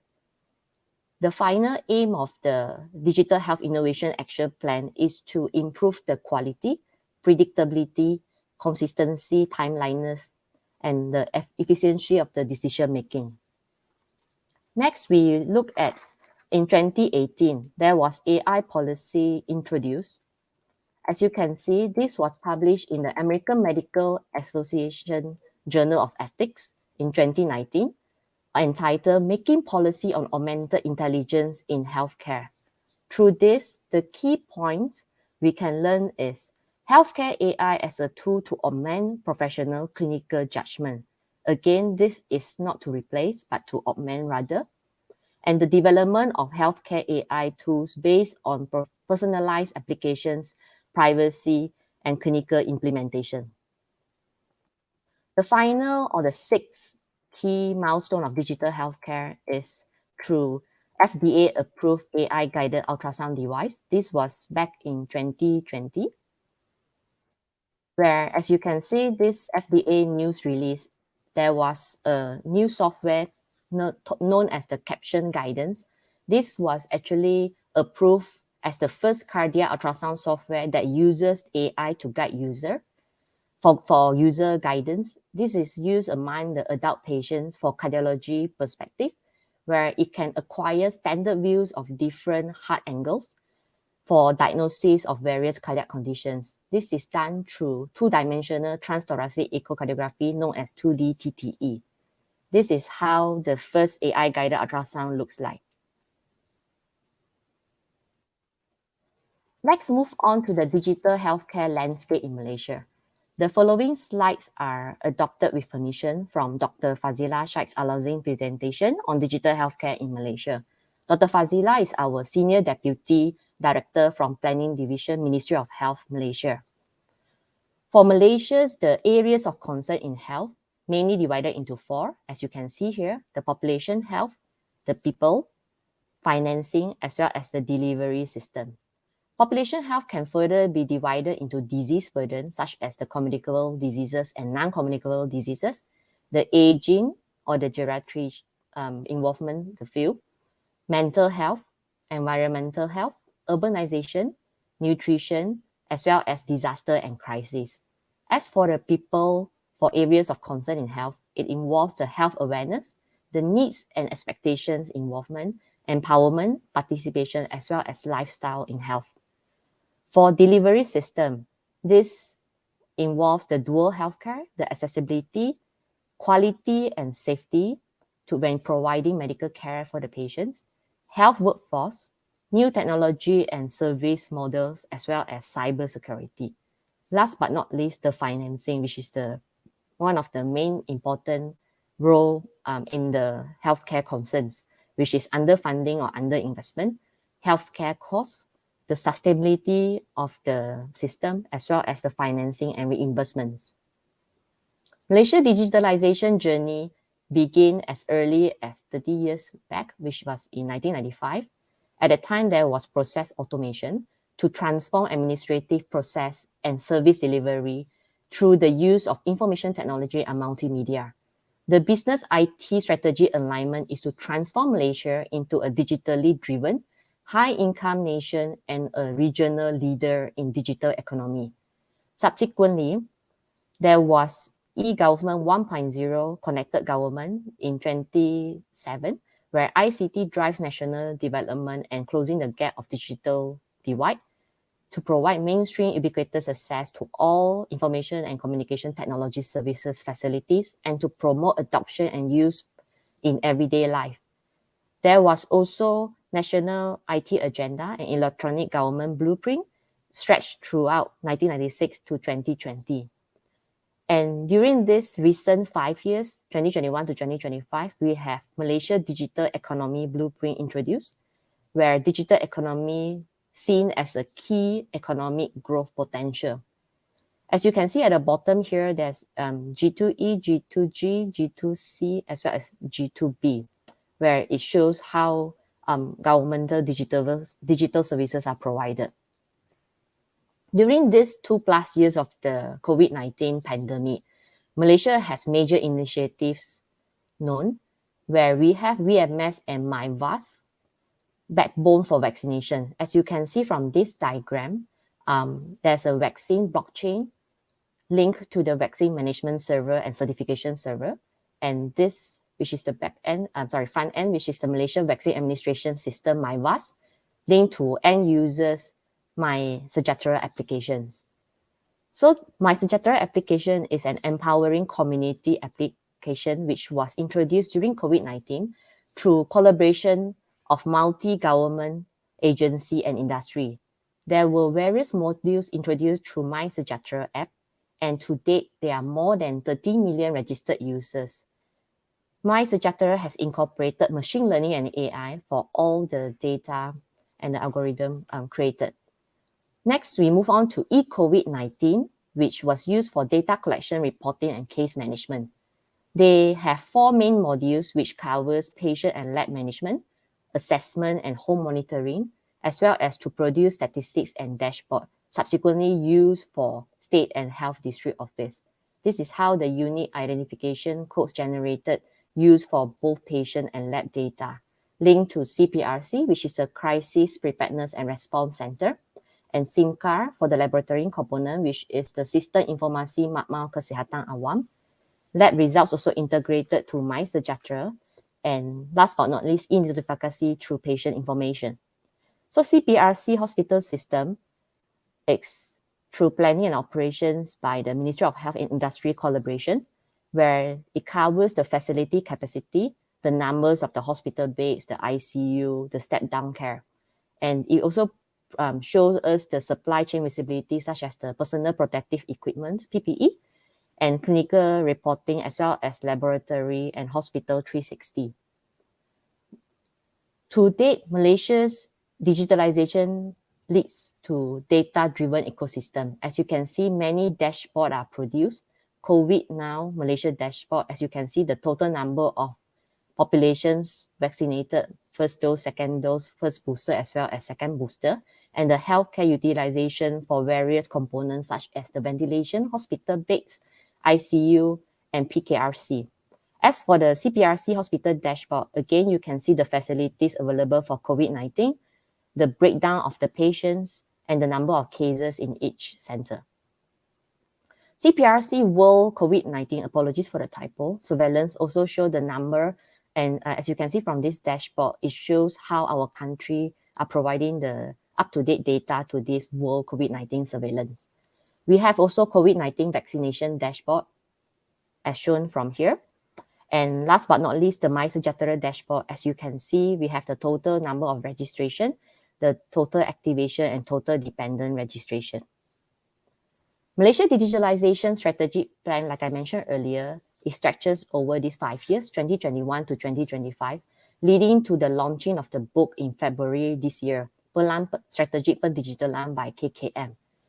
The main vision is to promote integrated quality and sustainable health service delivery with focus areas on governance and stewardship, integrated health service delivery, cloud computing technology, infrastructure, big data, strategic collaborations, R&D, and commercialization. The 4 main strategies include the integrated digital healthcare, sustainable and safe digital services, agile and dynamic governance, as well as to strengthen skill and enculturation. However, same like other types of the digital healthcare, we also face some ethical dilemmas. I basically divide them into 3 main areas for ethical dilemmas in healthcare, such as the challenges for healthcare organization, challenges for healthcare providers, and last but not least, for patients. Some of the parts has been mentioned by Ms. Asha in her earlier presentation.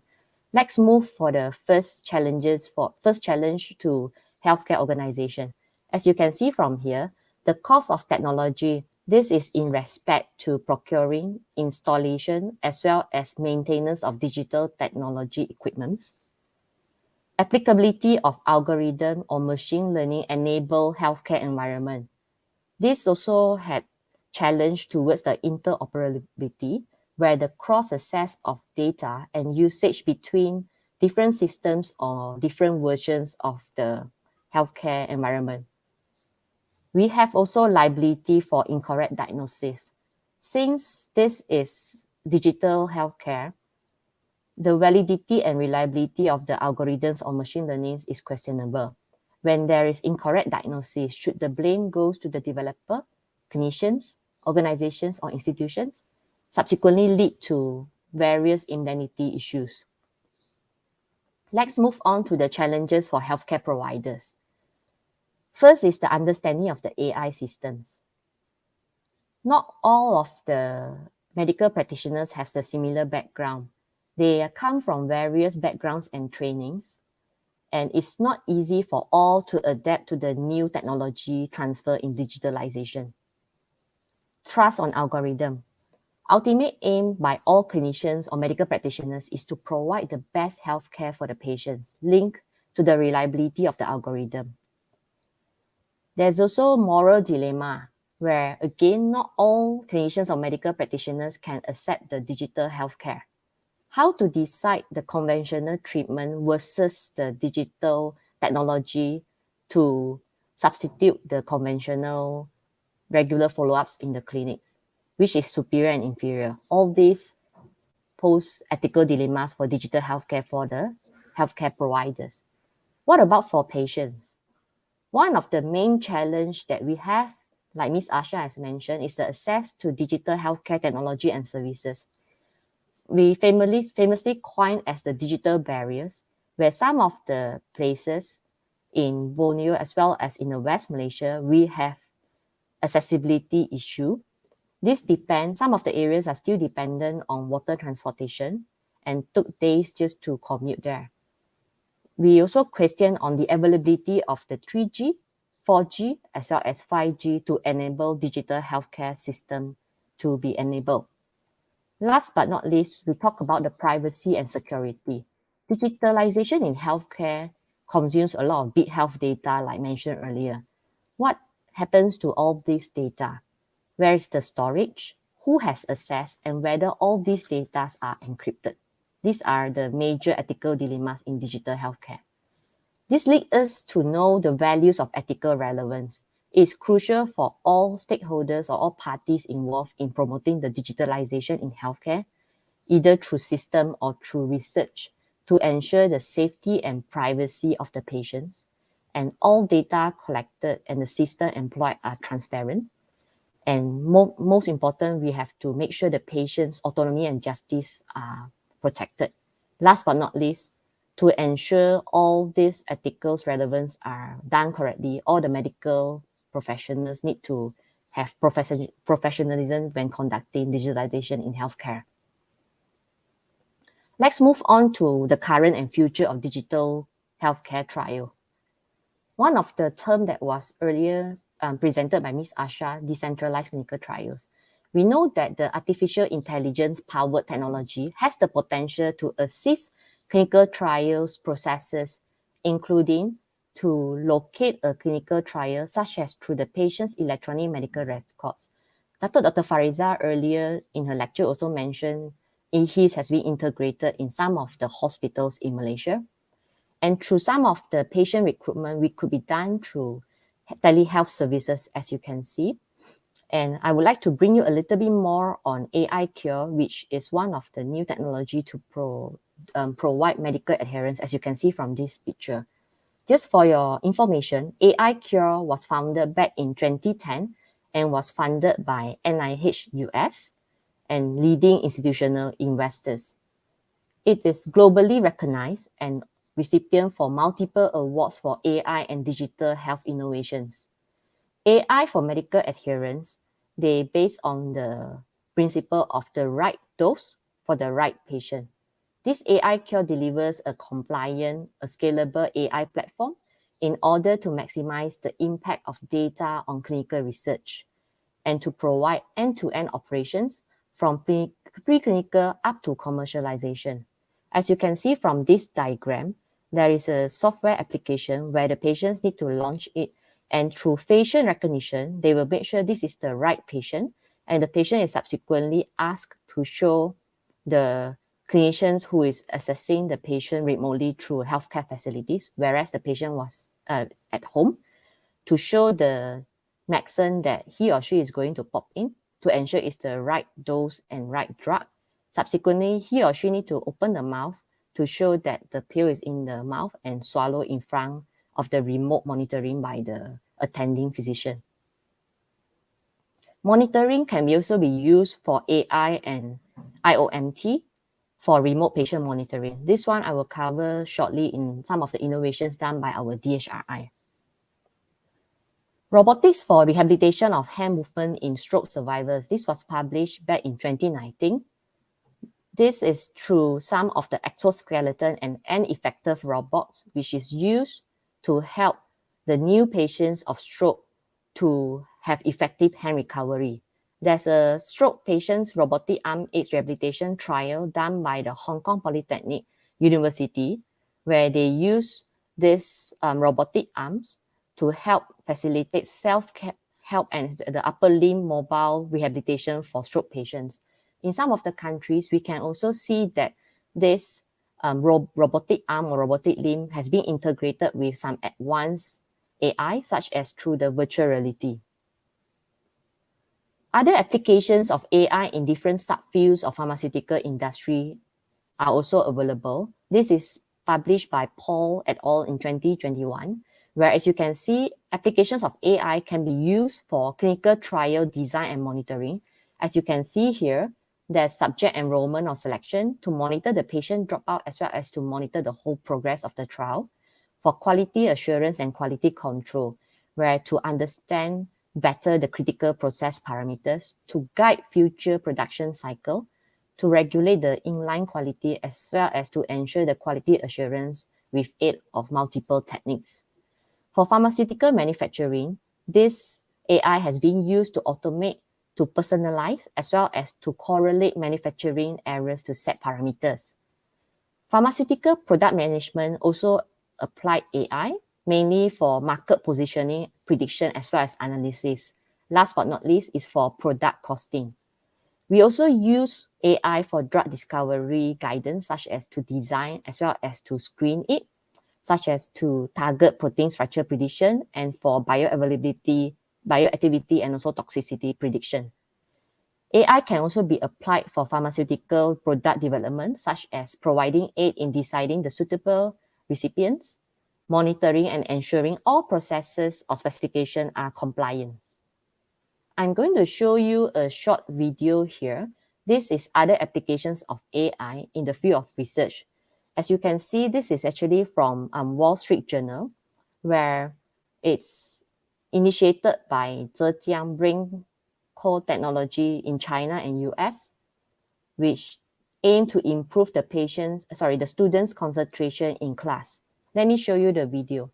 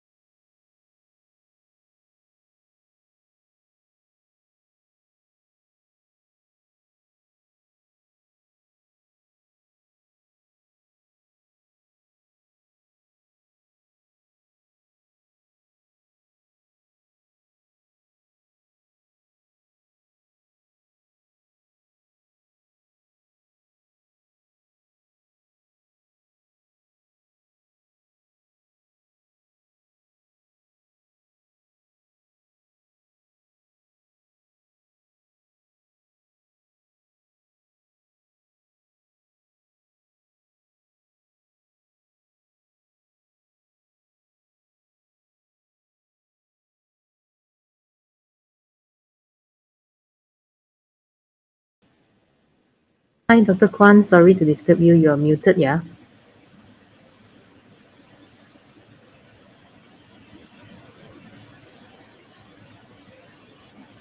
Are you able to unmute from your end?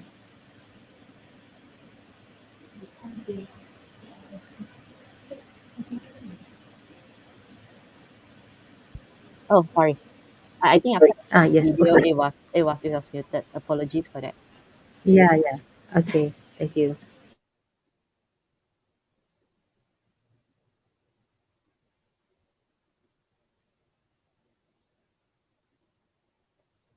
Hope you can hear me well. Sorry about the technical error. When I was sharing the video, I think I was automatically muted. I will just share very briefly about our digital health research and innovation team during this last 2 minutes. It was established back in 2020 under ICR NIH with the aim to identify, address, explore real-world applications of digital health solutions. We have a vision to have a nation working together for better health and mission to be innovative to provide patient-centric health quality care for optimum care of the patient's health. Our main team is none other than our director, Dr. Kala Arasu, our deputy director, who is also one of the plenary speaker and the VIP for today, Dr. Noor Fariza. We have five officers, 4 medical officers, Dr. Aizuddin, which is the head of unit, Dr. Mohandas, Dr. Won, and me, myself, and also 1 senior research pharmacist, Mr. William. We have assistant research officer, administrative assistant, as well as field research assistants to help our DHRI team. Our core DNA is mainly focused on health priorities, which are the infectious disease, aging, NCD, cancer, and blood-related research. As you can see, these domains are evolving. We have done studies involving AI for tuberculosis diagnosis, COVID-19 digital solution, as well as, like Dr. Fariza mentioned earlier, intelligence on retinal diagnostics. These are our few main projects which were conducted for the past 2 years, as well as ongoing research. I'm going to briefly talk about these two. CODIC-MY is asymptomatic COVID-19 quarantine digital solution. Is a proof of concept project when it was initially launched, where we aim to enhance home monitoring and quarantine for COVID-19 patients. We helped to reduce the overwhelming health facilities, and it was tested in quarantine center. Total of 5 phases. We have completed 3 phases. Currently, we are at phase 4 and phase 5 to validate the sensor devices and for real-world data testing. Our main aim is to expand it to NCD monitoring. This home quarantine solution and device is able to monitor patients' heart rate, temperature, as well as the SpO2. The other one is C19CST. This was the old name, and Dr. Raiza also covered earlier. Currently, the name is COUGH-E. It's a cough sound project. It's a research and development of cough sound AI for the detection of COVID-19. Started back in October 2021. We have recruited COVID patients for cough and breath sounds. This AI model has been verified, and currently the online platform through website is available. We aim to use it for other infectious diseases such as TB. All these projects are with collaboration with multiple stakeholders. Last but not least, let me just briefly show you, we have DHRI website. You can Google it easily. We shows about our services, our research team, as well as our DNA. So in summary, the key home message, digitalization in healthcare has begun since 20th century or earlier. The big healthcare data involves few types of data analytics, mainly the descriptive, diagnostic, predictive, prescriptive, as well as discovery. The ethical dilemmas is non-deniable in digital healthcare, where it involves challenges for healthcare organizations, healthcare providers, as well as patients.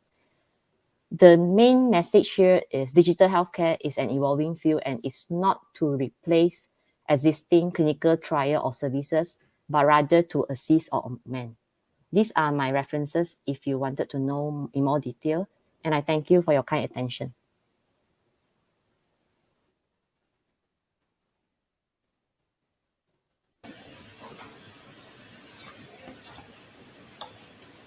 Thank you very much, Dr. Kwan, for your enlightening presentation. Once again, we would like to invite Dr. Emmeline to conduct a short Kahoot quiz. Everyone is welcome to join. And the winner of this quiz will also win a Grab voucher. So please hurry up and join. Dr. Amy, I'll pass the time to you.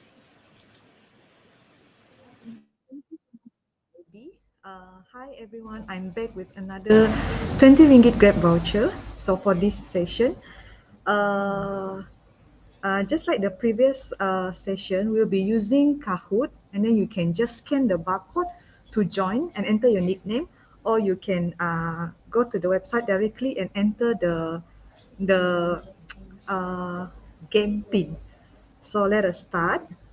Uh, I'll give around 2 to 3 minutes for you all to come in to join. Everyone is welcome to join, yeah. So we have another 20 ringgit voucher. Don't forget to email us at Sabah Research day@gmail.com, or you can just message us directly to identify yourself and to get the 20 ringgit voucher. So everyone is welcome. Wait, yeah, I shall share the screen first.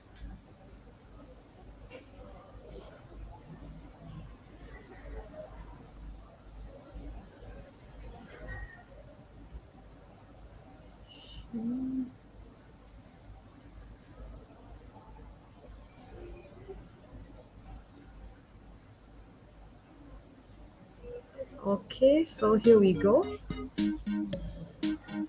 Can scan the barcode and or you can join their website and enter the game pin. Let's see who's the winner this time. Will it be still a muffin, or will it be another new person? I can see new names here. So you are welcome to join. I'll give around 2 minutes and then we can start. Carrot. Muffin is back. So we can see. Okay, more people are coming.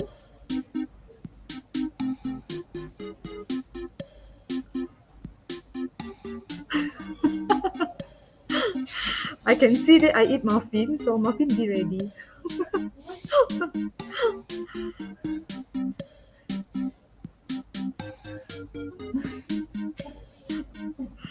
So I give another 1 more minute, see who else can join us. Don't forget, whoever the winner is after this, don't forget to contact us directly, or you can email us to sabahresearchday@gmail.com to identify yourself, okay? Okay, we can see more people coming. Can see Kerita, cute, macam-macam ada, KL, Nancy, JJ, winner, Candace is back.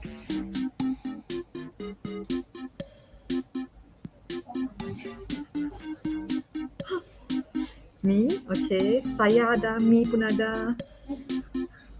Muffin ada, Aid Muffin ada. Okay. So, is everyone ready? Shall we start? Kejap ah. Maybe another 10 more seconds. I am King. Okay, we can see more people coming. Ella pun ada join. Okay, so shall we start? Also the same thing. This quiz will consist of 5 questions. So you will get the highest mark if you are the fastest and with the most correct answer lah. Fastest and correct answer. So you get the highest mark. So each question you will have 20 seconds to answer. So without further ado, shall we start? PPNR pun ada, okay. So let's start guys, be ready. 20 ringgit voucher. Okay, 20 seconds.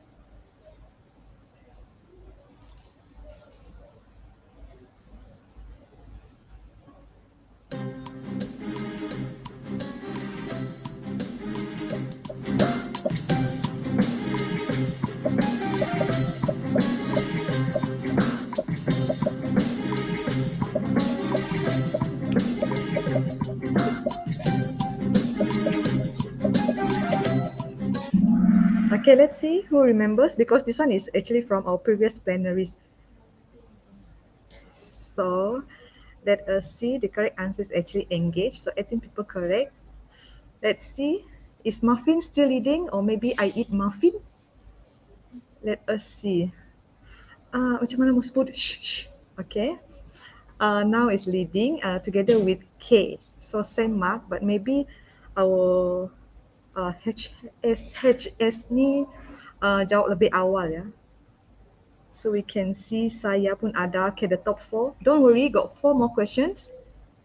Ready? 20 seconds. Susahnya soalan.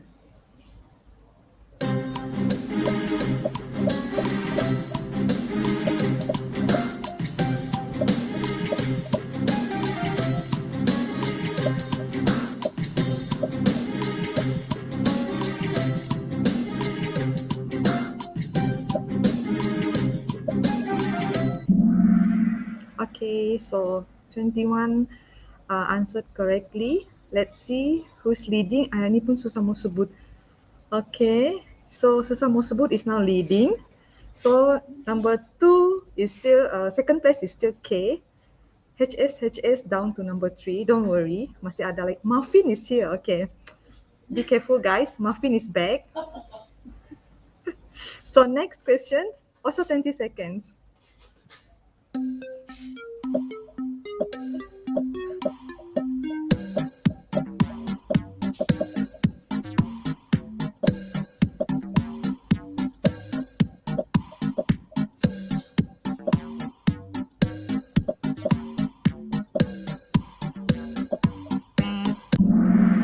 Okay, we can see here 20 answered correctly. Mau tengok siapa leading? Saya. Wow, surprisingly saya leading. Okay, I eat muffin. Where's muffin? No more muffin now, replaced by I eat muffin. HS still on the second place. Don't worry, still got 2 more questions. So who's the fastest and with the correct answer? So this one also true or false, 20 seconds.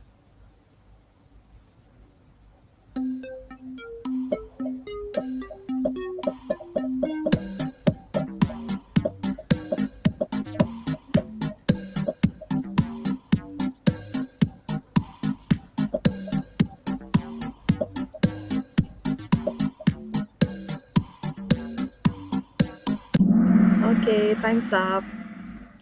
Siapa yang jawab salah ni? Don't worry, let's see who's leading. Okay, I eat muffin down to second. HS now leading again. Okay, last one. Let's see who's the winner this time. And don't forget to contact us directly or you can email to us at sabahresearchday@gmail.com to identify yourself and get the 20 ringgit voucher, yeah? Okay, last question, true or false? 20 seconds.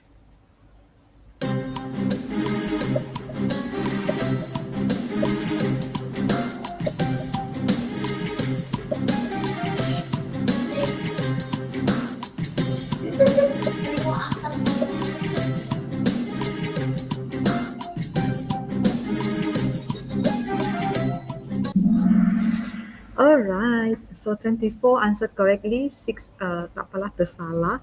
So we can see here the second quiz is now leading. I eat muffin won the first place.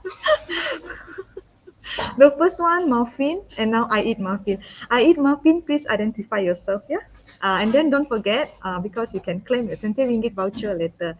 So for those who joined us, thank you so much. I hope you all enjoy and learn a lot from this quiz and also all the plenaries that we've been the whole day. So I shall stop sharing and pass it back to our MC, Miss Debbie, and also thank you. Thank you, Dr. Amy. Let us now proceed to the final plenary session. I would like to introduce our speaker, Dr. Lim Wilson, Research Officer, Clinical Research Center of Clinical Queen Elizabeth Hospital.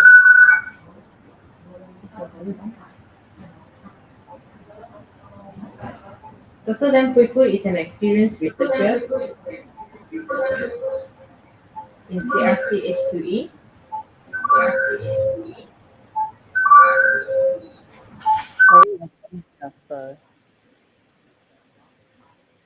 Dr. Lam Pui Pui is an experienced researcher in CRC HQE and a passionate advocate for ethnomedicine research in Malaysia. She has particular interest in pharmacology of ethnomedicine and bioinformatic network analysis in systems biology. Her multitude of research projects earn her numerous grants and scientific honors, and opportunities to speak in international conferences and academic institutions. She also acts as a peer reviewer in high-impact journals. She is one of the reviewers for the Malaysia Ministry of Health's National Guideline on Traditional and Complementary Medicine Research in Malaysia for design, conduct, evaluation, and regulation.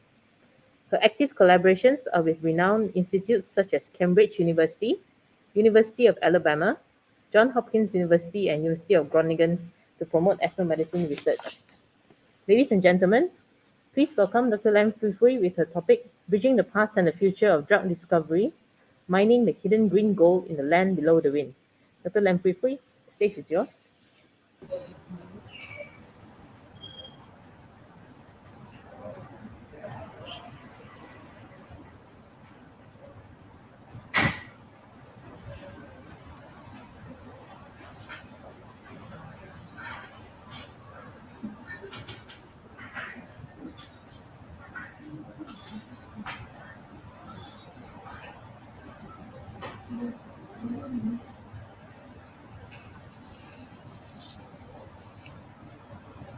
Hello, I hope all of you have hear me well.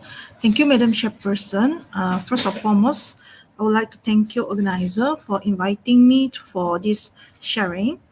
Today, I just want to share my experience in research on how I try bridging the past medicine, which is the traditional medicine, to translate it to modern medicine by identifying the which is the native plant in Sabah.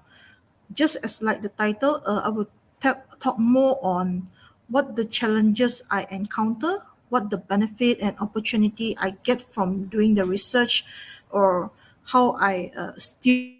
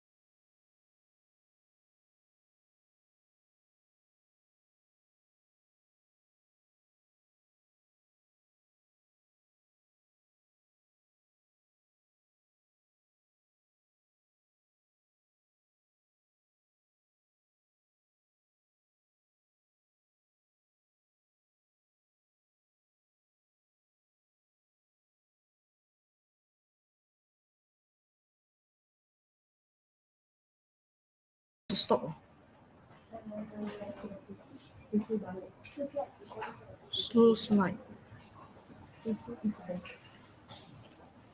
No.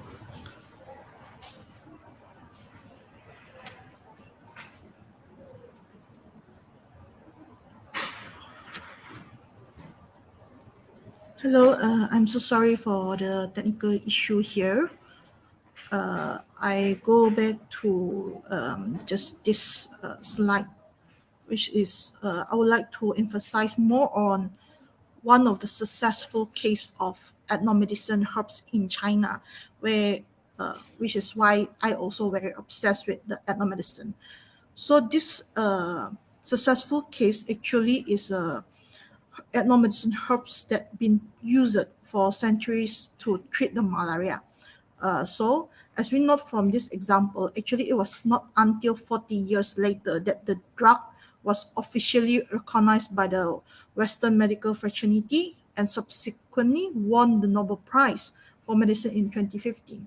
So you can see here, the process of getting a herbal compound to be used as standard Western formulation took many years due to the stringent requirement and standards.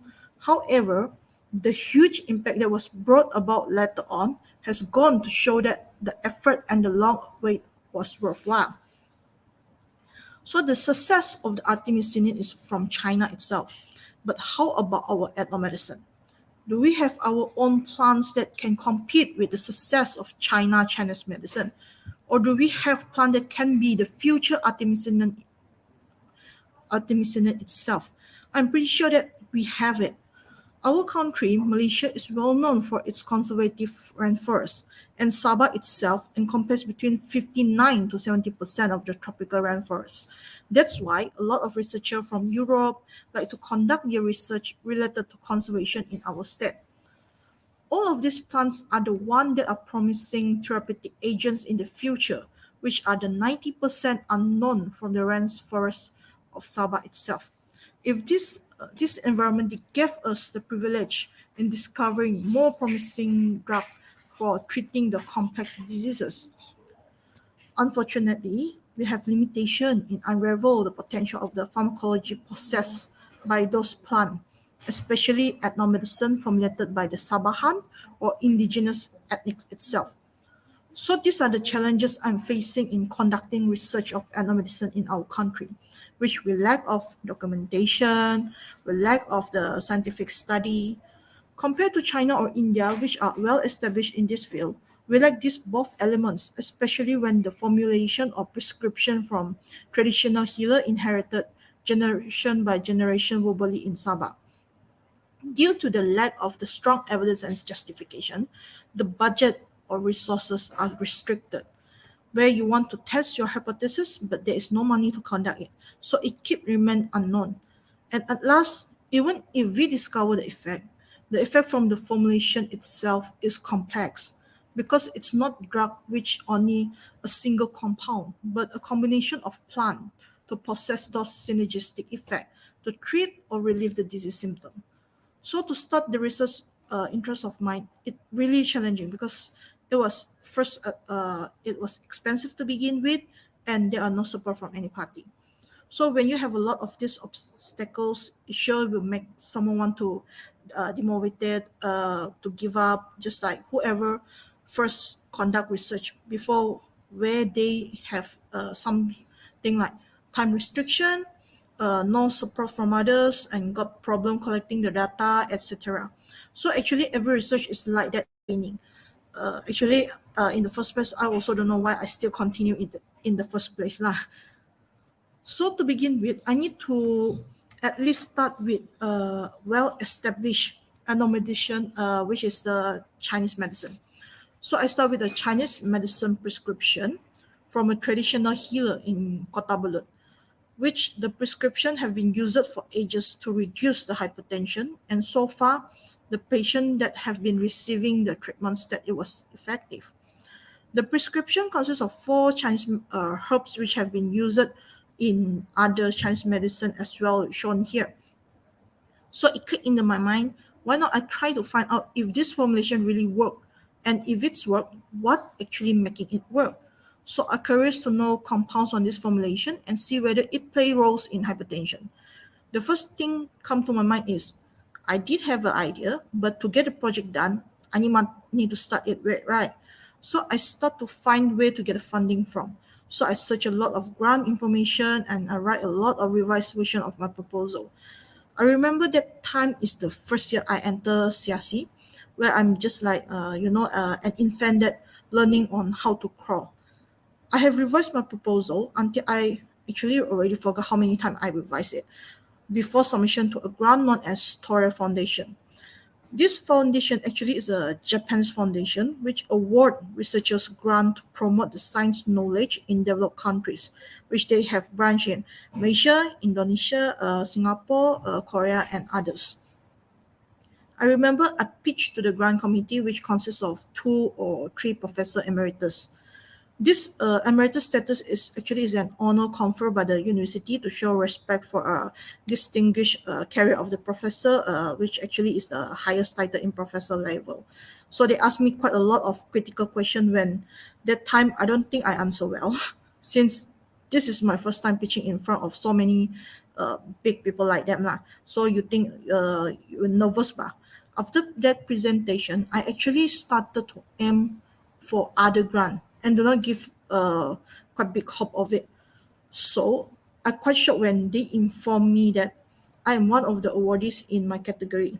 And I'm really grateful for them to giving me the opportunity to start my journey of mining the green gold. So actually what I want to say here is your idea of research is the one people look at.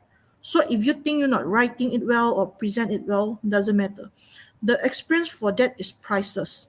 And there must be someone who see the potential of your research someday.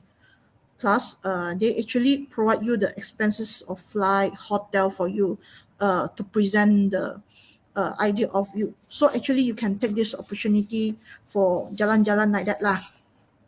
So you must keep try it. If you try, you actually have 50-50 to get it or not, right? But if you do not try at all, never have chances for that. Plus, just like I said, they funded for you to present the flight, hotel, food, and transport they are covering for it. So you just need to bring yourself there. And even now, they still invited the awardee to present the result in UM, where they sponsor all the expenses. So why not can? So from the grant, I conducted a study and found that overall from the 500 compounds, 21 are possessing pharmacology effect related to the heart disease and show that catopol and the monoterminoids are the compound identified show the antihypertensive effect.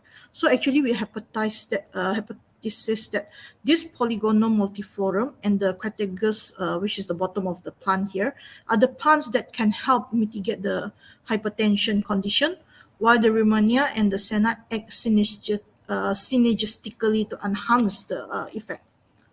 So after completing the study, it's an ending, right? Actually, not. Other challenges coming up, which is to publish it. Publish the data of yours can be a very long and tedious process. I initially started to conduct the research by 2019 and completed it in 2020.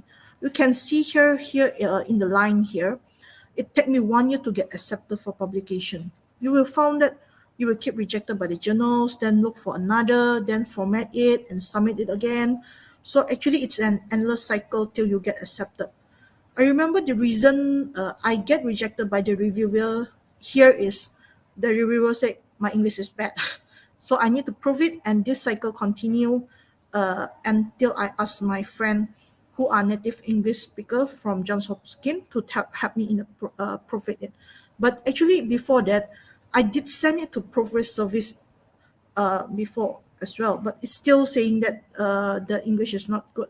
So after giving to a native English speaker to proofread it, then the cycle end and it get published.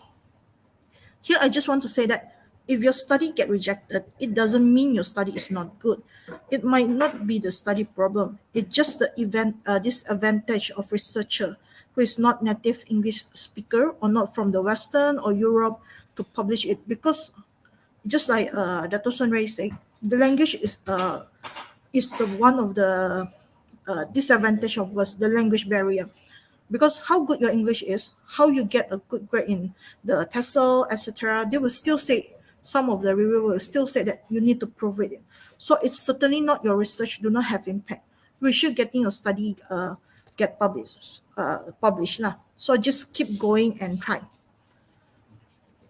Why I said we cannot give up and need to continue until we get published, this is because as a researcher that is new, you need to increase your visibility so you can continue your journey to another level.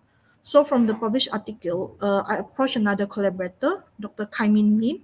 He's a well-known virologist under Professor Dr. Vic's lab, who have vast experience in virus-related study, where this is his recent publication in Nature Communication. So before that, he have a lot of articles published in prestigious journals such as Nature, Lancet, Science, and Blood. Through the study of mine, approached him with a new idea on to determine the antiviral effect of a formulation from Sabah itself. Actually, he's quite proactive in research and very helpful in giving me input for the study as one of the team member. He joined as one of a team member because he read the article of mine that you see just now and found it quite interesting. And this is a potential study can be explored. That is why I say we cannot just give up and must publish our study, our data. By letting it publish, you are promoting yourself to let the public or the scientific community know your study, your idea, and get your research recognized. Without studying with it, how you can persuade people, especially the expert of content, that you are capable to conduct similar study and buy the idea of yours. So by using the idea, we started our first project with an antiviral herbal prescription from a villager whose ancestors were traditional healers in their village. She inherited this prescription of a concoction of this tree plant, probably without documentation. So according to her, it used to treat symptoms such as flu, fever, which is a hallmark, a symptom related to viral infection. However, there are no scientific evidence to prove the concoction effect, even though there were previous studies show antiviral effect of these three plants respectively. But the combination of it is unknown, especially against coronavirus. So our objective is to determine whether this prescription have the antiviral effect on coronavirus and can it act synergistically by identifying the key genes in the mechanism. From the study itself, we did complete a preliminary test and found out one of the compound from the Phyllanthus neurui, urinetrilin, and found out that it can target the STAT3. It was the key gene and plays a central role in the response of to viral infection, immunity, such as the chemokine signaling pathway, and neutrophil trafficking during the acute inflammation. So coronavirus can be mediating viral implication in the target cell and immune response, which in turn activate the pathway of the p38 MAP kinase that induce the STAT3 dephosphorylation and eventually promote coronavirus replication. So by targeting this STAT3, it could be further explored as a potential drug target for inflammation or mitigating the ARDS symptom. However, actually this is just a preliminary finding from our study and still need to be validated further. The result actually is now in the process to submit for publication, while the next phase of the study was still ongoing. Even though it not yet get published, we try to increase the visibility to others by submit it to preprint first.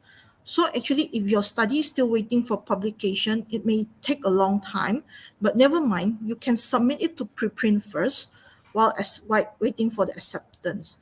By using a preprint, it try to increase your visibility, increase your study visibility.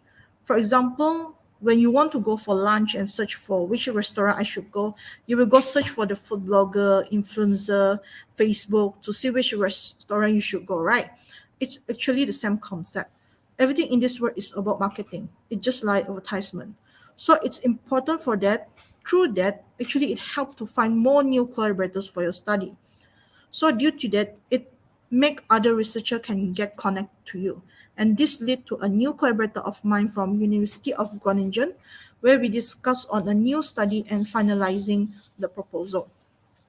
And from the visibility itself also, it provide me a platform to sharing the idea, the knowledge to a more international level. Thanks to this new collaborator I gained from the visibility, I've been invited as a guest lecturer to share the finding, the idea of Sabah ethnomedicine and technique to their younger generation. So when any researcher or anyone invite you for a presentation, just take it. Yes, presenting to other, we all feel the same. We will feel nervous, but actually this is invaluable experience to present it. Not in international conference, but to the future generation that might implement your technique in the future. So by promoting your visibility and good reputation, it will become a privilege for you in that field. So when your collaborators see you are the right person to do that, they will keep recommending you to other collaborators of them and increase more opportunity to you. It's like a snowball strategy. The more you roll, the more bigger it is. For example, you can be invited as a keynote speaker in a well-known international conference in that field by editor from prestigious journals. Actually, I don't know this professor myself. He tell me that I have been recommended by my collaborator to provide a talk. So after the presentation, people will recognize your effort for your study. The editor itself personally asking me as a judge or evaluator for presentation from students worldwide, such as China, Portugal, Sweden, and so on for their study. You will think the opportunity will be end like that, right? Not maybe the people recognize that you are the correct person for the field. The first thing come in their mind will be you. For example, after a few months later, he inviting me as one of the authors for book chapter that going to be published next year by Springer Nature Publisher. So I want to encourage researcher, don't just do the research, you need to promote it. If you get invitation to present it, but you think there's no return, like no honorarium from the presentation, so maybe you can stop thinking it like that. If they ask you present for free, just go with it. You won't regret it. Of course, you will think why I need to do free stuff for others. I already don't have time for that. Actually, when you can learn the presentation skill. You can get constructive comment as well. Just like the oral presenter today, who already done it very well. You can get the question that you never thought of in your study, which you might overlook it. So you can grab these opportunities, because nothing is free in the world. You will gain the return from your effort. So from actually I present quite a lot of place for free, which I think I also cannot count how many times. Many of my colleague or friends say that, why you do the thing for free? Actually, I say that's not free, and I did learn something from that. And you never know, from that effort, you can gain another recognition as well. The effort also did pay when I got shocked in the weekend. I get nominated by someone as the member for this network, which founded by a renowned professor in Monash. I never know this is going to happen, and you will feel worth that your effort being paid off. So as a beginner in research, we need try quite hard, especially if that field is challenging. So do whatever you can for that. Maybe from this sharing, you will think like, actually I'm bragging for 30 minutes here, but I want to emphasize here is no one is expert in research.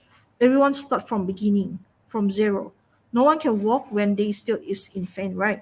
They also need to crawl first. So actually I also start from zero, from a nobody to at least your effort recognized by someone else. This is same to all the researchers out there who want to start the research but found out that the research actually is very difficult.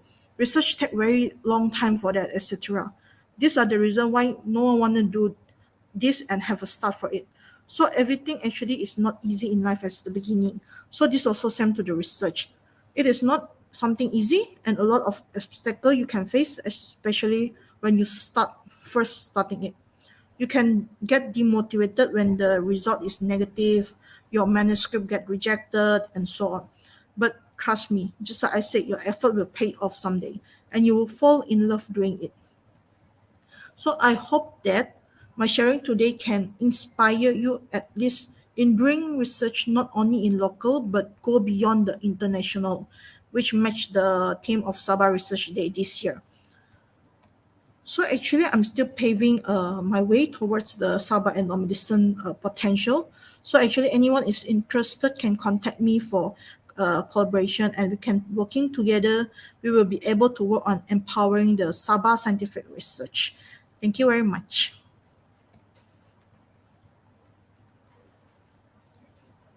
I will pass back this to MC. Thank you.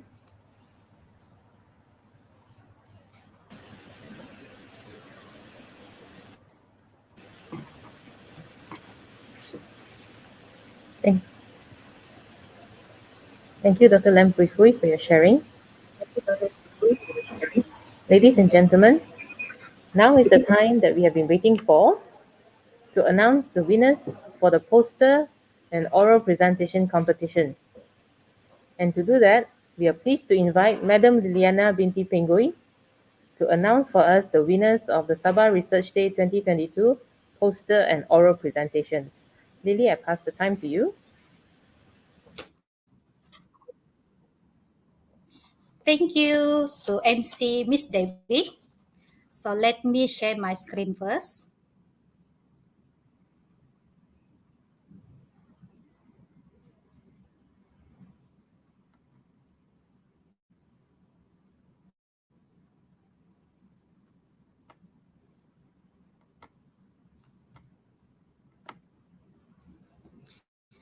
All right, can see my screen?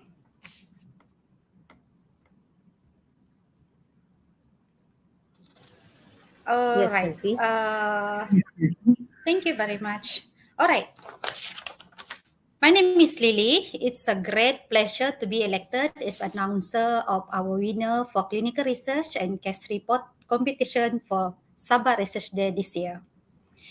Big thank you to CRM and CRC HWKKS for sponsoring our cash prize for the competition this year, and let give them a big round of applause for that. Okay, thank you. Before I proceed with winner announcement, I would like to read a bit overall comment of our judges of during they doing the judgment of e-poster presentation. All right. So let me read a bit of comment from the judges. Mainly, their comment to improve in calculation of sample size, make poster more interactive visually or standardized template, write up for better readability, use diagram and graph, table and picture, which is easy to read and understand. Make sure photo and figure labels should be clear. And overall, all the poster is good and keep it up. And one of the judges commenting that it's be good if this research writing up can be published. Okay.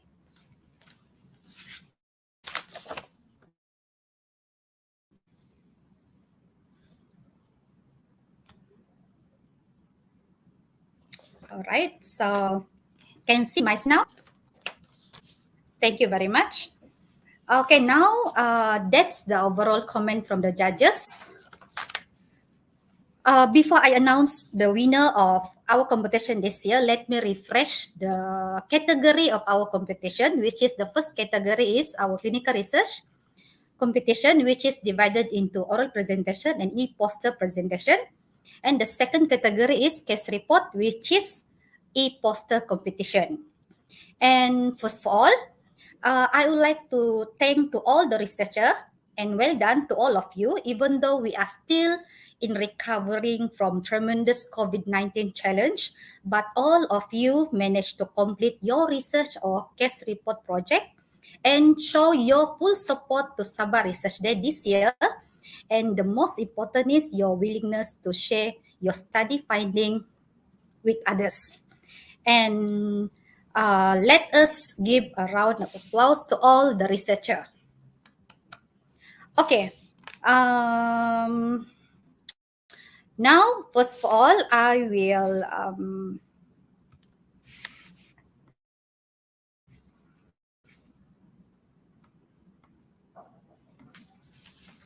announce the winner of e-poster competition for case report category first. Before I announce the result, please refer to the slide for the award prize. So ini adalah hadiah-hadiah kepada pemenang poster presentation untuk case report category. Sudah screenshot kan? Bisa didownload balik ini. Alright. The third prize for the e-poster presentation case report goes to Mariam Unal from Hospital Wanita dan Kanak-Kanak Sabah with the title of The Wandering Spleen. Alright, so kamu tepuk tangan kan? Alright, now I will announce the second prize for e-poster presentation case report category.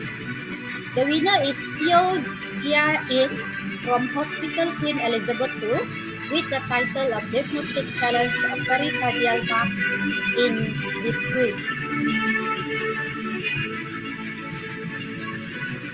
Okay, now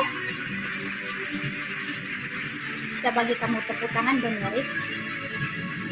Now I will announce the first prize of e-poster presentation case category report is the winner is Mitchell David Jackson Boyjol from Hospital Queen Elizabeth with the title of Nasolabia Incision and Natural Line Facilitated Removal of Huge Spindle Cell Lymphoma of case report. Congrats to Mitchell David Jackson Boyjol to win this competition. So now, for your information, we do have 7 consolation prize for case report e-poster competition. For this consolation prize, ada 7 orang yang dapat. I will display one by one, and I will not read the name of the winner, but I will show you the slide one by one. Okay. So the first consolation prize for e-poster is case 27, Chia Zin Chua. Second consolation prize is case 14, Khadija Mustamin Hospital from Hospital Lahadatu. And the third consolation prize for case report poster is Kami Krishnan from Hospital Serbahijaya Pulau Pinang.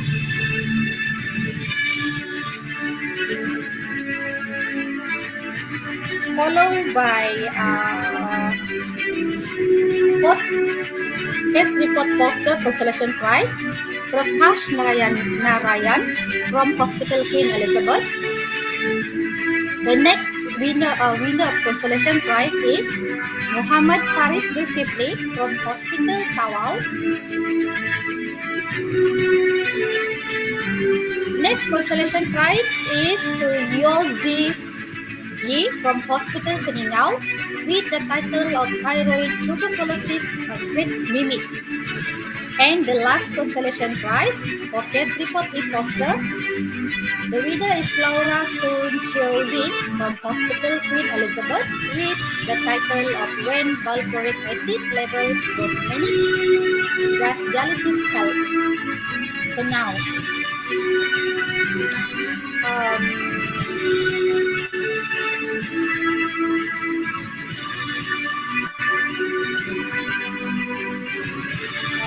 okay, now we go for clinical research category, oral and e-poster presentation.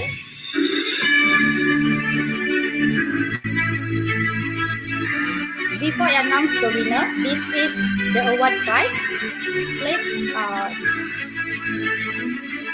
take your time to check the award first.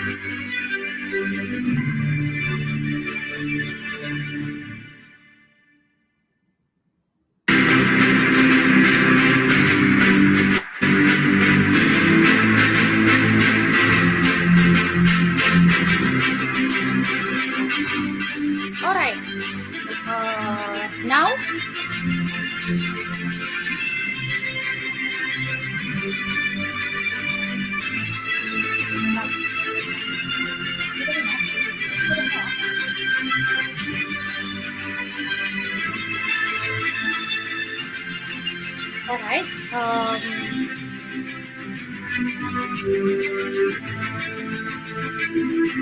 Sekejap ya.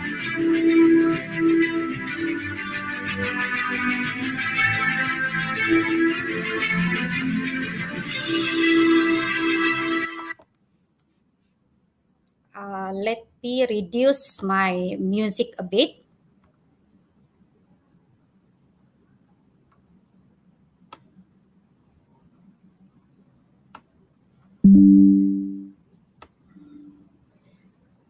Okay.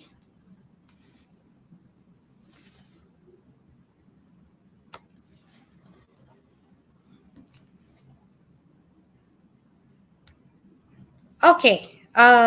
Hopefully you all can hear me. Now I'm going to announce the third prize of clinical research oral presentation. The winner goes to Muhammad Isa bin Muhammad Madab Bigi from Hospital Queen Elizabeth, third prize of oral presentation, clinical research category, with the title of Audit on Hospitalized Patient Meal Temperature in Hospital Queen Elizabeth, Sustaining Improvement and Patient Feedback. Congrats to Muhammad Isa bin Muhammad Madab Bigi. Now, I would like to announce the second prize winner for clinical research oral presentations. Amo sudah agak-agak kah? The second prize, the winner of second prize is Eunice Chong Leon from HWKKS with the title of A Comparison of Salivary Properties and Carrier Status Between Beta Thalassemia Major Patient and Healthy Patient in Hospital Wanita dan Kanak-kanak Sabah. So, congrats to Dr. Eunice. Okay, now I'm going to announce the first prize of our oral presentation clinical research category for today competition. Kamu rasa siapa sudah itu? Alright, the first prize winner goes to Aizat bin Muhammad Aziz from Hospital Queen Elizabeth with the title of Retrospective Study of Possible Organ Donor, Identification in Patient Admitted into Intensive Care Unit of Hospital Sultanah Aminah, Johor Bahru and Hospital Queen Elizabeth, Kota Kinabalu, Malaysia. Congrats to Dr. Aizat bin Muhammad Aziz. Alright, now for oral presentation, we do have a consolation prize. The first consolation prize winner is Ling Fu Seng from Hospital Queen Elizabeth II with the title of Impact of COVID-19 Towards Antibiotic Consumption in Hospital Queen Elizabeth II.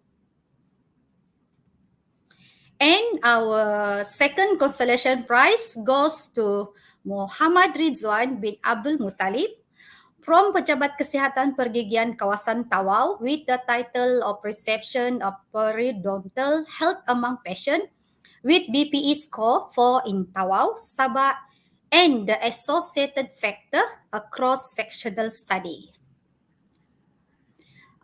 This is the consolation prize. Now, we do have a winner of Best Clinical Research Poster. Ini ada 5 winner. Alright, I will announce one by one. The first Best Clinical Research Poster winner is Aiman Muhammad Azmi from Hospital Duchess of Kent Sandakan. with the title of a comparative study between graftless and grafted maxillary sinus lip procedure for implant placement. Ini yang pertama. As I mentioned earlier, there are 5 best clinical research poster. The second one, best clinical research poster, goes to Caroline Justin from Hospital Beaufort with a title of a study on the prevalence of stress and its associated factor among antenatal mother in Swatch. Alright.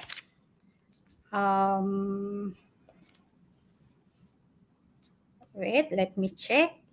Next winner is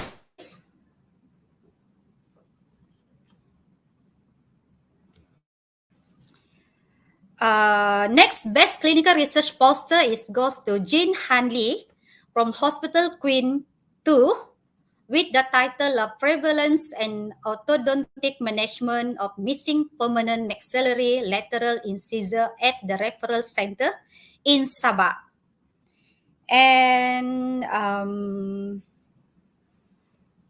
the fourth best clinical research poster goes to Aswini Anak Perempuan Ambikapati from Hospital Tawau with the research title of Parental Experience in the Management of Children with Cleft Lip and or Palate in Hospital Tawau. Jadi, this is the fourth one. And the last one, the best clinical research poster goes to Kong Kian Keong from Hospital Duchess of Kent Sandakan with a title of a study on assessing the public perception of the role of hospital pharmacists, the public satisfaction level, and the trend of pharmacy utilization in Malaysia. So congrats to all the winner. So now let me announce the most popular. Kita ada special category which is the most popular of case report dan clinical research. How I determine kenapa diorang the most popular adalah if you all remember yang ada kita share di page Facebook Sabah Research Day itu. So, ini adalah poster yang dapat paling banyak like. Alright. So, untuk case report, give me some time to check. Hold on. Give me some time.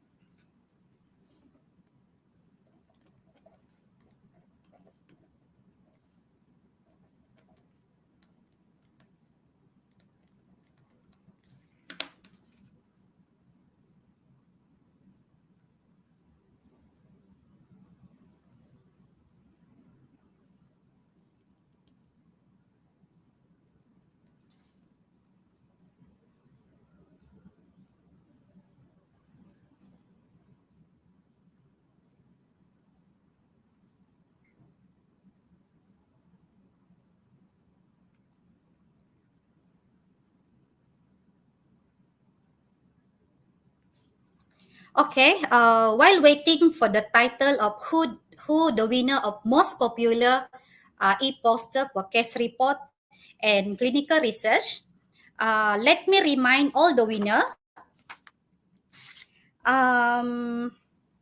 Make sure you are reachable because the organizer will contact you to get your bank detail in order for them to deliver your award prize.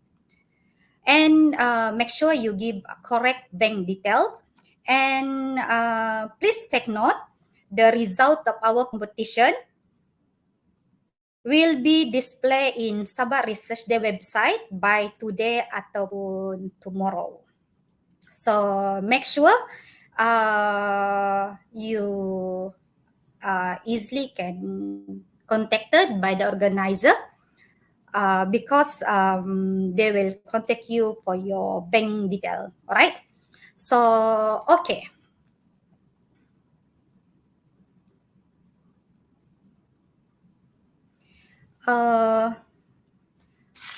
Now, I would like to announce the most popular case clinical research yang paling banyak dapat like, iaitu dia dapat like case report, clinical research, dia dapat like 280 like.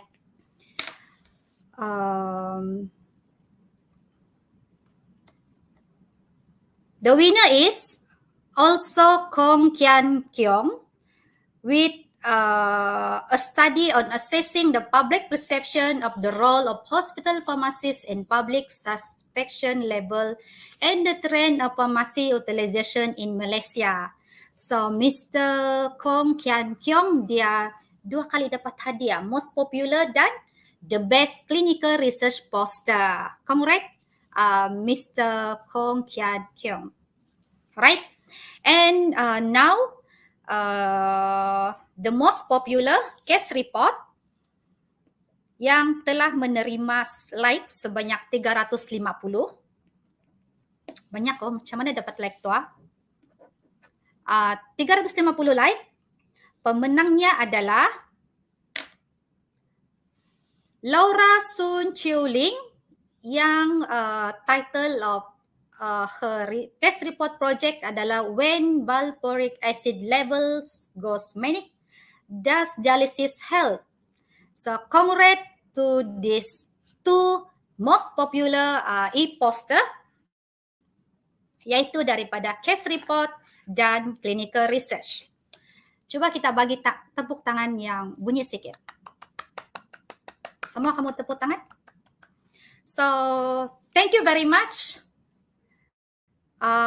That's all for winner announcement from me. And hopefully all the winner will get ready with your bank detail for the award delivery. And thank you very much for your attention. And I'm give back the floor to our MC today. Thank you.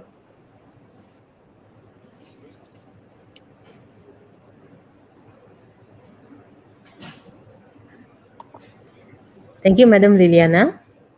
And congratulations once again to all the winners.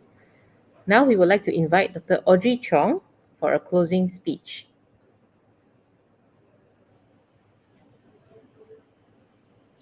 Hello, good evening, everyone. Thank you, Debbie. Okay, in unity, there is strength. When there is teamwork and collaboration, wonderful things can be achieved.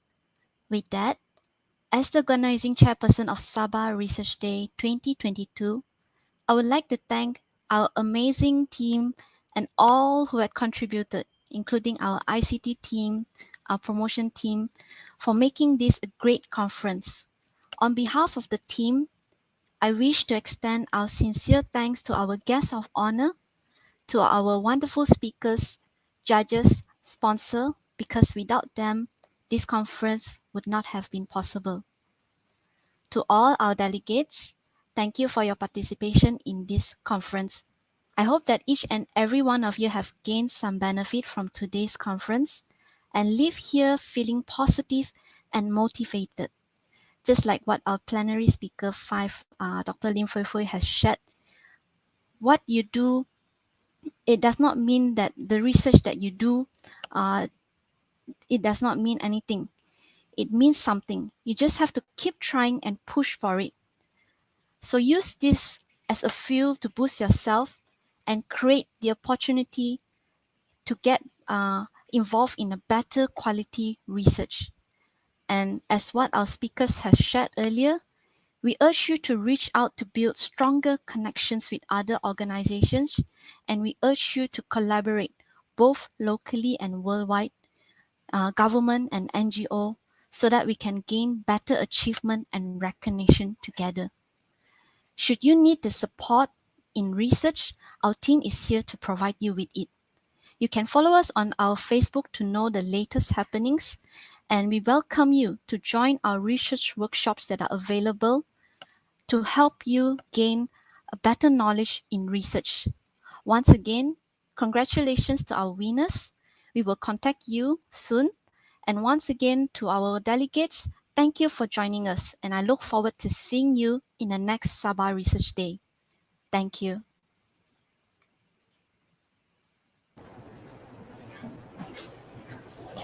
All good things come to an end. and this event is not an exception. On behalf of the organizing committee, we would like to thank all of you for making time in your busy schedules to join us in this conference. Please be reminded to submit your evaluation form online in order to get your certificate. Finally, we wish you all a pleasant day and see you next year.